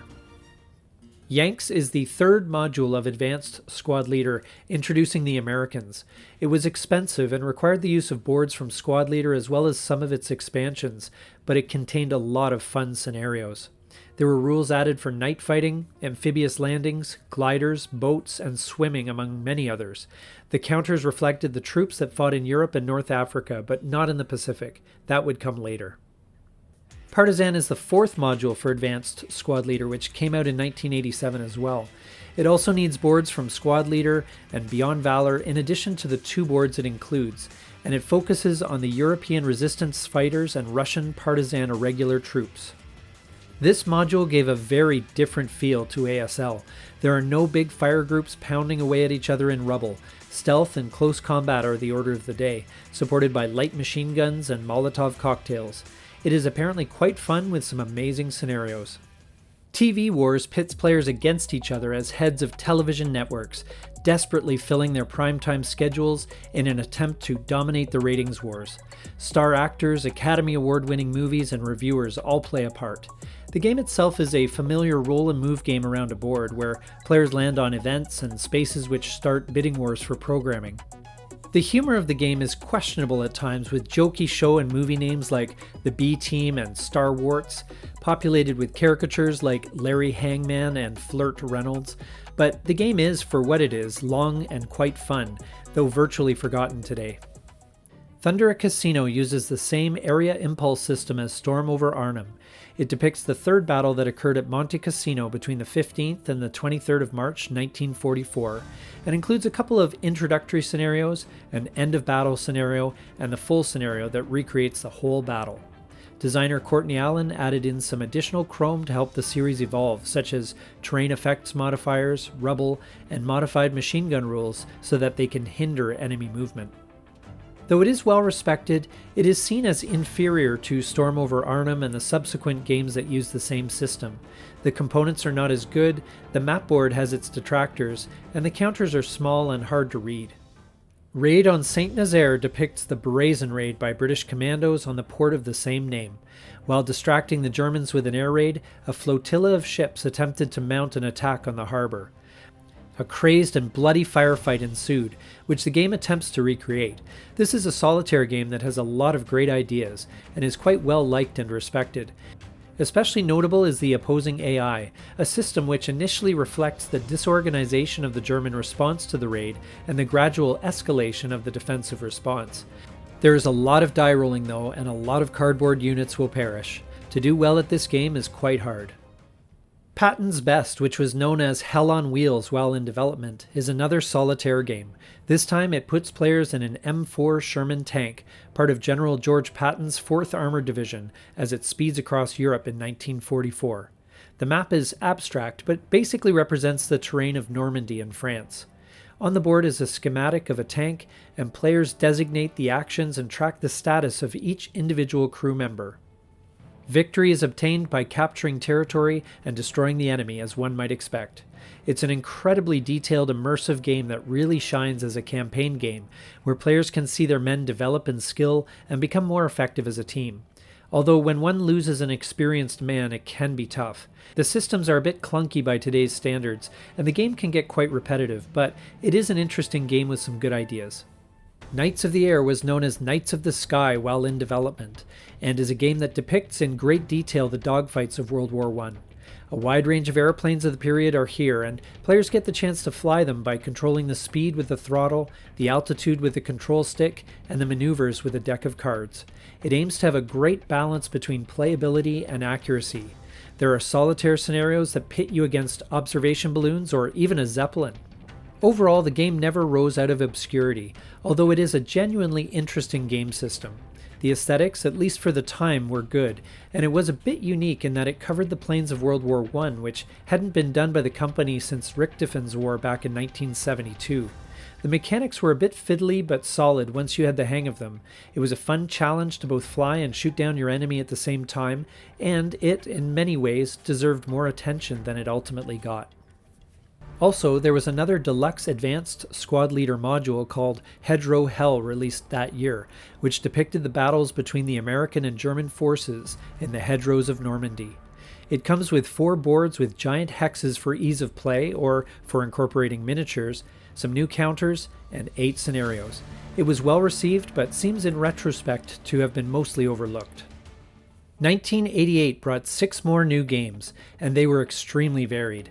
The General magazine turned 25 years old, which was officially celebrated with the expansion to 64 pages. The original first issue, which came out on May 1st, 1964, had only been 12 pages long when a one-year subscription was $4.98. With the extra space, there were some new features added. Bill Peschel, the development head of the microcomputer games division at Avalon Hill, started a column called Computer Corner, in which articles about the design and play of Avalon Hill's computer game division were given space. And, as a replacement for the spin-off magazine All-Star Replay, fans of the company's sports games were given Sports Special, written by Jim Burnett. There was also a feature in the first issue of Volume 25 of The General, where different contributors over the years shared their thoughts on the previous quarter century of the magazine. There were some interesting revelations here. For example, Tom Shaw confessed that while Charles Roberts initially proposed the idea of having a magazine to feature Avalon Hill's games, no one could remember who had originally thought of the name The General. The special feature also included some ramblings from Don Greenwood, Rex Martin, Jim Dunnigan, Craig Taylor, and others who had contributed over the years to the success of The General and of Avalon Hill. Gettysburg 88 was timely, being released on the 125th anniversary of the Civil War battle it is based on. Although it is technically yet another treatment of the history that Avalon Hill had tackled many times before, this one is quite different and unique from its predecessors, and the basic rules became a template for the Smithsonian line of games, which updated other older Avalon Hill classics and came out in the early 90s. The main difference with the system is that this game didn't come with a combat results table, instead relying on competing rolls of 10-sided dice and adding combat strengths and modifiers. The scope of the difference between the two values determines the results of combat. The Confederate forces here are powerful but brittle, while the Union by contrast has scores of weak units. It sets up an interesting situation as both forces vie for control of key parts of the map while trying to avoid taking too many losses. As a game, this can be categorized as an introductory wargame, and Avalon Hill described it at the time as a beer and pretzels game that doesn't represent the history especially well, but it is fun and fulfills its intended purpose. Enemy in Sight was also released that year. It is a card game for 2 to 8 players that is set in the Age of Sail, where players take turns trying to sink each other's fleets. Designer Neil Schlaffer had originally titled the game Cutthroats and Cannons. The game is outwardly quite simple, as it is comprised of just 2 decks of cards. One deck is the deck of ships, which vary in quality from first rate to 6th, and an action deck which allows players to either attack the enemy or defend against them. The critics were mostly positive in their commentary on the game. In Games International magazine of October 1988, Brian Walker gave the game a 4 out of 5 rating, saying that it is great fun to play, especially with a large group of people who have a penchant for churlish acts of revenge. However, in August of 1989, in issue 34 of Games, Paul Evans reported that he found he disliked the unexpected complexity, finding that the added complication detracts more from the flow of the game than it adds to my enjoyment of it. TAC Air got its start in the 1980s when the research and studies for the Office of Net Assessment at the U.S. Department of Defense created some war games to be used as training for the armed forces. Some of these games were later sold to game companies for commercial publication. TAC Air was one of these.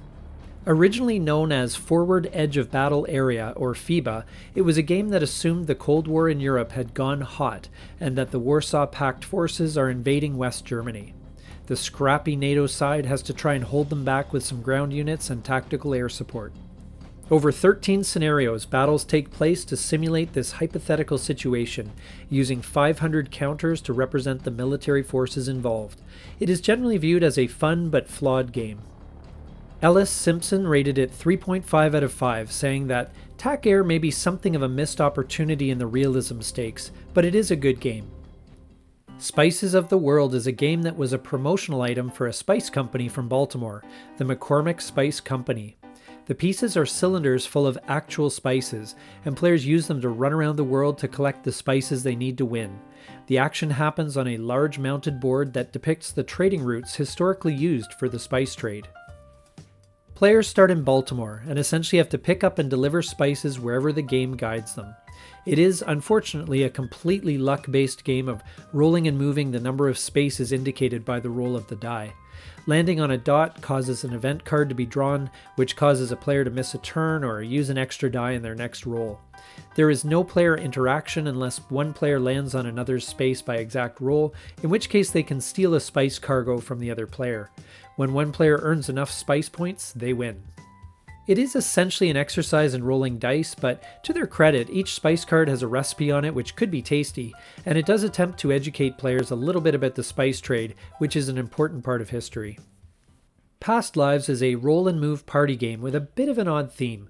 Players are trying to figure out who they were in their past lives, and this is done by, unexpectedly, amassing as much wealth as one can.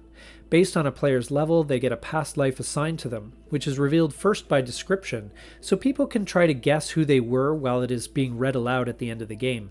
It is very luck-based, but fun with the right crowd of casual gamers. Merchant of Venus, whose title is a pun on Shakespeare's famous play Merchant of Venice, is set at a time where a galaxy is reawakening in an unexplored region. Players are traders, moving around the board, exploring, buying and selling, picking up and delivering goods. It plays 1 to 6 players, though the solo game is a bit of a different game and much more focused on combat.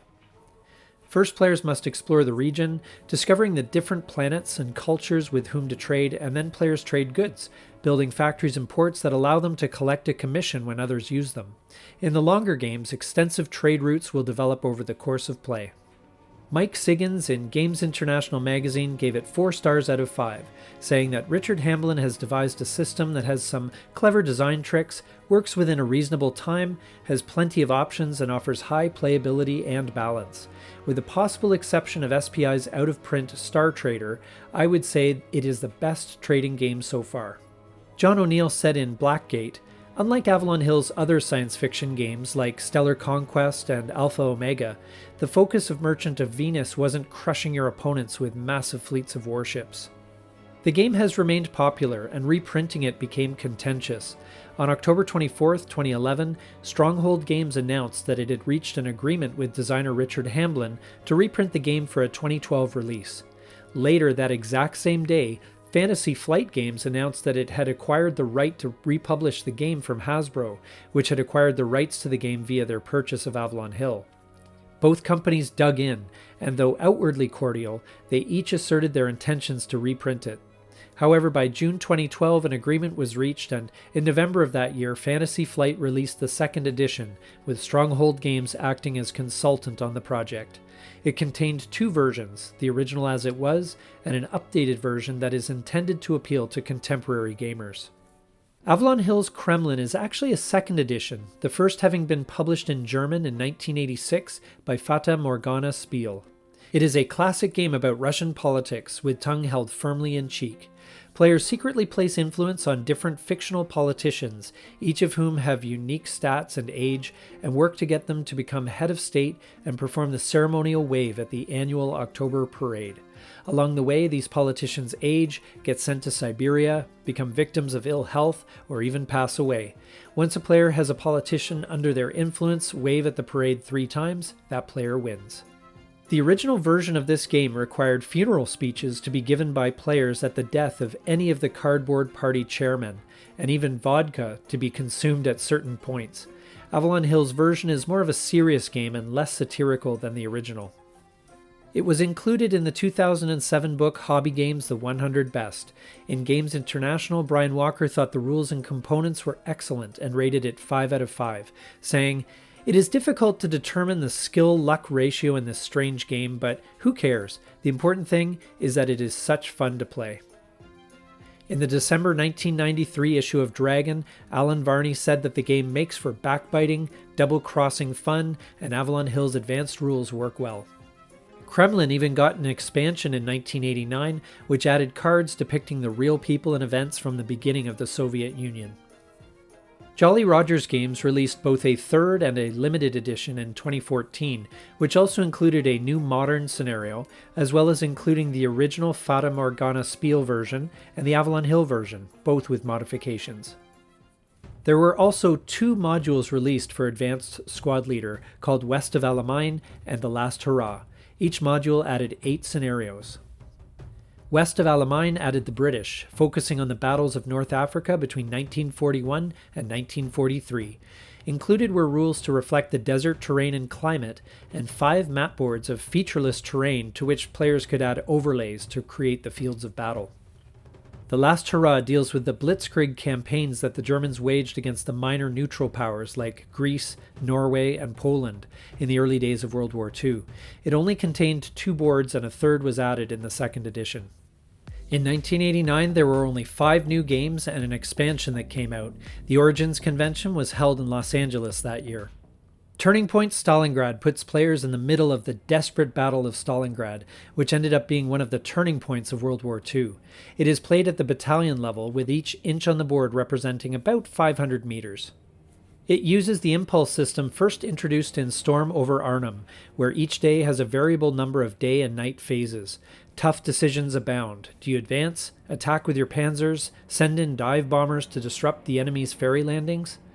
The map board, constructed from reconnaissance photos, is quite striking, and combat is handled in a unique way, where the attacking side can only be spent and unusable for a period of time, while the defenders can be spent, forced to retreat, or eliminated. While this seems to favor the attacker, being spent for up to 4 turns can mean trouble, if only because of potential missed opportunities. It is a bit lengthy at about 4 to 5 hours, and the game with the standard setup substantially favors the German side, but it is an exciting game that is easy to learn and that plays smoothly. It was also considered to be more tournament appropriate compared to, say, Thunder at Casino, which uses the same basic game system. Ellis Simpson reviewed Turning Point Stalingrad for Games International magazine and gave it 5 stars out of 5, stating that, "Of the year's wargame releases, this is my favorite and deserves to be yours too. Each playing is different, each turn within a game is different, and no 2 games are ever going to be the same." MBT is a military acronym that means Main Battle Tank. The Avalon Hill game of the same name attempts to simulate what World War III would have looked like between NATO and Warsaw Pact forces in Western Europe. It is at a small scale, with turns representing anywhere from 1 to 5 minutes, and hexes representing 100 meters. All the expected troops, vehicles, and ordnance are here, along with the modern gadgets and weapons of the time. The combat is very detailed. It is not unusual to be determining, say, the effects of a Leopard 2 shooting an armor-piercing round at the front/side aspect of an advancing T-72.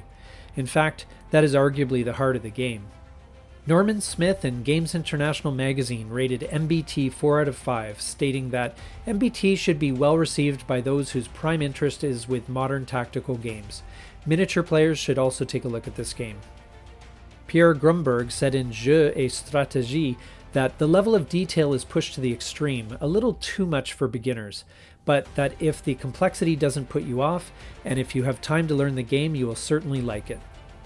GMT Games published a second edition in 2016, and Rick Martin from Armchair General rated it 99%, saying that there is an incredible amount of research to make sure that all aspects of the weapons and situations are covered with exquisite detail. It is an instant classic. Napoleon's Battles are essentially traditional rules for 15mm miniatures gameplay, with basic, advanced, and optional rules. It covers everything from weather to command control to charges and pursuit to hidden movement and generals. Combat is resolved in a similar way to Gettysburg 88 and the later Smithsonian series. While the game system provided could be a decent but fiddly method of playing out Napoleonic combat with miniatures, what comes in the box is only enough material to play the first 2 introductory scenarios. Mike Siggins of Games International magazine gave the game a 5 out of 10, and said that quantity cannot replace quality, and at the end of the day this is no more than a decidedly average set of miniatures rules with a few smart counters thrown in. Blind Justice is a game of litigation, where the box claims that you will enjoy hours of hilarious and educational entertainment. Players move around the board with die rolls, either paying or collecting various small penalties and rewards, and eventually taking sides in one of 168 condensed versions of actual civil court cases, representing either the plaintiffs or the defendants. After that, the prosecution must make their case with a combination of spirited oratory and the facts of the situation, and the other players must then decide how much to award in damages. If the prosecution disagrees and decides to appeal, the real verdict of the case is referenced to decide what, if anything, the plaintiff receives. As players win cases, they rack up money, and the first to 3 million or another number chosen beforehand wins. It's a fun party game which will last an hour and a half to 2 hours, which might be a bit long for what it is. Hollow Legions, the 7th Advanced Squad Leader module, added the Italian army to the mix, with another 8 scenarios that allowed players to recreate battles in both North Africa and in Europe. It also added 2 new boards and 3 sheets of counters. Siege of Jerusalem is an intriguing game reminiscent of the earlier Caesar epic battle of Alesia. The Roman army, led by Cestius Gallus, with all of its weaponry and skill, are attacking Jerusalem, which is defended by a ragtag group of defenders whose main strength lies in the stout walls of the city. The Romans have a tight timeline to meet, and the Jewish forces have many ways to win. There is a wide range of unit types to utilize: infantry, cavalry, siege towers, battering rams, catapults, onagers, zealots, and leaders, among others. While there are some questions with regard to balance, and the rulebook is poorly written, players love the map board and the quality of the components, and the historical situation is interesting to play out. It does take a lot of commitment, however, with the time on the box listed at 5 hours, but reviews like Canadian Wargamer's Journal claimed playtimes ranged between 40 and 80 hours, even while saying the Avalon Hill 3rd Edition is one of the most beautiful, detailed, challenging wargames ever made. The game was first published by Historical Perspectives in 1976 and got a 2nd edition in 1980. Avalon Hill subsequently acquired the game and published the 3rd edition with changes to the rules. The Chicago Tribune, among others, was pleased. Siege of Jerusalem is, however, one of the best games available on Ancient Warfare. It is moderately suited for solitaire play and easily adapted for teams. Charles Vasey was more lukewarm. He rated it either a 4 out of 10 or an 8 out of 10, depending on your tolerance for long and detailed games which take up a lot of table space. A new decade began in 1990, and there were signs of some dissent in the community. Certainly, in the general, there were reports of a bunch of crusty old wargamers complaining that Avalon Hill was moving away from their traditional historical wargame roots. Even the general dared to print articles on games that were not simulations like Enemy in Sight.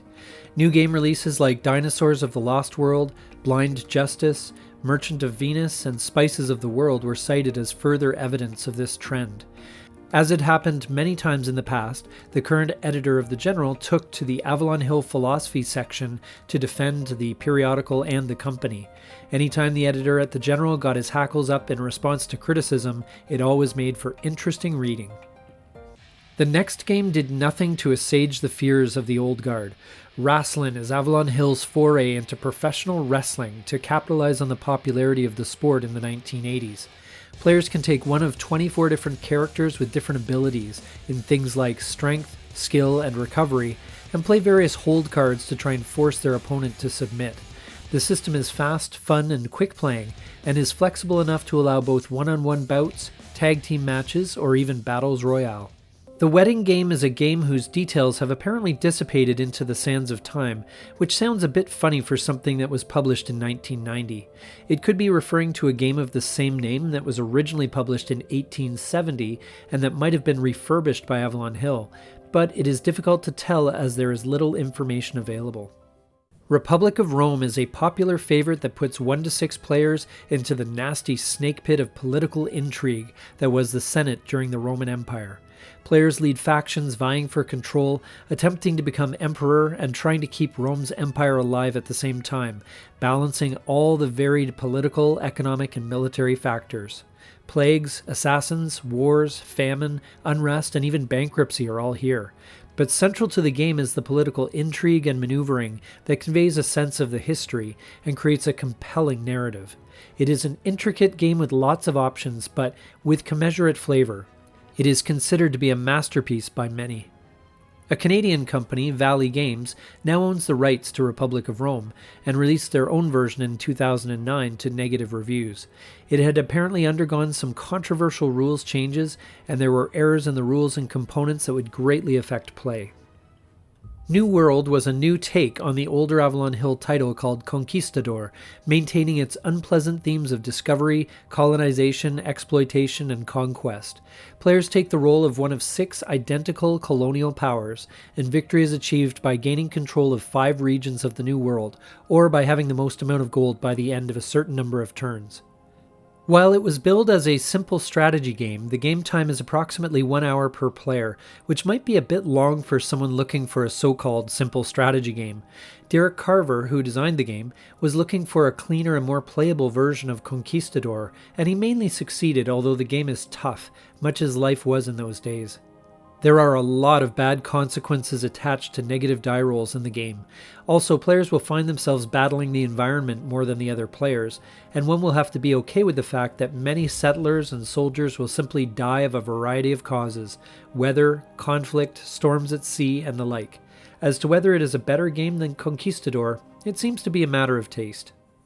There is not much information online about the game called Pursuit of Insolvency, which apparently was released at the International Toy Fair that year.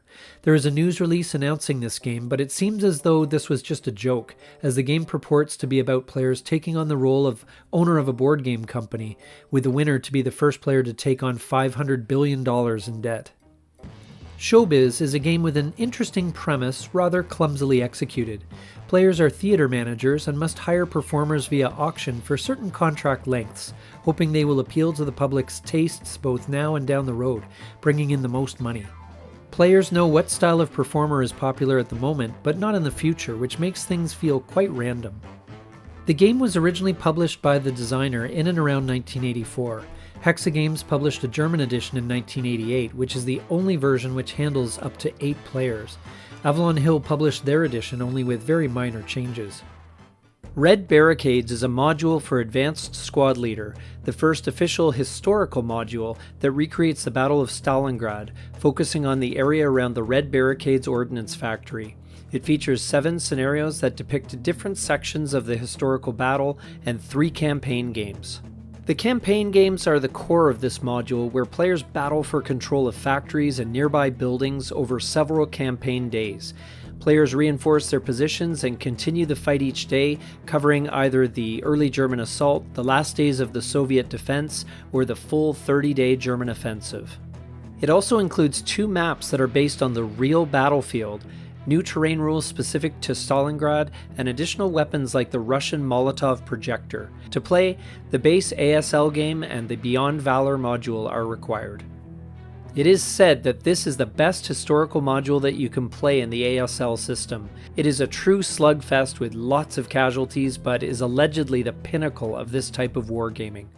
In 1991, there was an interesting article published in the General Magazine, which detailed a challenge gaming, and wargaming in particular, was facing. The so-called graying of the hobby was a real concern at that time. It is summed up in the first paragraph, and bemoans that, recently there has been much lamenting the fate of the hobby as we know it. Manufacturers have come and gone with increasing rapidity, and the incursions of computer/video technology and fantasy role-playing has disturbed many a traditional wargamer. Here is one of the first overt mentions of the new challenger to the tabletop hobby, video games. This same article points out the differences between the generations at that time. And as for the next generation, they've taken the easy road.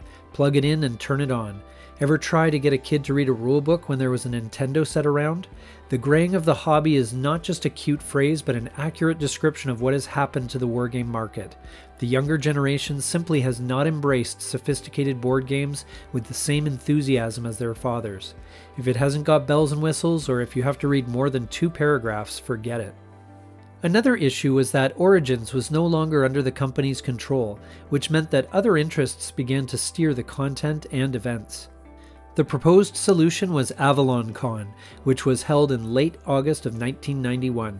It was billed as a return to the roots of the hobby when Origins was primarily a convention dedicated to historical wargaming.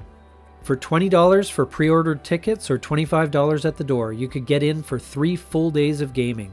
No exhibit booths or seminars, just playing games together. Bringing along an interested youngster was also encouraged. Overall, 1991, surprisingly, was a bit of a return to form, as there were a bunch of new games. Well, that's not quite true. There were a lot of older games that were updated with new mechanics, some of which used the system first utilized in Gettysburg 88. The first was Battle of the Bulge. This was the third wargame of this famous battle that Avalon Hill published after the versions released in 1965 and 1981. It is part of the Smithsonian American History series, which was meant by designer S. Craig Taylor as an introductory game to introduce new people to this fascinating hobby by providing smaller, simpler, faster playing, yet still challenging strategy games. It has 3 scenarios, of which the last one is the full campaign. It is a game that, although fairly simple, takes a long time to play. The first scenario, which covers the initial breakthrough by the Germans, reportedly takes as long as 4 hours. Also, the game's basic rules are arguably too simple. The optional rules are necessary to add any sort of historic flavor to the game. In Dragon magazine, Doug Niles found that he liked Battle of the Bulge for its easily accessible game system, the high quality of the components, and the clear victory conditions.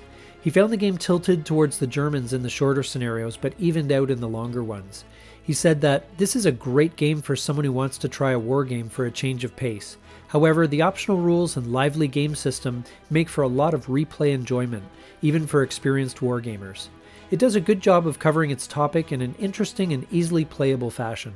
Midway's Smithsonian edition is based on the 1964 classic game that recreates the famous and pivotal carrier battle of World War II, but introduces some new concepts like an alphanumeric scale for defense and surface attack values, and things like torpedoes.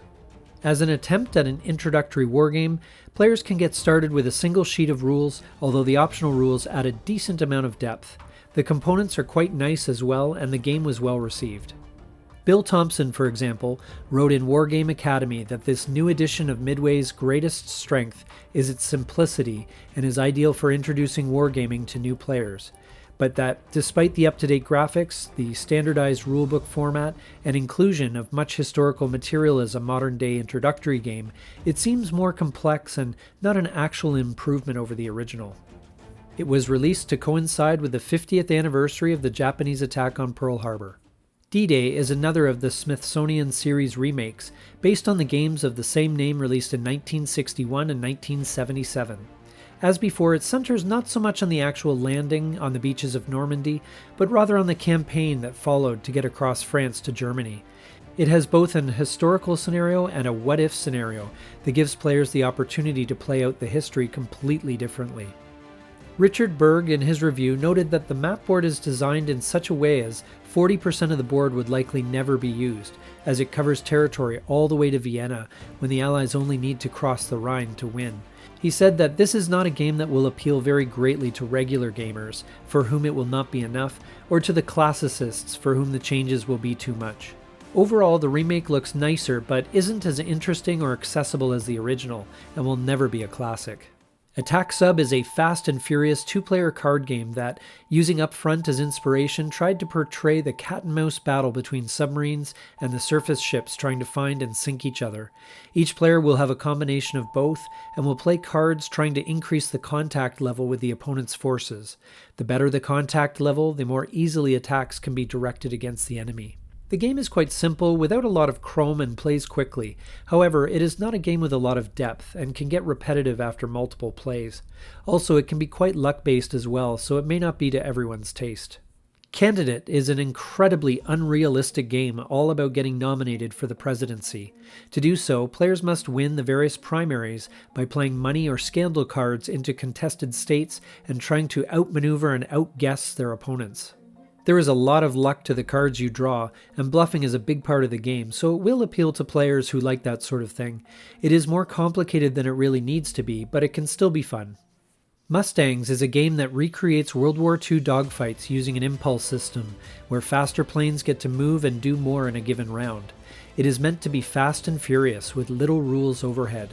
There are only 2 pages of rules and only 5 airborne maneuvers possible, including simply flying straight.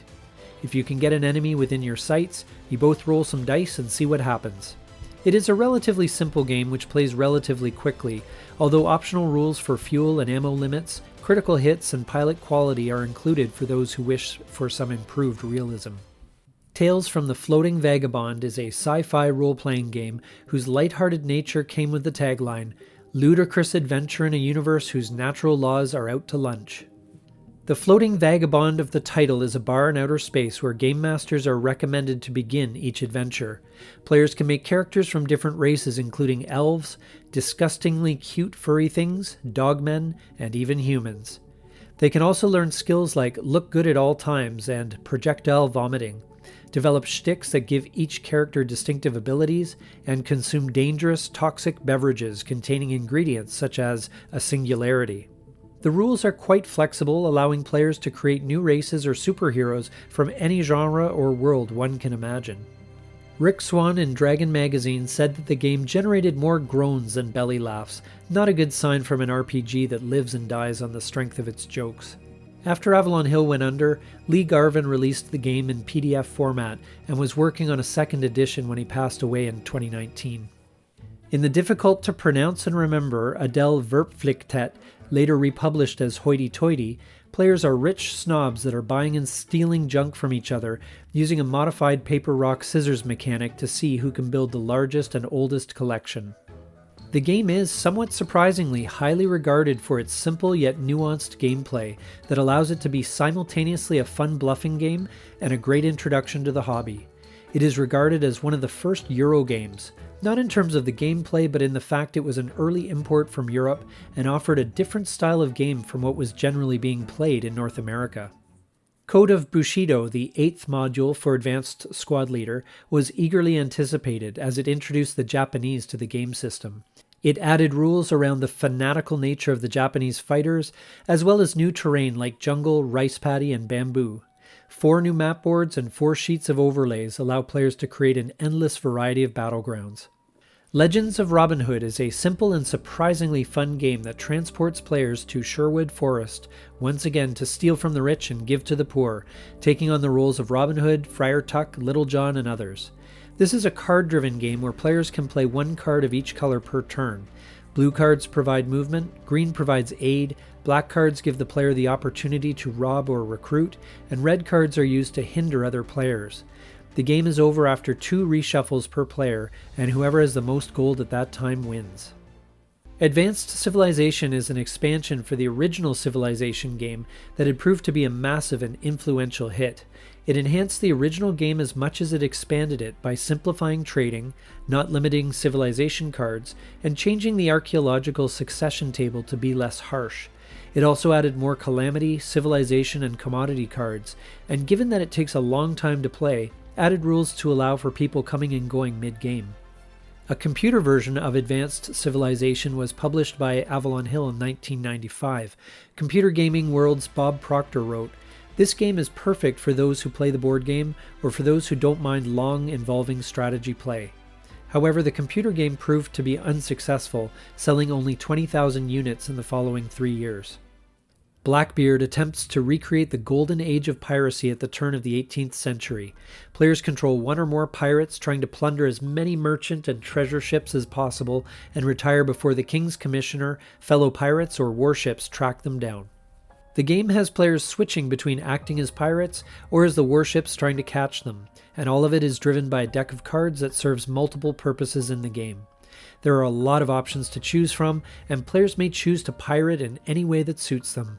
This is a tactical game where players respond to the whims of Lady Luck, and not strategic where players work some grand overall plan. But it does what it sets out to do, which is to give people a game of moderate complexity where they can indulge their urge to yell "Arr!" and experience something reminiscent of what life as a pirate was like back in the day. It is said that playing either solo or 2-player is best, as it minimizes downtime for the players and balances out the luck involved. GMT released a second edition of the game called Blackbeard, the Golden Age of Piracy in 2008, which incorporated many rules changes and seems to be more divisive in its reception. Around this time, another article in the General expressed the feeling of unease at the changing times. In Avalon Hill Philosophy, Part 139 in Volume 27, Number 1, an article by Chris Crawford, which highlighted areas of concern in the computer gaming industry, was repurposed, as his observations were appropriate to the board game industry and Avalon Hill specifically as well.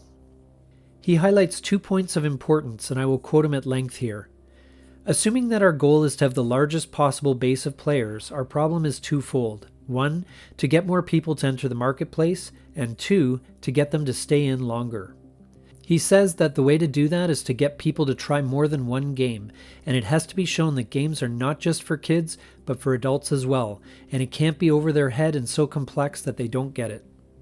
He observed that the challenge was that the customers that are vocal with the company are the ones that are the aficionados, and they tend to demand games that are more challenging and complex. Yet they are not the majority of the potential audience, and the games supposedly marketed at the beginner are, when evaluated objectively, just too complex and involved. Interestingly, Crawford provides an insightful comparison. We have a sobering precedent to consider. Back in the 1970s, a company called SPI rejuvenated the flagging board wargame industry and sparked a boom in the business. For 5 years, SPI rode high with a series of impressive designs. One of SPI's secret weapons was its feedback survey. The principals at SPI paid close attention to those survey cards, and as a result, the SPI games grew progressively bigger, more complex, and more obscure. Introductory level games grew rarer, and the game rules manuals became longer and longer. Unsurprisingly, SPI began a long downhill slide, finally collapsing in 1981. The board wargames industry didn't die, but it never regained the luster of its heyday in the mid-70s. There were many reasons for the decline, of course, but catering to the aficionados was one of them. There are those at Avalon Hill that obviously knew this to be the reality they were up against. How would they respond, and what would the future hold for the company? Sadly, we now know that the game company that launched the wargaming hobby was within a few years of its total collapse, which we will examine next time in the final chapter of this series.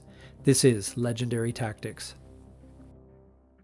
It's hard to say if anyone knew much ahead of time that the Avalon Hill Game Company, a firm of historic significance to the hobby of board gaming, would be gone before the end of the 1990s.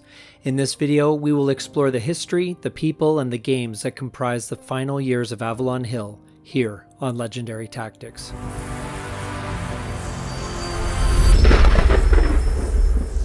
The fall of the venerable Avalon Hill Game Company seemed to happen quite suddenly. Although there were some signs beforehand that society and the game markets were certainly changing, the company was changing too. 1992 was a year of significance in this regard.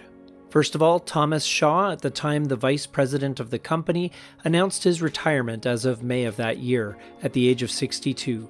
Shaw and Avalon Hill had become inseparable in the minds of many. His wife, Christy, was even the head of Avalon Hill's direct mail division from 1971 through 1981.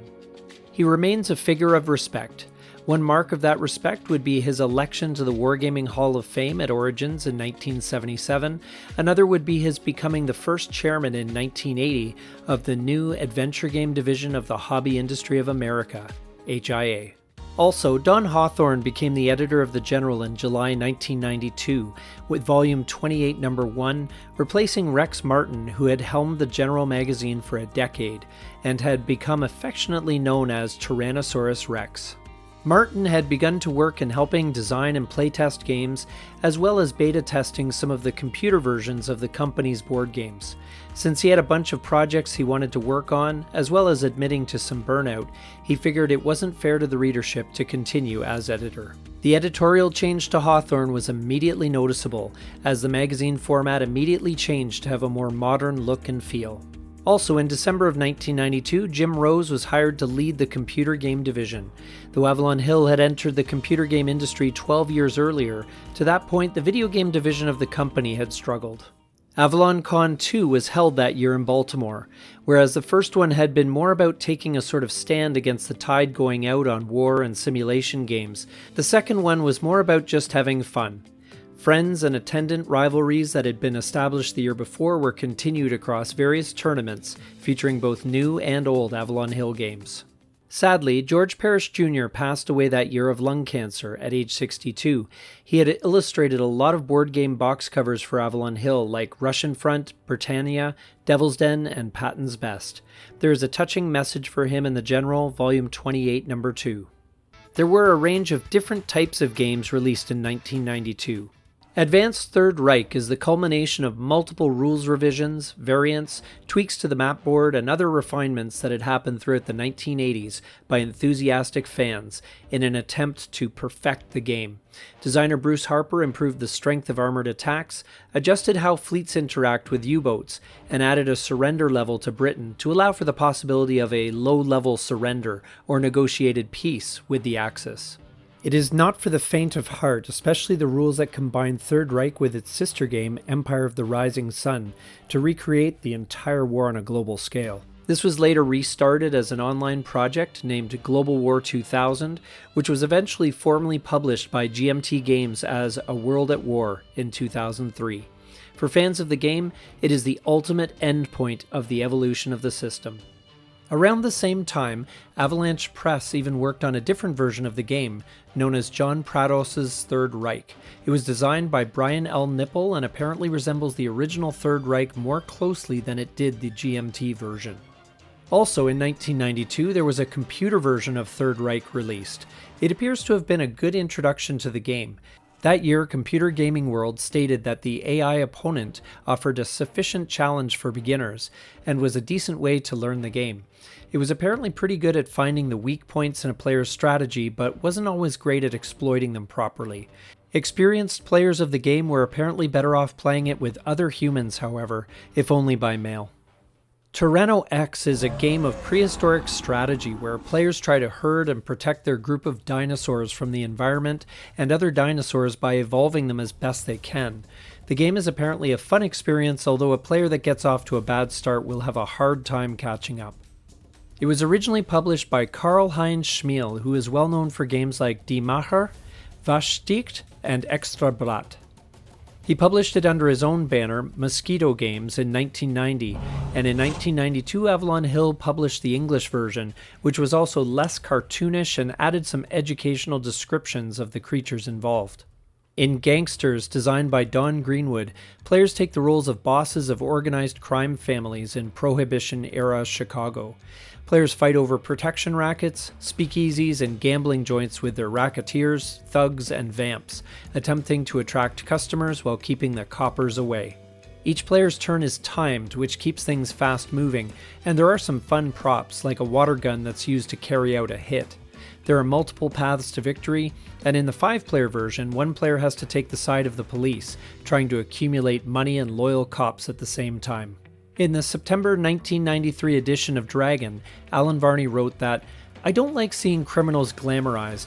That said, this design shows a charm and excitement independent of its subject. Enjoy this tasty fruit of Greenwood's long experience."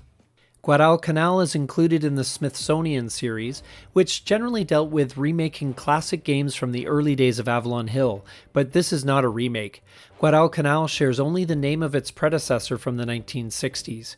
In fact, this game has more in common with two other games, Flat Top and especially the Smithsonian edition of Midway. It deals with carrier warfare in and around the Solomon Islands, with land combat abstracted out of the gameplay. Scenarios include such famous battles as Coral Sea, Guadalcanal, and Santa Cruz.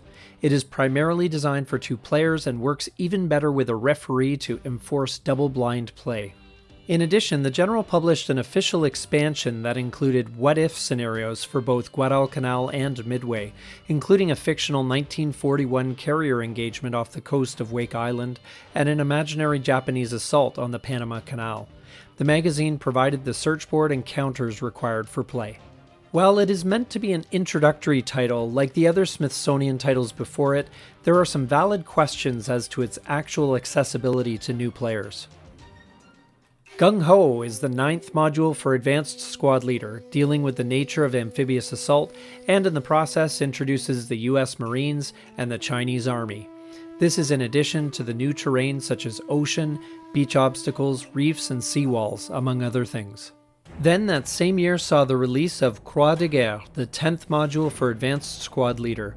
It brought in the French Army from 1939 to 1940 and Vichy French forces. It is meant to expand greatly on the French forces provided in Squad Leader's Crescendo of Doom. That said, it is a small module overall with a couple of maps, a few overlays, and some counters, but it fortunately offers some strong scenarios. Stonewall Jackson's Way is a simulation of the Second Manassas Campaign and was the first volume in Avalon Hill's series of strategic Civil War games. This is one of the first Civil War games that recreated a whole campaign instead of just a single battle. It features 2 very accurate map boards of central Virginia in the summer of 1862 that are based on original Civil War maps found in state and county archives, showcasing features like roads, turnpikes, railroads, rivers, mountains, bridges, and fords. Players control Union and Confederate military units, with each turn representing 1 day of real time. The game includes 5 basic scenarios, 2 advanced scenarios, and a detailed day-by-day historical analysis of the campaign. The interactive game system ensures unpredictable, exciting, and competitive gameplay, appealing to both Civil War enthusiasts and newcomers to this period of American history. It is designed to be fairly easy to learn and play, and to be fast playing. Some scenarios take less than an hour. Future games were designed to link up with the map of Stonewall Jackson's Way to help portray most of the Civil War's Eastern theater. 1993 was a year that featured few new games, but they included some classics, and possibly the best Avalon Hill game of all time, at least according to the readership of the General. Avalon Con was held again that year at a new venue, the Hunt Valley Inn. Despite the fact that the sales manager who signed the contract had been transferred shortly afterwards, the catering manager resigned the week beforehand, the lighting was insufficient, and the pizza place was swamped throughout, attendance was up in 1993 and people reported having an excellent time. But sadly, all was not well. In the General, Volume 29, Number 3, Don Greenwood penned that issue's Avalon Hill philosophy article. In this piece, titled Change, he confronts the stark reality that board game sales are dwindling and that the younger generation has voted overwhelmingly with their entertainment dollars for the electronic media. In the age of Nintendo and Sega, seemingly no one can be bothered to read. Claiming that elements such as hubris and stubbornness were to blame, he said that the love of board games and the resultant narrow center of attention had allowed Avalon Hill to be bypassed by video games. Now a change in direction was necessary. The company had now begun to take digital games seriously. In fact, it was announced that video games were now going to be the main focus of Avalon Hill, with the first digital releases of Kingmaker and Operation Crusader to occur that same year, to be followed in short order by video game versions of Blackbeard, Advanced Civilization, Third Reich, and Fifth Fleet. To implement this change, Avalon Hill teamed up with Atomic Games, most famous for their V for Victory series. It was the end of an era, and while the company was not going to stop publishing board games, the reality was that they were going to have to be much more selective in their publishing going forward. So what board games were released that year? Assassin is a card game that has players moving around a map of Europe using cards to determine destination, method of transportation, and distance, scoring points for each port of call they reach. At the same time, other players drop hazard cards to block or slow their opponents down. One of the players is an assassin and gets bonus points for carrying out a hit on one of his or her opponents. The game is a revised version of a card game published in 1992 by FCB and Associates called Eurohit, and this game was picked up and subsequently published by Avalon Hill. The original game was criticized for its terrible components, but Dragon Magazine said that aside from that, it is a fun game. Designer Richard Berg disagreed, however. In his review, he said that the game is an exercise in boredom, with the description on the box being the most exciting thing about it. The rules revisions by Avalon Hill were also seen as problematic, with ambiguities that sometimes left players stranded between cities and provided too little player interaction. We the People is a seminal game that helped to launch a popular trend within wargaming, the card-driven game, popularly and colloquially known as the CDG. It simplifies traditional hex-based maps into an abstract system of connected spaces, known as point-to-point, for not only army movement and geography, but also to represent other elements like political affiliation and control. Additionally, instead of dice, a deck of battle cards is used to resolve conflicts, providing a more nuanced feel of combat and avoiding the randomness of die rolls.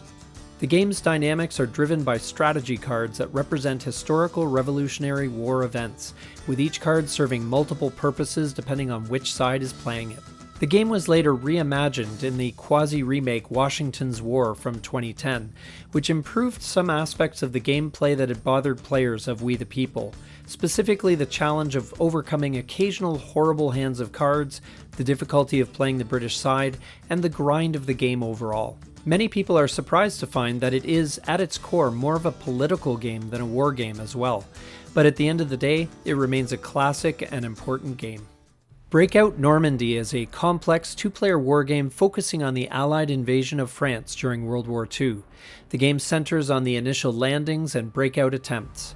The German player aims to prevent a successful Allied landing and, if that fails, to contain the beachhead. The Allied player wins by establishing a beachhead or, ideally, as the title suggests, breaking out of it to the French countryside beyond. The map depicts the Normandy region where the initial amphibious operation took place, and the game's counters represent various military units, including infantry, airborne, armor, artillery, anti-tank, and anti-aircraft forces that took part in the historical invasion. It was the last of Courtney Allen's area impulse system utilized in Storm over Arnhem, Thunder at Casino, and Turning Point Stalingrad. While the rulebook is haphazardly organized, the game itself shone with tense, challenging, and interesting gameplay. It is arguably not very historical though, and though it is the acclaimed endpoint of the evolution of the game system, it admittedly has its limitations. Speaking of game systems, IDF, Israeli Defense Force, uses the same system as MBT to represent tactical combat in the Middle East from 1967 to 1973. The rule set was only adjusted in small ways to account for the difference in setting. It plays very similarly to its predecessor, with the exception that tank-on-tank battles are much more brutal, as it is set before the time of things like depleted uranium armor, for example. It is apparently a great game if one enjoys the system introduced by MBT. Kampfgruppe Piper 1 was the advanced squad leader module released that year. This is a module which recreates the fighting between US forces and the German SS during the Battle of the Bulge. It includes 2 historically accurate map sheets, a 4-scenario campaign game, and requires advanced squad leader and the expansions Beyond Valor and Yanks to play. Roadkill is the Mad Max movie franchise distilled into a board game. Players are in a post-apocalyptic cross-country race, where each vehicle is outfitted with things like machine guns, hand grenades, and tire slicers. The goal is to be the first to cross the finish line in one piece. A standard game includes 8 road segments and typically lasts about 2 hours, though shorter games are possible. The game involves strategy and passing other cars and dealing damage using weapons, which can reduce opponents' hand sizes or cause their cars to crash. Leading cars can create new road segments by passing an exit check, which becomes easier the longer they've been in the current segment and the fewer cars are trailing them. The card deck of 128 cards is versatile, being used for various game actions, including random number generation. The game can run long, but is apparently a lot of fun. Surprisingly, despite the abundance of weapons, the game may lack sufficient destruction for some players, who can use extra death rules to increase the carnage. While the gameplay is decent, the game's immersive theme and role-playing elements make it particularly appealing to those who enjoy thematic games. History of the World is, according to the ratings of the readers of the General, the highest-ranked game that Avalon Hill ever produced. There is no doubt that it is compelling. Up to 6 players compete as different empires over anywhere from 5 to 7 epochs, depending on the edition from ancient Sumerians to pre-World War I Germany. The game emphasizes that all empires rise and fall, and players score points based on the territories they conquer and how long their units remain on the board. Each epoch, players take control of a new empire, some more powerful than others. However, game mechanics help balance the gameplay. Players expand their empire by conquering adjacent territories, and battles are resolved through die rolls, with modifiers for factors like terrain or sea invasions. Players can also build forts for defense, and empires can construct monuments by conquering resource-rich lands. At the end of each epoch, players score points for controlling territories, capitals, cities, and monuments. Bonuses are awarded based on presence, dominance, or total control in each region. Players also gain secret bonus points known as pre-eminence markers at the end of each epoch, which are revealed at the end of the game. The player with the highest score after 7 epochs wins. Its concept of scoring regions depending on levels of control was cited by designer Jason Matthews as an inspiration for the scoring mechanism of the hit game Twilight Struggle. It was designed by Ragnar Brothers and originally published in 1991 and featured a board made from a tea towel. It sold out within weeks and was then picked up and published again in English, Dutch, and German versions by various publishers, including Avalon Hill. Hasbro re-released History of the World as a big box game in the early 2000s, and Ragnar Brothers published a revised version in 2009, known as A Brief History of the World, where players played through 6 epochs. Z-Man Games published the most recent version of the game in 2018.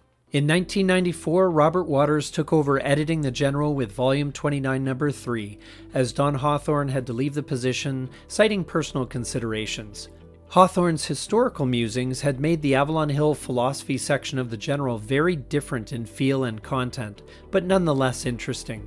And in Volume 29, Number 5, the first series replay featuring a computer game, Operation Crusader, was presented. AvalonCon, ever part of the company's ongoing attempt to keep board games relevant, was held in August of that year, and was a great success by all accounts. 1994 also brought with it some interesting games, though there weren't many of them. Guerrilla is an intriguing card war game for 3 to 6 players, wherein everyone is vying for control of the government in a civil war. Each player controls the forces of both the government and guerrillas, of which they secretly support only one. Each is given 2 actions per turn to deploy, withdraw, attack, draw cards, etc., in their effort to score points for their side, themselves, or their allies. Since the roles are secret, you can't be sure who is an ally and who is an enemy, which leads to plenty of fog of war and shifting loyalties. There is some luck involved, but it is relatively fast playing with little downtime, and the game has its fans. It was remade and rethemed as Combat Soldiers in the Battle of the Bulge in 2004 by Lost Battalion Games. Colonial Diplomacy is a standalone variant of the classic Diplomacy. In this game, players take the roles of different colonial powers, vying to control the most colonies and territory. It plays just like the standard game with a few small variations, but with a larger map than the original, different geography, and controversial play balance. Apparently France is really difficult to play, while England seems to have an easier time of it. However, this can always be mitigated with skillful maneuvering and, of course, diplomacy. Roads to Gettysburg is the 3rd game in Avalon Hill's Great Campaigns of the American Civil War series, covering the 3-week campaign leading up to the Battle of Gettysburg. Unlike most Civil War games focused on specific battles, this one explores the broader campaign, with the Union aiming to push Confederate forces back to Virginia and the Confederates aiming to hold the agriculturally rich Pennsylvania. The game is accessible, with some scenarios playable in about an hour.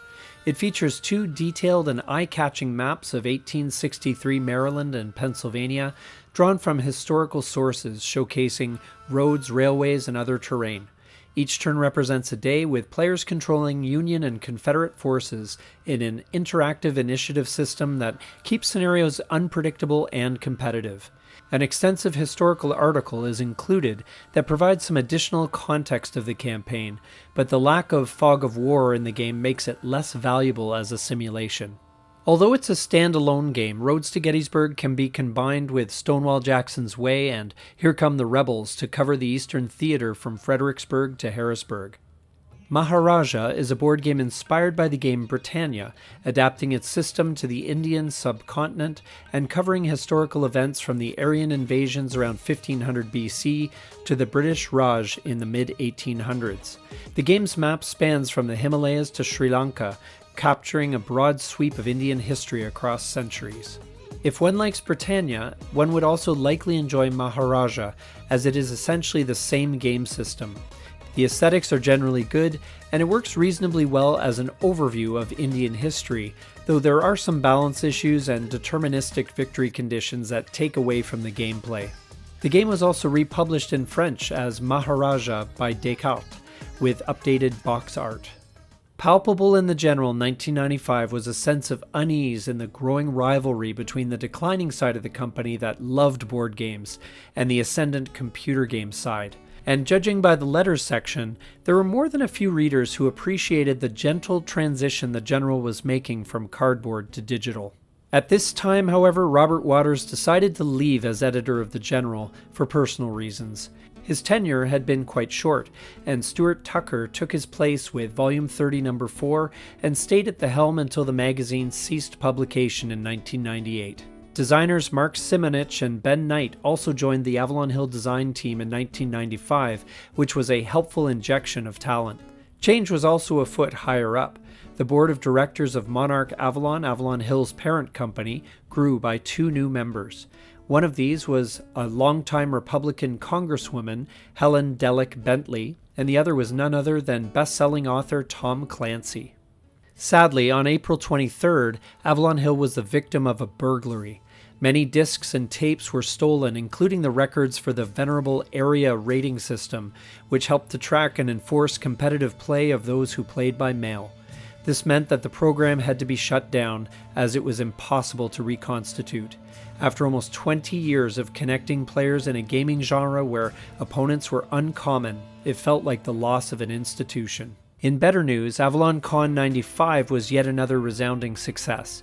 While the General reduced its coverage of the convention overall, they included a page celebrating the winners of the youth tournaments, which was a nice addition. The game releases that year were quite varied. Empire of the Rising Sun is a Pacific War wargame designed by Bruce Harper with significant contributions from Dave Casper on naval warfare rules. It serves as a companion to Advanced Third Reich, sharing similar mechanics. The game also includes a copy of Ultra Magazine, providing a synopsis of the game.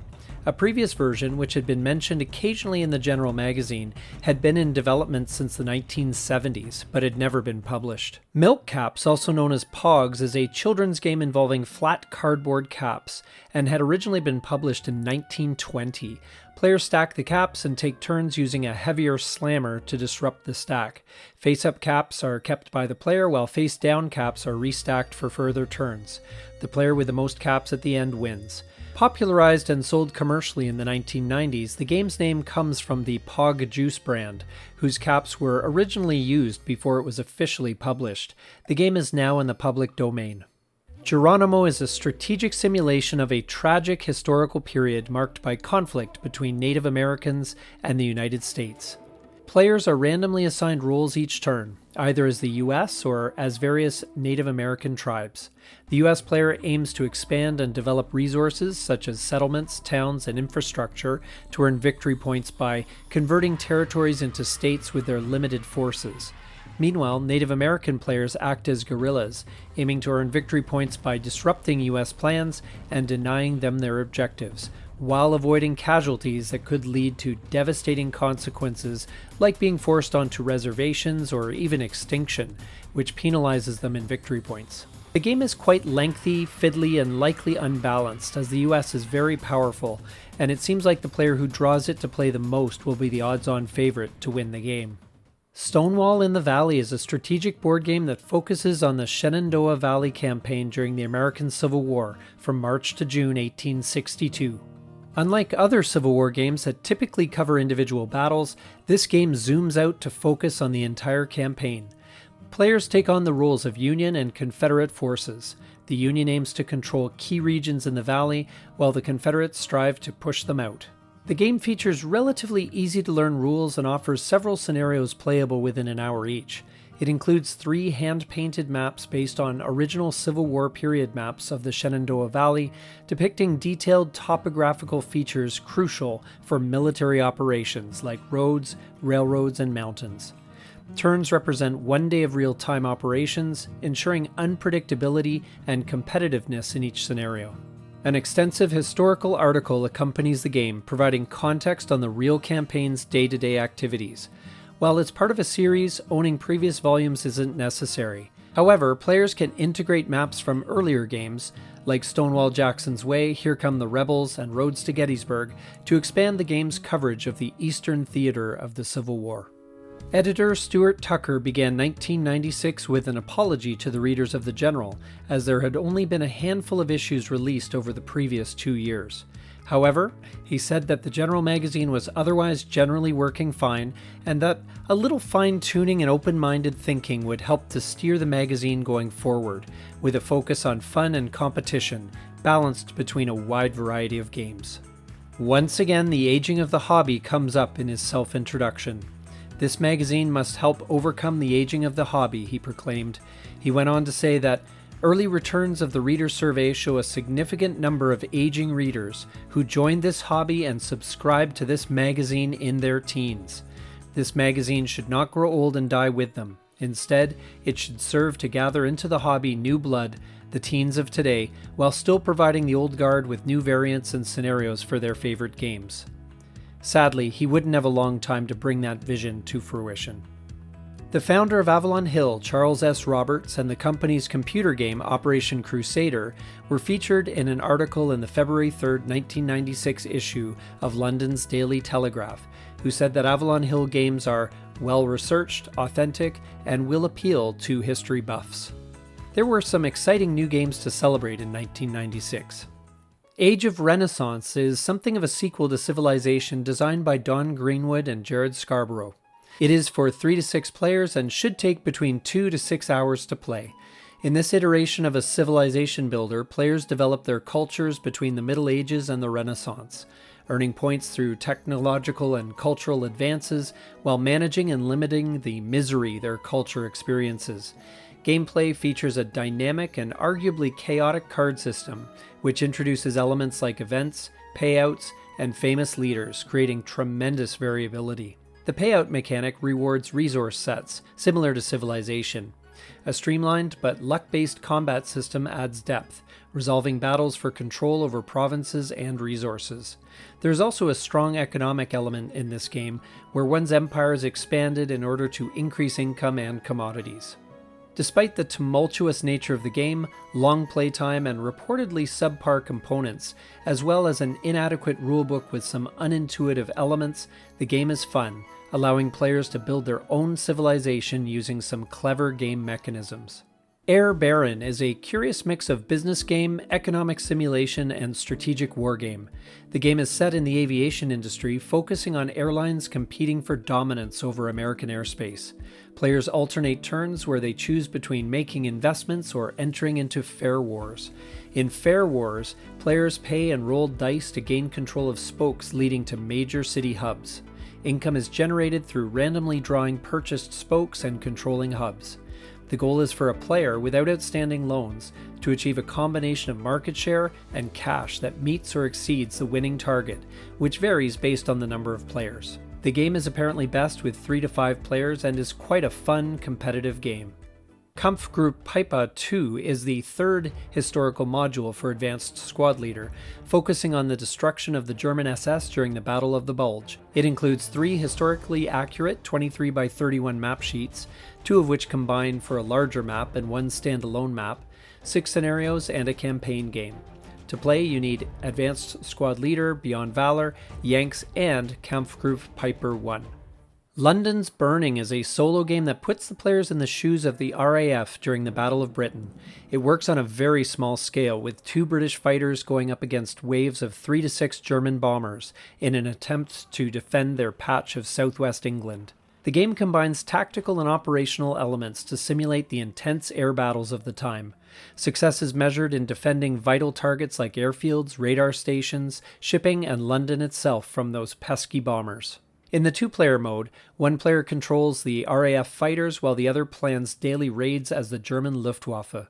Alternatively, players can team up to cooperatively face off against the game-controlled German Air Force, striving for the highest score.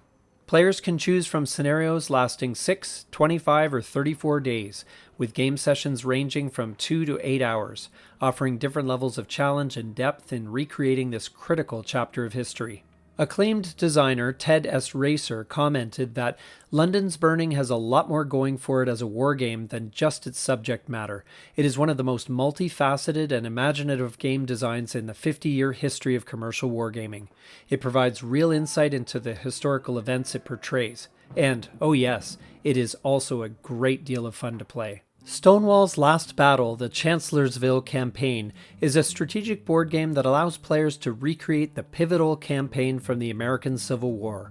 Players can experience the entire thing, starting from Fighting Joe Hooker's daring flank march across the Rappahannock River to the climactic battles around Chancellorsville. The game features a meticulously rendered map of central Virginia, encompassing key locations like the Wilderness, Fredericksburg, and stretches of the Rapidan and Rappahannock rivers. This mapboard is based on authentic Civil War maps preserved in state and county archives, enhancing historical accuracy and immersion for players. This one doesn't have the space for maneuver of other games in the series, and due to the victory conditions, the Union player will likely be using a similar battle plan each time, but it plays quickly and is quite fun.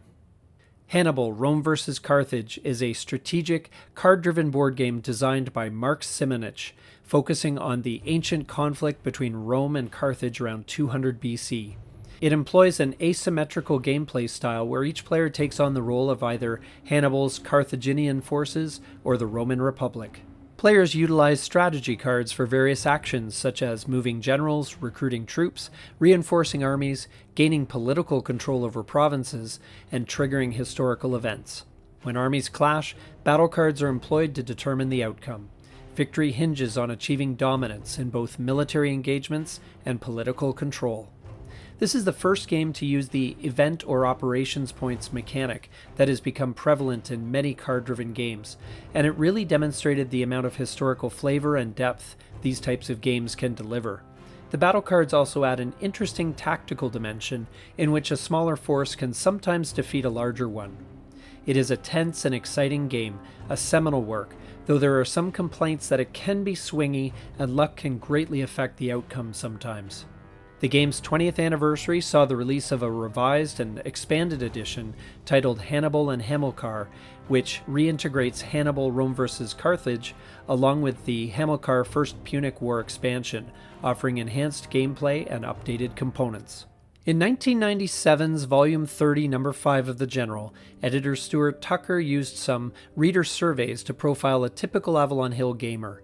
Based on those results, the average Avalon Hill gamer at the time was 38 years old, male, with 2 kids, if he has any, and has been playing TAHGC games since his teenage years. He subscribes to 1.2 other gaming magazines, owns a computer, splits his game spending evenly between board games and computer games, rarely plays collectible card or role-playing games, devotes about 4 hours per sitting to a game, and spends 1/3 of his playing time at the computer. His favorite topic, without question, is World War II. A distant second, but still popular, is the American Civil War. He shows some interest in buying modern warfare, Napoleonic, ancient, and other 20th century warfare games. He has only mild interest in the 17th to 19th centuries, medieval, science fiction, and family games. He shows almost no interest in fantasy games and low interest in sports, economics, and politics. After breaking down the difference between the average gamer and their kids in some detail, he offers hope for the future, albeit with the usual warning about the hobby aging out.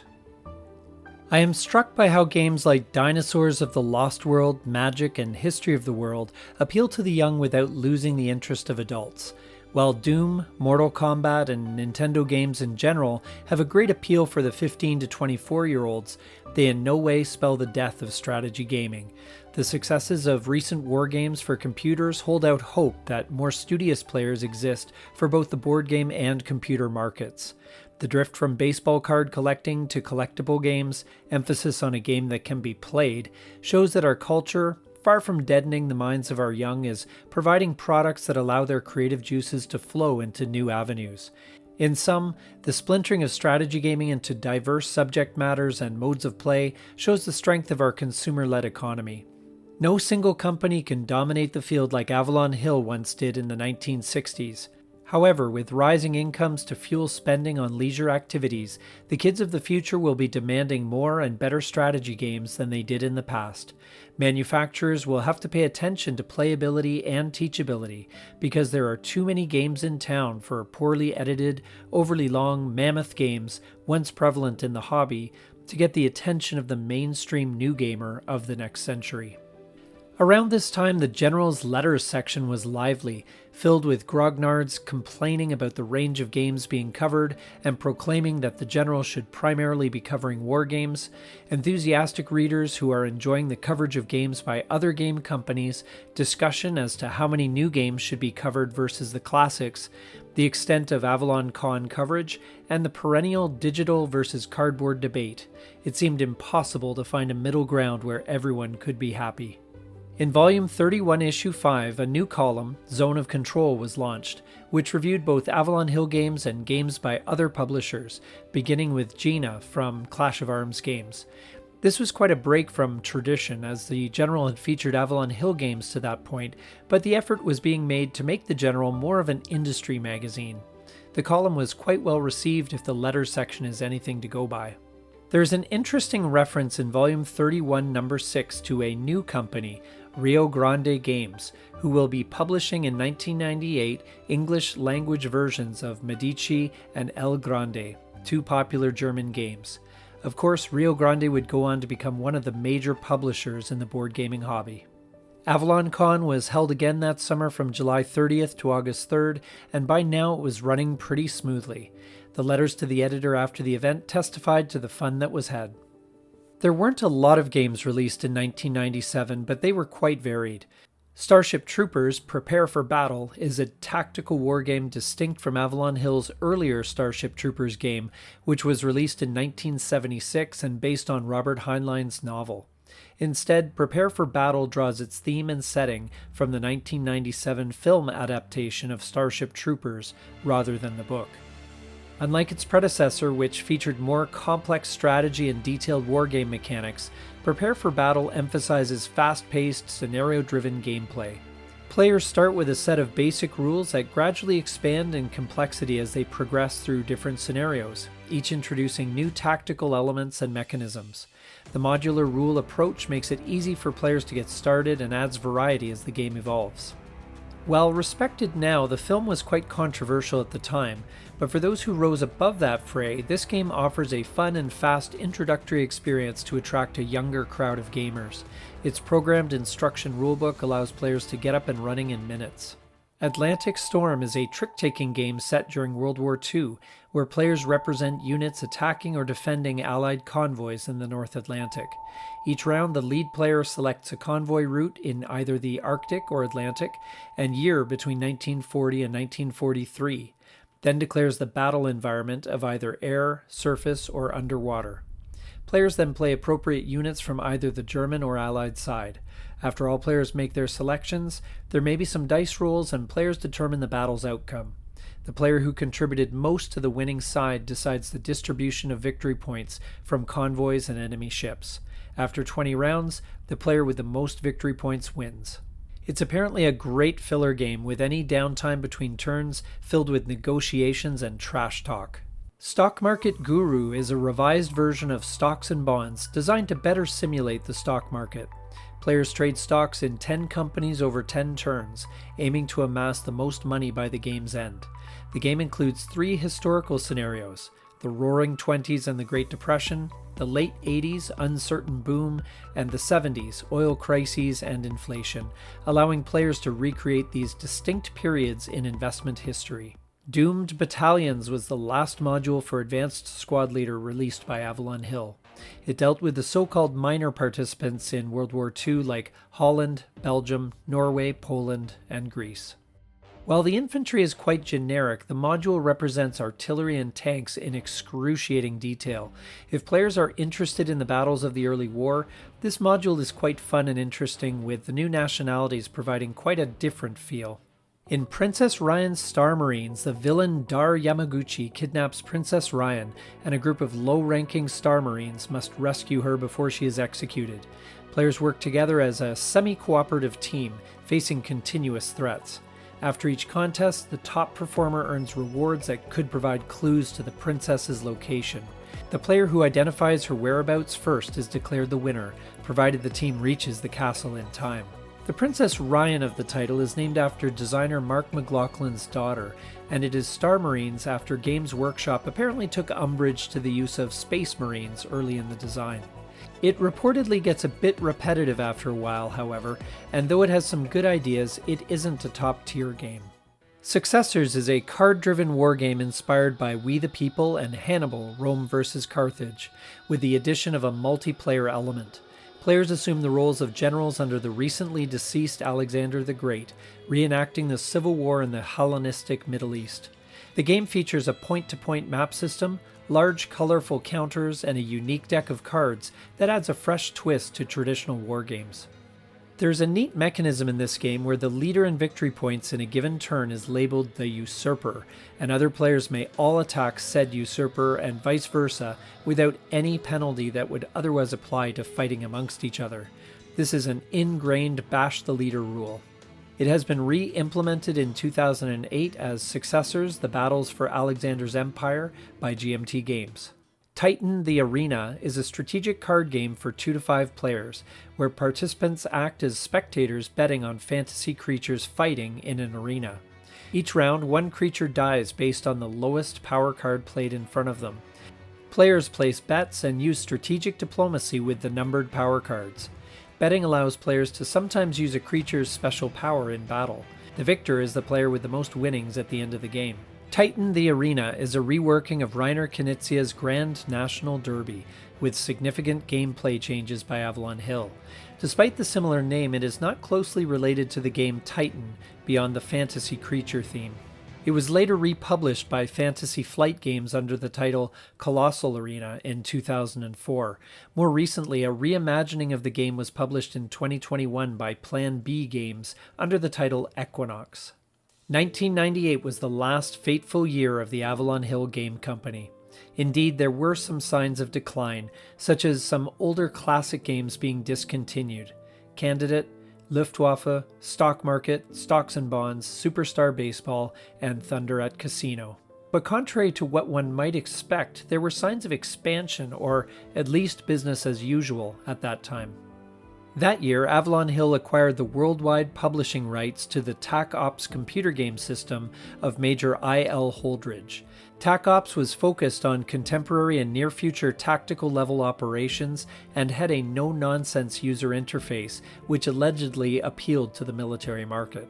Also, the always much-anticipated Avalon Con was scheduled between July 29th and August 2nd of 1998. There were only a handful of games released that final year. Bitter Woods: The Battle of the Bulge is a mid-complexity two-player wargame that focuses on the famous battle of the same name, which occurred in December 1944 and was the last major German offensive of World War II. The game map represents the Ardennes region, featuring roads, rivers, and cities, with a hexagonal grid where each hexagon covers 2 miles. Units are represented by brigades and regiments, and each turn equals 12 hours of real time. Key features of the game include morale, notable leaders, blitzkrieg tactics, German army boundaries, mechanisms recreating the initial surprise the German side created, and the decisive nature of Allied air power. The game components consist of a 22-inch by 32-inch unmounted map, 320 counters, and a 16-page rulebook. It was the 4th game covering this battle that was published by Avalon Hill, and the last World War II game published by the company. It can be viewed in some ways as a culmination of the wargaming hobby. While it features the typical hexes, counters, and zones of control, it introduces an unconventional combat results table and makes all the chrome of the system optional, so players can customize their experience. Overall, it is a well-made, interesting, and comfortably familiar game. Monsters Ravage America is an interesting choice as one of Avalon Hill's final releases. Players control one of 6 giant monsters rampaging across a map of the USA, destroying cities, crushing famous landmarks, and battling opponents. Monsters range from classic types like giant lizards and apes to unconventional ones like massive glowworms, each with unique abilities. Players also command a branch of the military which can attack and hinder other monsters, though the militia forces will likely be ultimately overwhelmed as monsters destroy bases and reduce available troops. The game builds to a climactic showdown after 20 cities are destroyed, triggering a final monster challenge where all monsters battle in a free-for-all. The last monster standing wins. This game was later remade as Monsters Menace America by Wizards of the Coast. This new edition was released in 2005 with some streamlined rules and drastically improved aesthetics from the original game, adding plastic monsters and military units. On to Richmond is the sixth game in the Great Campaigns of the American Civil War series, focusing on the Peninsula Campaign. Players control Union and Confederate forces in a strategy and maneuver game, with each turn representing 1 day of real time. The game features a map based on Civil War period maps, with each hexagon representing about 2,000 yards. 8 scenarios are provided, from the entire campaign, which lasts 112 turns, to short cavalry raids playable in 15 to 30 minutes.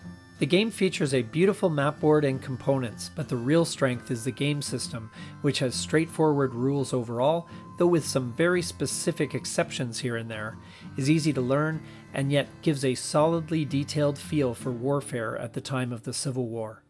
The scenarios are engaging and very playable as well, being nicely varied as to complexity and time to play. The main downside is that the hexes can become crowded, but that is certainly not a problem unique to this wargame. As the 90s progressed, a noticeable decline had been accelerating. 1997 and 1998 in particular resulted in huge losses for both the board and computer gaming divisions of the company.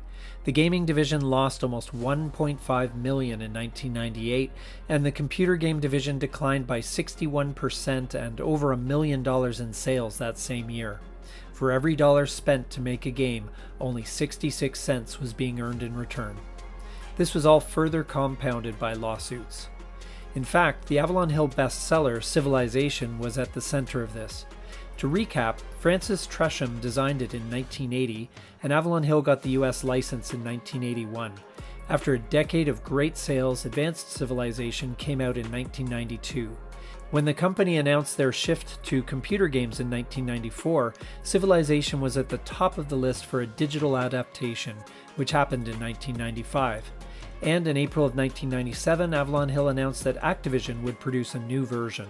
The problem was that another computer game company, Microprose, had a product called Sid Meier's Civilization that was also quite popular, and they voiced their opposition to this plan.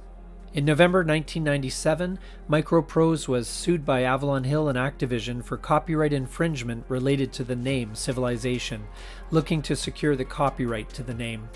In an epic response, Microprose went out on December 7, 1997, and acquired Heartland Trefoil, the original publisher of the game, an acquisition which included Francis Tresham himself, all the rights to Civilization, and also, as a bonus, the 1829 Railroad game system that was also a decent seller for Avalon Hill, whose licenses were then immediately ended. Microprose then countersued Avalon Hill and Activision for trademark infringement and unfair business practices. On July 14, 1998, Avalon Hill gave in and made a payment of $411,000, along with officially turning the sole ownership of the rights to Civilization over to Microprose. The consolation prize was that Avalon Hill was allowed to sell off their remaining inventory, but nothing beyond that. In the end, Activision was still given the rights to produce the game, which was later titled Civilization: Call to Power. Simultaneously, this legal drama was going on just as Hasbro was negotiating the acquisition of both Avalon Hill and Microprose. Without the sales of the popular Civilization in 1830, things were not going to get better. In fact, Monarch Avalon had been facing some financial pressure long before.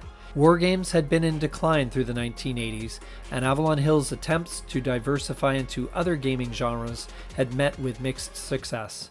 As far back as 1990, the company had been forced to close its New York office and to sell off its toy division while reducing inventory due to 3 years of tough financial circumstances. Eric Dott, the longtime president of the company and chairman of Monarch, also admitted that the company had been on the block in 1995 as well, but was taken off the market for revamping. Eventually, it all became too much. Dott made the fateful and likely quick and easy decision that Monarch Avalon Incorporated was to sell its entire line of games to Hasbro for $6 million in the summer of 1998. To be precise, Dott sold the rights to all Avalon Hill titles, all back stock, and even the company name to Hasbro. This included Victory Games, all Avalon Hill software and all trademarks, copyrights, and tooling. After 36 years, Monarch Avalon, which had changed its name years ago from Monarch Printing, was now forced to change its name again to Monarch Services Incorporated. The printing business, Monarch Envelope, and Girls Life magazine, published in conjunction with the Girl Scouts of America, remained. John G. Taylor, an analyst for an investment company out of Portland, Oregon, that specializes in games and toys, said that the purchase was a good move for Hasbro. "I suspect Hasbro has pretty big plans for this company," he said. "By taking the established brand name games of Avalon Hill and integrating them into interactive games for personal computers, Hasbro stands to do well." He also added, "With Avalon Hill, they are picking up strong brands in the strategy category. These games are the most popular in the interactive PC category. There's no speed, action, or movement. There is just strategy. People who play games on PCs like those type of games." Hasbro, based in Pawtucket, Rhode Island, had previously bought out many toy and game companies, such as Parker Brothers and Milton Bradley. It is famous as the producer of toys and games such as Mr. Potato Head, Monopoly, Candyland, and Clue. Dot refused to discuss why the game unit of this company was sold, simply saying, "Hasbro wanted to buy it, so we took the offer. We haven't decided what our next move will be yet." All the employees were terminated. In an interview with J.C. Connors, who was hired for a design role by Avalon Hill in 1996, he spoke about the final moments of the company where he was one of a half-dozen employees to leave the office that day for the last time. The staff remaining at the company by that time was quite small, and they had been doing the best they could with the people and the resources that were given them. But there had long been a feeling of frustration among them that it was harder and harder to get things greenlit, and the resources afforded them were not sufficient. Connors claimed that he had done the art for Monsters Ravage America because there was no budget to pay an actual artist. "If I didn't do them, the game wouldn't have had any art," he said. Connors, who had been responsible for running the website and blog for the company, wanted to put the word out. The last statement made on the official website on August 4th, 1998 was simply, "Avalon Hill has officially been sold to Hasbro. All employees of Avalon Hill were terminated as of today. What does this mean for Avalon Hill? We don't know. Thanks to everyone at Avalon Con who showed us how great this hobby is, and thanks to all the loyal fans who have supported the Avalon Hill Game Company for 3 decades. Really, we mean that." Dot was furious about that statement being released, and it was taken down almost immediately. But in the end, it had been seen, it stated the truth, and at that point, it didn't really matter. The sale was soon confirmed by Hasbro, Monarch Avalon, and others, and the reality of the situation began to sink in. It was producer-director of software development and trained electrical engineer Bill LeVay who was the final person to leave the building as Avalon Hill's last employee.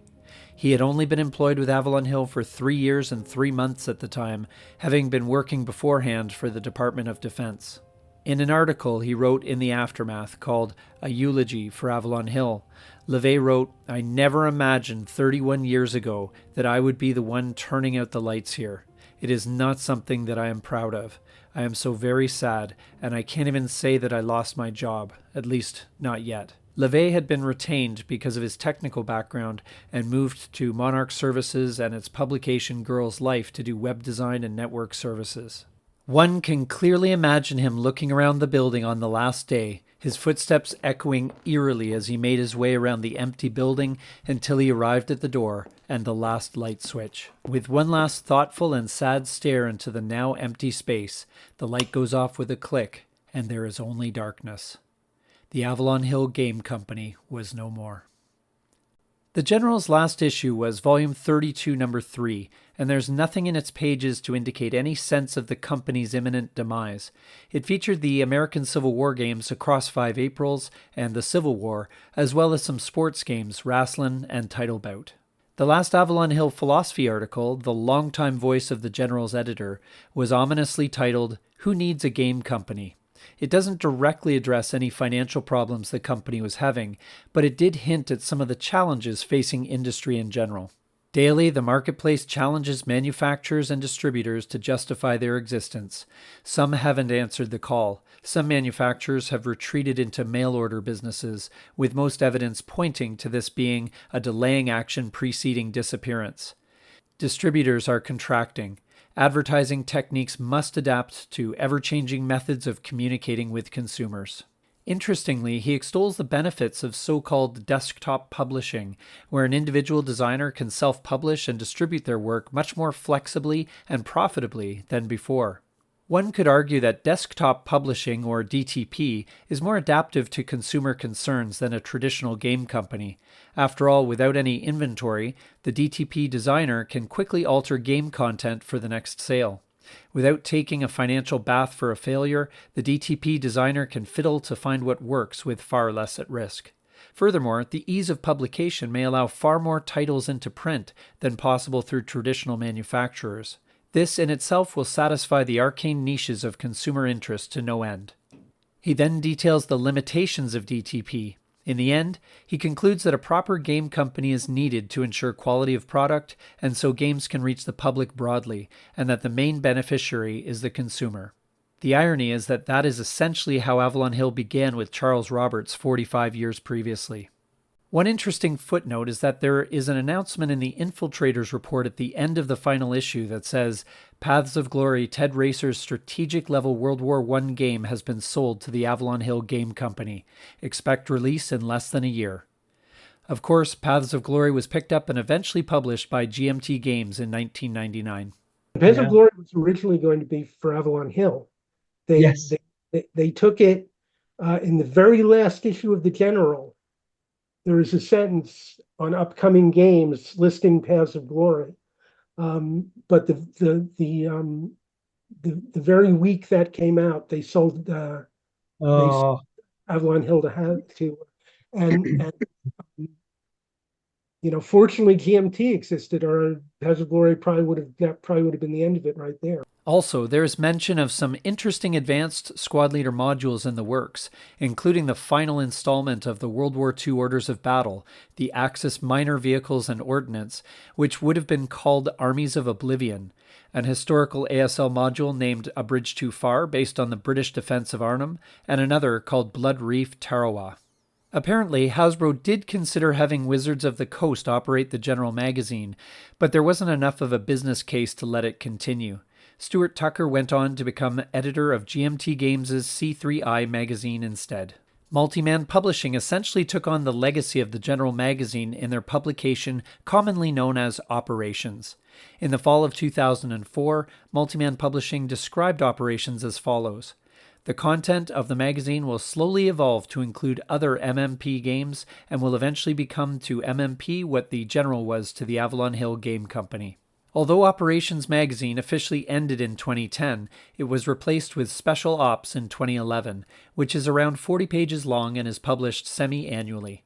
It has articles about and scenarios for Multiman Publishing's games, and even provides some complete games in its pages. Avalon Hill later operated as a division of Wizards of the Coast, which was acquired in September 1999 by Hasbro.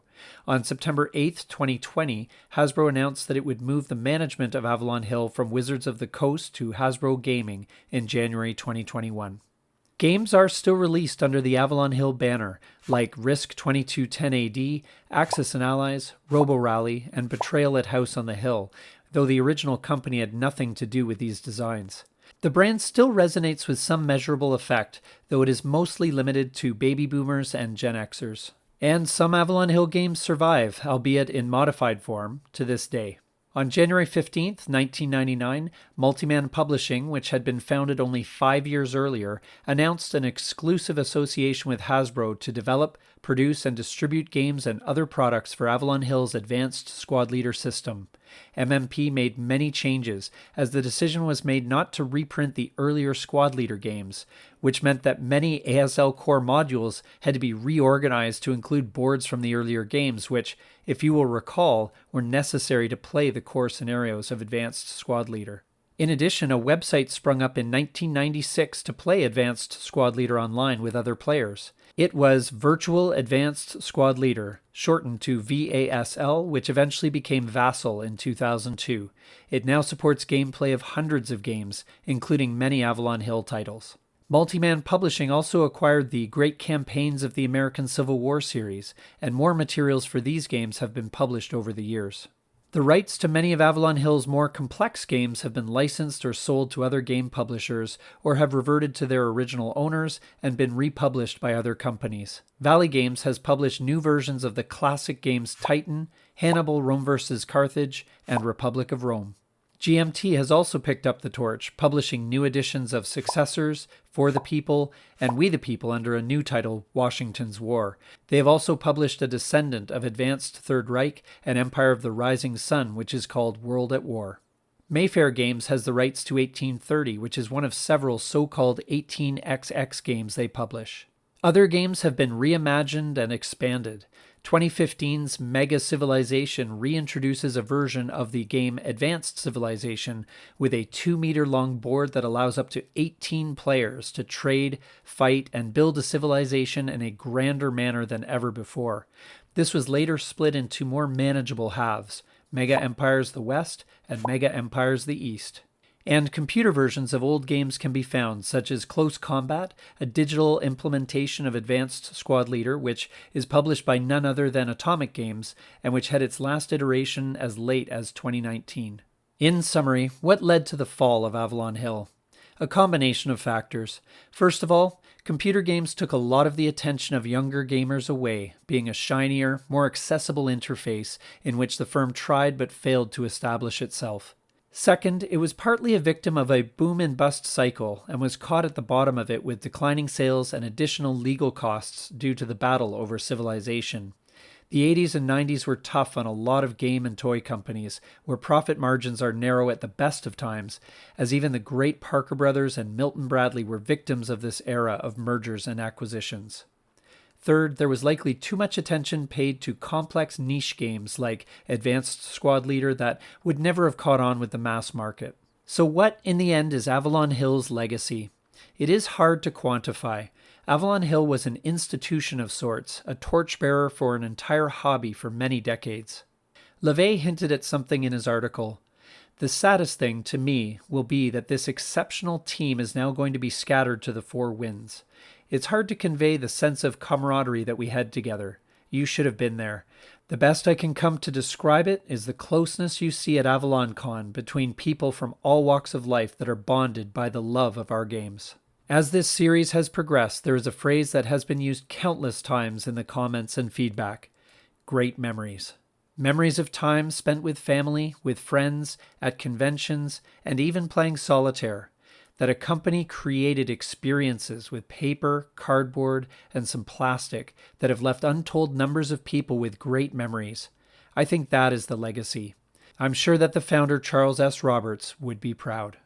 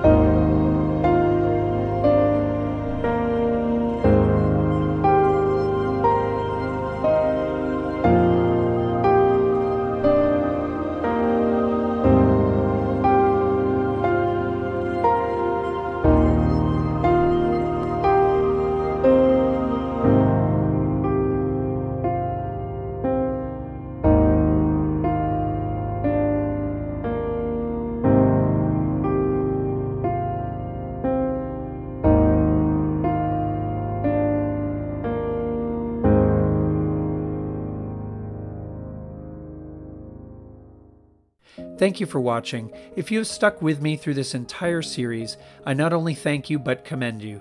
It has been a labor of love, and if it was of value to you, please like, subscribe, or even consider becoming a member to help our channel out. Finally, I would encourage you to, whenever possible, fight the cult of the new. Play these old games, keep them alive, and share them with others. The games produced by Avalon Hill are too good to disappear into the mists of history. But those of us who loved the company's games when they were around are the only ones who can keep their memory alive, and must take the responsibility of passing the great legacy of the Avalon Hill Game Company to new generations. This is Legendary Tactics.